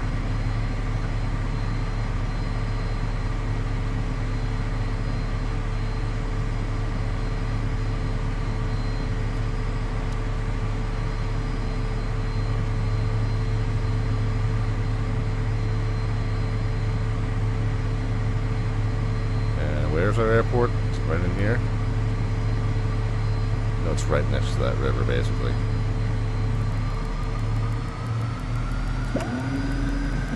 Get the first notch of flaps in. Let's go ahead and get the reversers armed, continuous ignition on.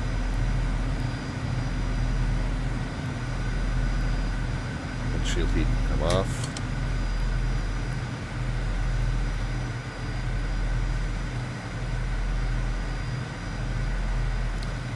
I think this is the airport here.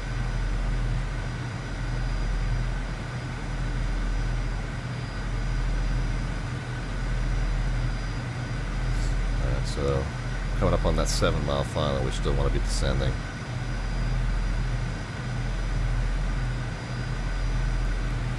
I still need gear, still need 2 notches of flaps.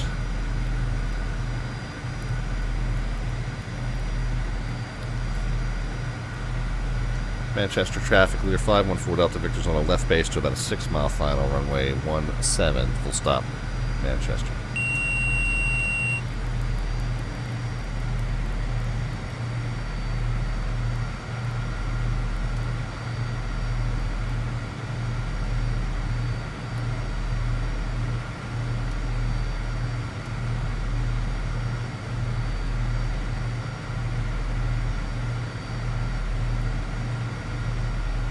Okay, descending to the glide slope. Gear coming out, second knot, the flaps coming out. 150 knots allows us flaps 3.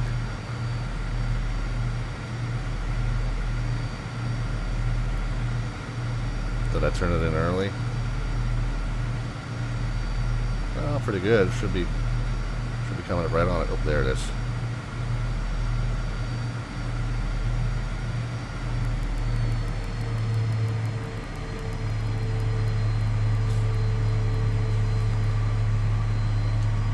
Manchester traffic clear 514 Delta Victor, 5 mile final, runway 17, full stop, Manchester. Okay, come back to pick up the localizer. Glide's pretty good. We can actually get a nose up a little bit and get the rest of that speed off. Final notch of flaps coming in.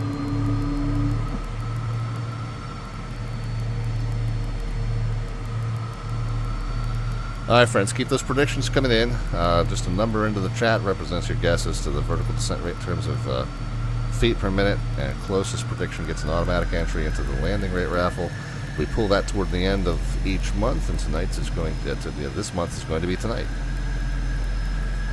So it seems like we are crabbing a little bit. We got the nose over to the right a little bit. Know that this aircraft is really, really sensitive about side loading. Where you get those radical wing dips. I'm trying to be ultra careful about keeping my engine power matched as well, as I feel like that's been a factor as well. Ooh, why are we way below the ref speed here?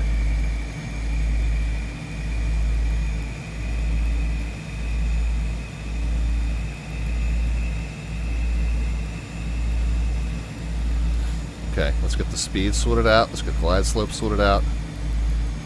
We should stop rocking the power around, and let's just fly the attitude and power all the way to the pavement.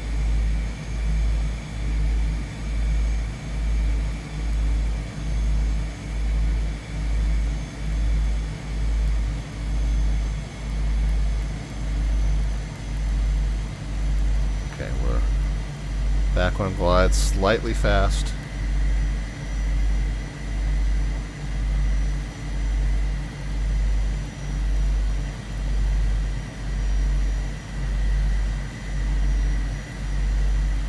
Slightly fast, slightly high.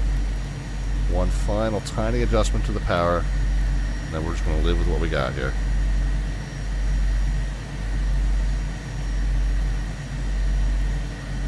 Slightly low and slow.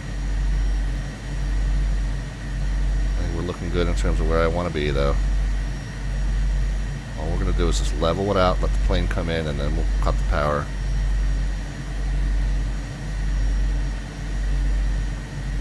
Good here.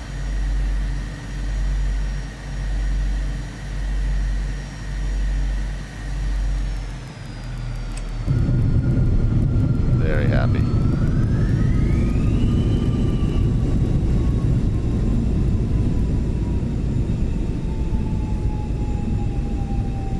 Very happy.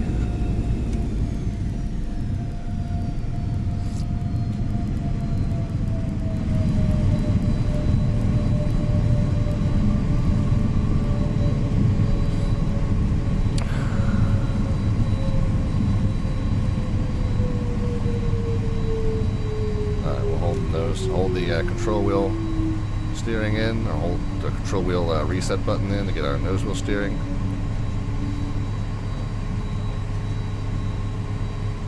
Get turned off. Make our final announcement here. Manchester traffic, Learjet 514 Delta Victor is clear of runway 17, then taxiing back to the ramp via Hotel Manchester. Okay. Go with the nose wheel steering. Let's lock it in with the button. Flaps can be stowed. Spoilers are stowed. Strobes off. Landing off. Pitot. Stall warnings. Radio altimeter. Continuous ignition. And reversers. Recognition lights also. Weather radar also.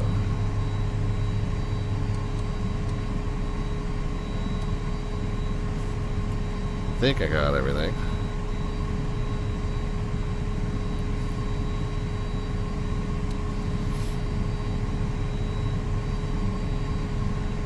So a tiny, tiny, tiny bit of over controlling on that final flare, and really there shouldn't be a flare at all. I mean, the way this plane is intended to be landed is just get the attitude steady, get the power steady, and just and the speed steady, and just fly all 3 of those parameters all the way to the blocks. And so we cheated a little bit. Of course, I always say the ground effect is going to be the one, is going to be what provides the flare, really. Oh, Jesus. Moose got broadsided by an ambulance, and I just got run over by a fuel truck. It's not a good day.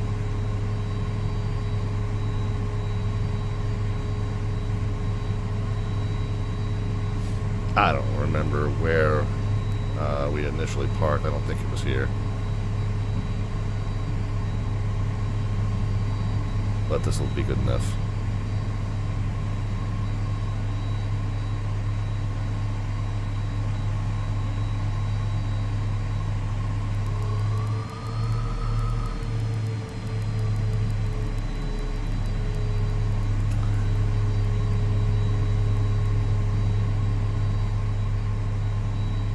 Worry about a wingtip strike, but he's a high wing, I'm a low wing, so we can sneak in there. Alright, parking brakes set.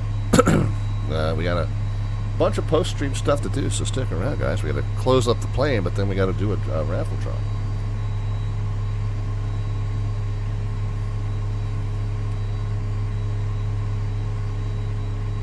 Alright, taxi lights going to come off as I entered the ramp area, so oops. The cabin air can come off. You got the follow there from Boss Hog 17. Just a good old boy, never meaning no harm. Where's my engine jets? Get those off here.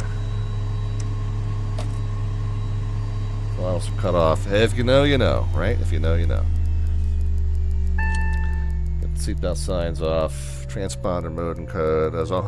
I never even had it in since I wasn't assigned a squawk code. I accidentally left it in standby that entire way, so oops. Oh well, 2000 in standby, so we got that set just slightly early, i.e. 1 entire leg early. Go back to the utilities page. We can get the ground power connected, door open. This is where we would kick the passengers off, but of course on our deadhead leg back to our charter base we did not have any passengers to kick off. Therefore that also was done by 1 leg completely early.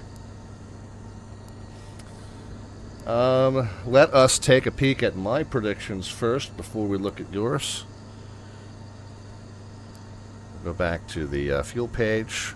I had... and I can't remember, I think we did get airborne just about on time in terms of when I had planned to. Maybe slightly early. At 11:46 Eastern Time was when we had planned to end, and so we're down 13 minutes early. We probably got airborne just a few minutes early. Let's see how we did in terms of 1,580 pounds of fuel left over. 1580 is what we had planned for. Let's see what this shows us with. 951, 917. So we got a little bit extra, 1868. We were a little more fuel efficient and time efficient than we intended to be. 1868. So that's not a bad pattern. So I've kind of slightly overestimated fuel on each of the 3 legs tonight. So the cumulative effort of that was almost 300 pounds. But you see, 50 extra pounds after the first leg, 128 after the second leg, and 288 after the third leg. So I would say overall, you know, my consumption numbers are pretty good, and I'm going to probably just leave them right where they are. So that was my predictions. Boss Hawk says I'm a total noob here looking to get into MSFS. Well, I'll tell you what, on this stream we fly very, very realistically in terms of the procedures and communications. We fly on the VATSIM network. VATSIM network is a network of pilot and air traffic control enthusiasts that all human pilot and air traffic controller enthusiasts that get on this network together and fly by pretty much realistic real-world procedures and communications. So what you see here might be a little bit 5 or 6 steps ahead of where you might be.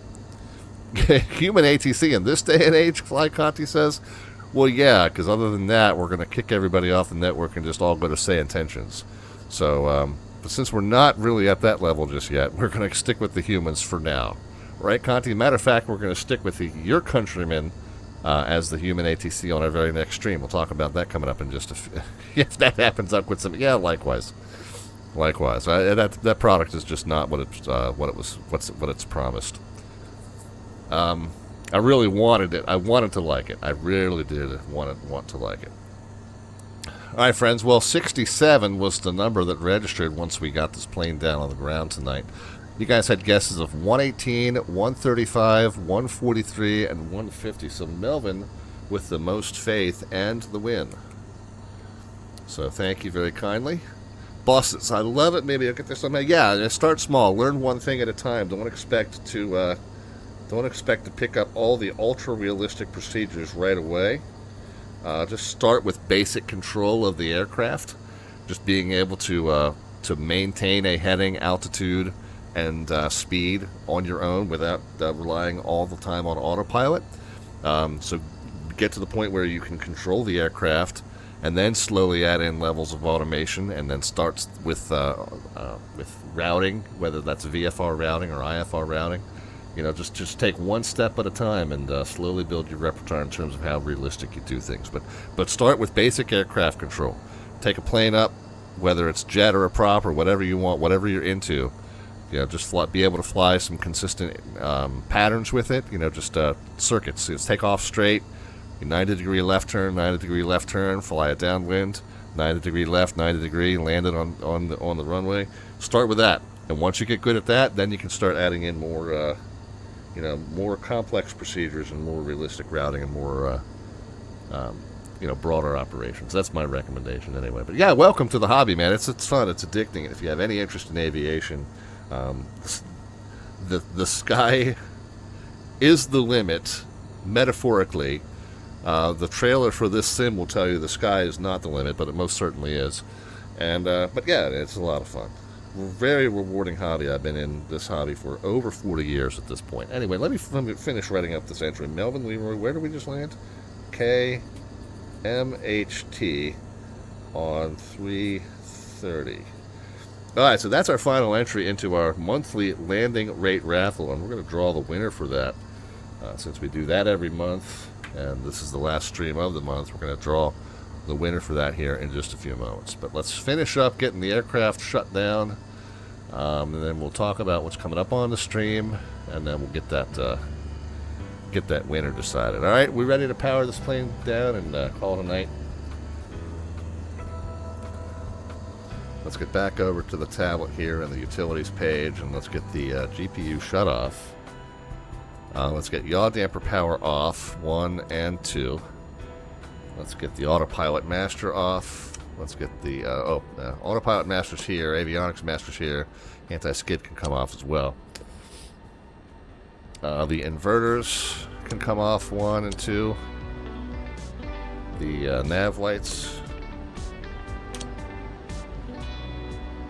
The battery switches. And then with the standby battery should power the gear indicators in the upright position. In the middle position, those should go out, but you should still have the standby power indicator up there. And then that's completely cold and dark, or dark, not yet cold. It'll be cold though, but completely dark aircraft there. And so we'll go ahead and close the door and hop on out. And hey, I remembered to pull the flaps in on the taxi in this time. Oh, look at that! I got nice and lined up with the other aircraft here. Cool deal. So that's not too bad. We'll call that a win in terms of finishing up there. All right. Well, let's see. First things first. If you are new to the stream, or if you haven't been here in a while, the other side project that we always have going on is our Slant artwork adventure. And that is a side project that we do on each stream. We basically kind of generate what becomes the thumbnail for our upload to YouTube. I archive these flights over on our YouTube channel, so we always kind of take what we call our Slant artwork adventure, and then that becomes our thumbnail image. So I start the stream with a one-sentence description of something that I want to have ChatGPT create an image of, something relevant to the chat in some way, or relevant to the stream in some way, and maybe it represents the operation that we're doing, or maybe it represents the city that we're visiting, landmark there, or something like that. So I don't know. We start with just a generic image, relatively bland image, and then we kind of add to it as the evening goes on. Well, tonight's itinerary was to take a well-to-do family on a charter trip from Nantucket Island all the way up to northern Maine, Presque Isle, Maine, where maybe they were visiting Nantucket Island for a long weekend. And then we took them back to their nice palatial estate in northern Maine. So a nice, well-to-do, kind of preppy, yuppie family. Well, we turned that into our yuppie puppy family. We used my actual real-world furry co-pilots as the basis of that family, and had them flying on the charter jet. I know Mozzie's got a copy of the Nantucket Times tucked under his paw. Very dapper-looking group here. Finley on the left, Keeley in the middle, Mozzie on the right. So they're flying in their jet back up to their palatial estate up in northern Maine, and then we had to add some chowder. So I had to add some clam chowder for them to chow on during the chowder. So they're chowing on some chowder.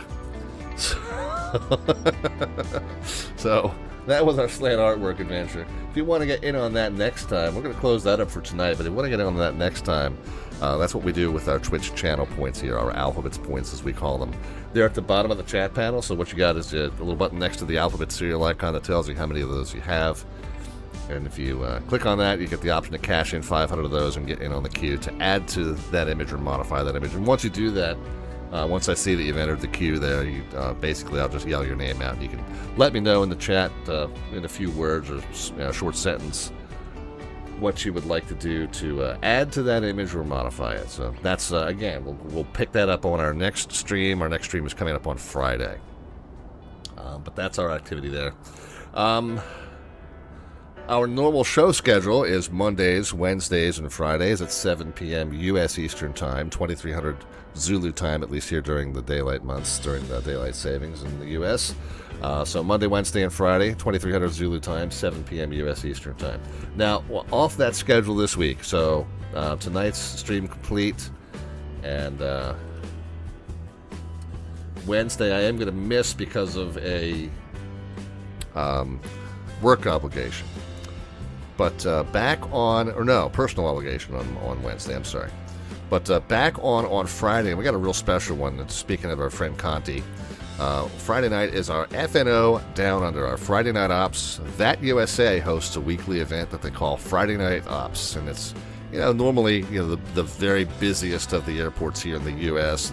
And a couple facilities will team up and staff up a few busy U.S. airports, complete with VATSIM, Human Air Traffic Control. But every now and then, VAT USA partners with some other division to staff up on what for us is a Friday night, what for them might be, in this case, a Saturday morning. Saturday morning ops with Friday Night Ops Down Under, as partnered by VATPAC and VAT USA. Sydney, Melbourne, and Adelaide. So the bottom half of the J, right? Sydney, down on the southeastern coast, and then Melbourne, kind of on the southern tip of that eastern lobe, and then Adelaide over kind of near that central bay of the continent of Australia. So should be a fun one, and we'll pick an order, and I'm planning to fly the Just Flight BAE 146 for that. So and I've got a Qantas Link. Qantas Express or Qantas Link or whatever they call it, the BAE 146 4-engine regional jet that will be flying for that event on Friday night, Saturday morning, Conti's time.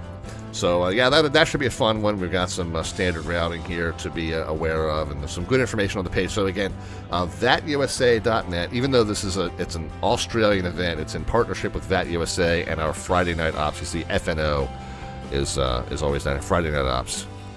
But this is the post, VATUSA.net, and then you go to Pilot Tools and Events Calendar. Did I show that? I think I did.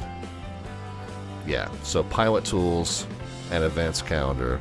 We'll skip ahead to April, and it is April 3rd, the first Friday in April. So this is the page that you want to go to that's got all the information here about what you'll need to know. Flying outside of the U.S., the procedures are slightly different. They do SID and STAR assignments slightly differently, so you definitely want to be aware of those things. And timing is midnight to 0400 Zulu. That's good. So I'll still start the stream at 2300, but that'll give me a little extra leisurely time to prep the airplane. Maybe we'll do 2330 on Friday. That'll give me a half an hour to prep the plane, and then the air traffic control will all log on at the top of the hour, and then we'll go from there. So normally we start the show time at 7 p.m. U.S. Eastern Time. We might push that back a half an hour based on the event times here. All right, but anyway, that'll be the plan on Friday, and the full show schedule, if you ever want to see, it's down underneath the About tab of our Twitch profile page, where it's over on our Discord server. The About tab has about the next 3 weeks, and the full show schedule all the way through the month of April is over on our Discord server. The Discord server link is there at the bottom right-hand side of your screen. Not only do we have a lot of information on the stream over there, but it's a good way to keep in touch with us. Very newbie-friendly community. So our friend earlier who was talking about being new to the hobby, please feel free to join us over there for tips and tricks and advice and some pointers and getting started. So hope that you'll stop over there and see us. And then because we're not on until Friday, that Discord ends up being a great way to just kind of keep in touch with the stream, even though we're not going to be on for that little bit of an extended period of time. All right, over on the lower left-hand side, you got our YouTube channel. We got our old flight broadcasts archived over there, many of them. And then, of course, tonight's will be up soon. But the other thing we've got over there is a playlist called VATSIM Tutorials. So it's a boss hog. Once you get to the point where you're comfortable with the airplane and you want to start flying it with other traffic and with air traffic control, and of course you want to dip your toe in the water. Your first flight maybe shouldn't be from Kennedy Airport necessarily, or Heathrow Airport. But we do have on that YouTube channel a playlist called VATSIM Tutorials that kind of helps you take that next step forward in terms of communications, how to read charts, how to put a route together, how to file your flight plan with all your navigation equipment codes and that sort of stuff. So feel free to check those out. But like I said before, start with just being able to basically control the aircraft, stick and rudder, old school style, and then add from there. All right. We've got 2 more things to do. We do need to figure out who we're going to kick a raid over to here in a moment, but we've got our landing rate raffle. So every time we do a flight on this channel, we collect your predictions as to the vertical descent rate at the moment the wheels touch the runway surface. Lower the number, the softer the landing. Now, softest landing isn't always the best goal, depending on weather conditions, runway conditions, that sort of thing. You don't want to make the softest landing possible, but have 2/3 of the pavement behind you also.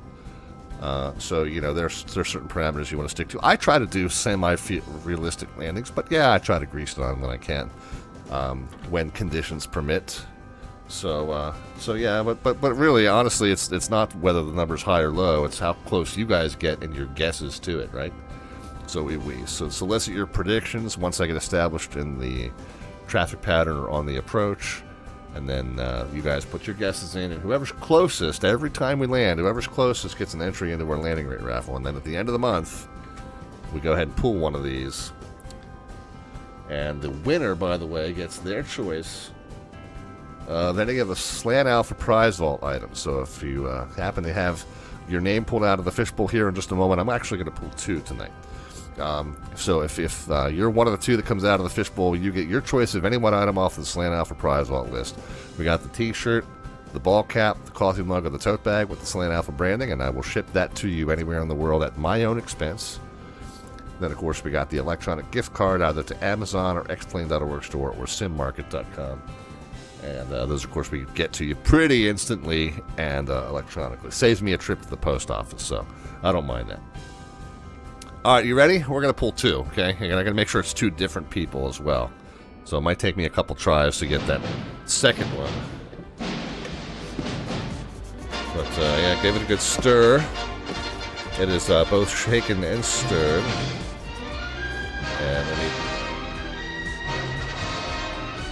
okay, so I did get 2 different ones. Ooh, interestingly, I got 2 different ones but they're both from the same stream. This was the stream that we did on March 17th. So on St. Patrick's Day. So what was this? Oh, so this was the event that New York and Boston jointly put on to staff up a lot of general aviation airports around the Long Island Sound. And we flew the A2A Comanche kind of out the east end of Long Island and then up the coast toward Cape Cod. So we were in this same area as we were tonight. Kind of up toward Cape Cod, and then we turned around and we came back and we wound up back on Long Island, and yeah, and then did we do Bayport Aerodrome? I don't think we did, but we were in that region. I think we ended at East Hampton, actually. So yeah, this same neck of the woods for sure. Well, anyway.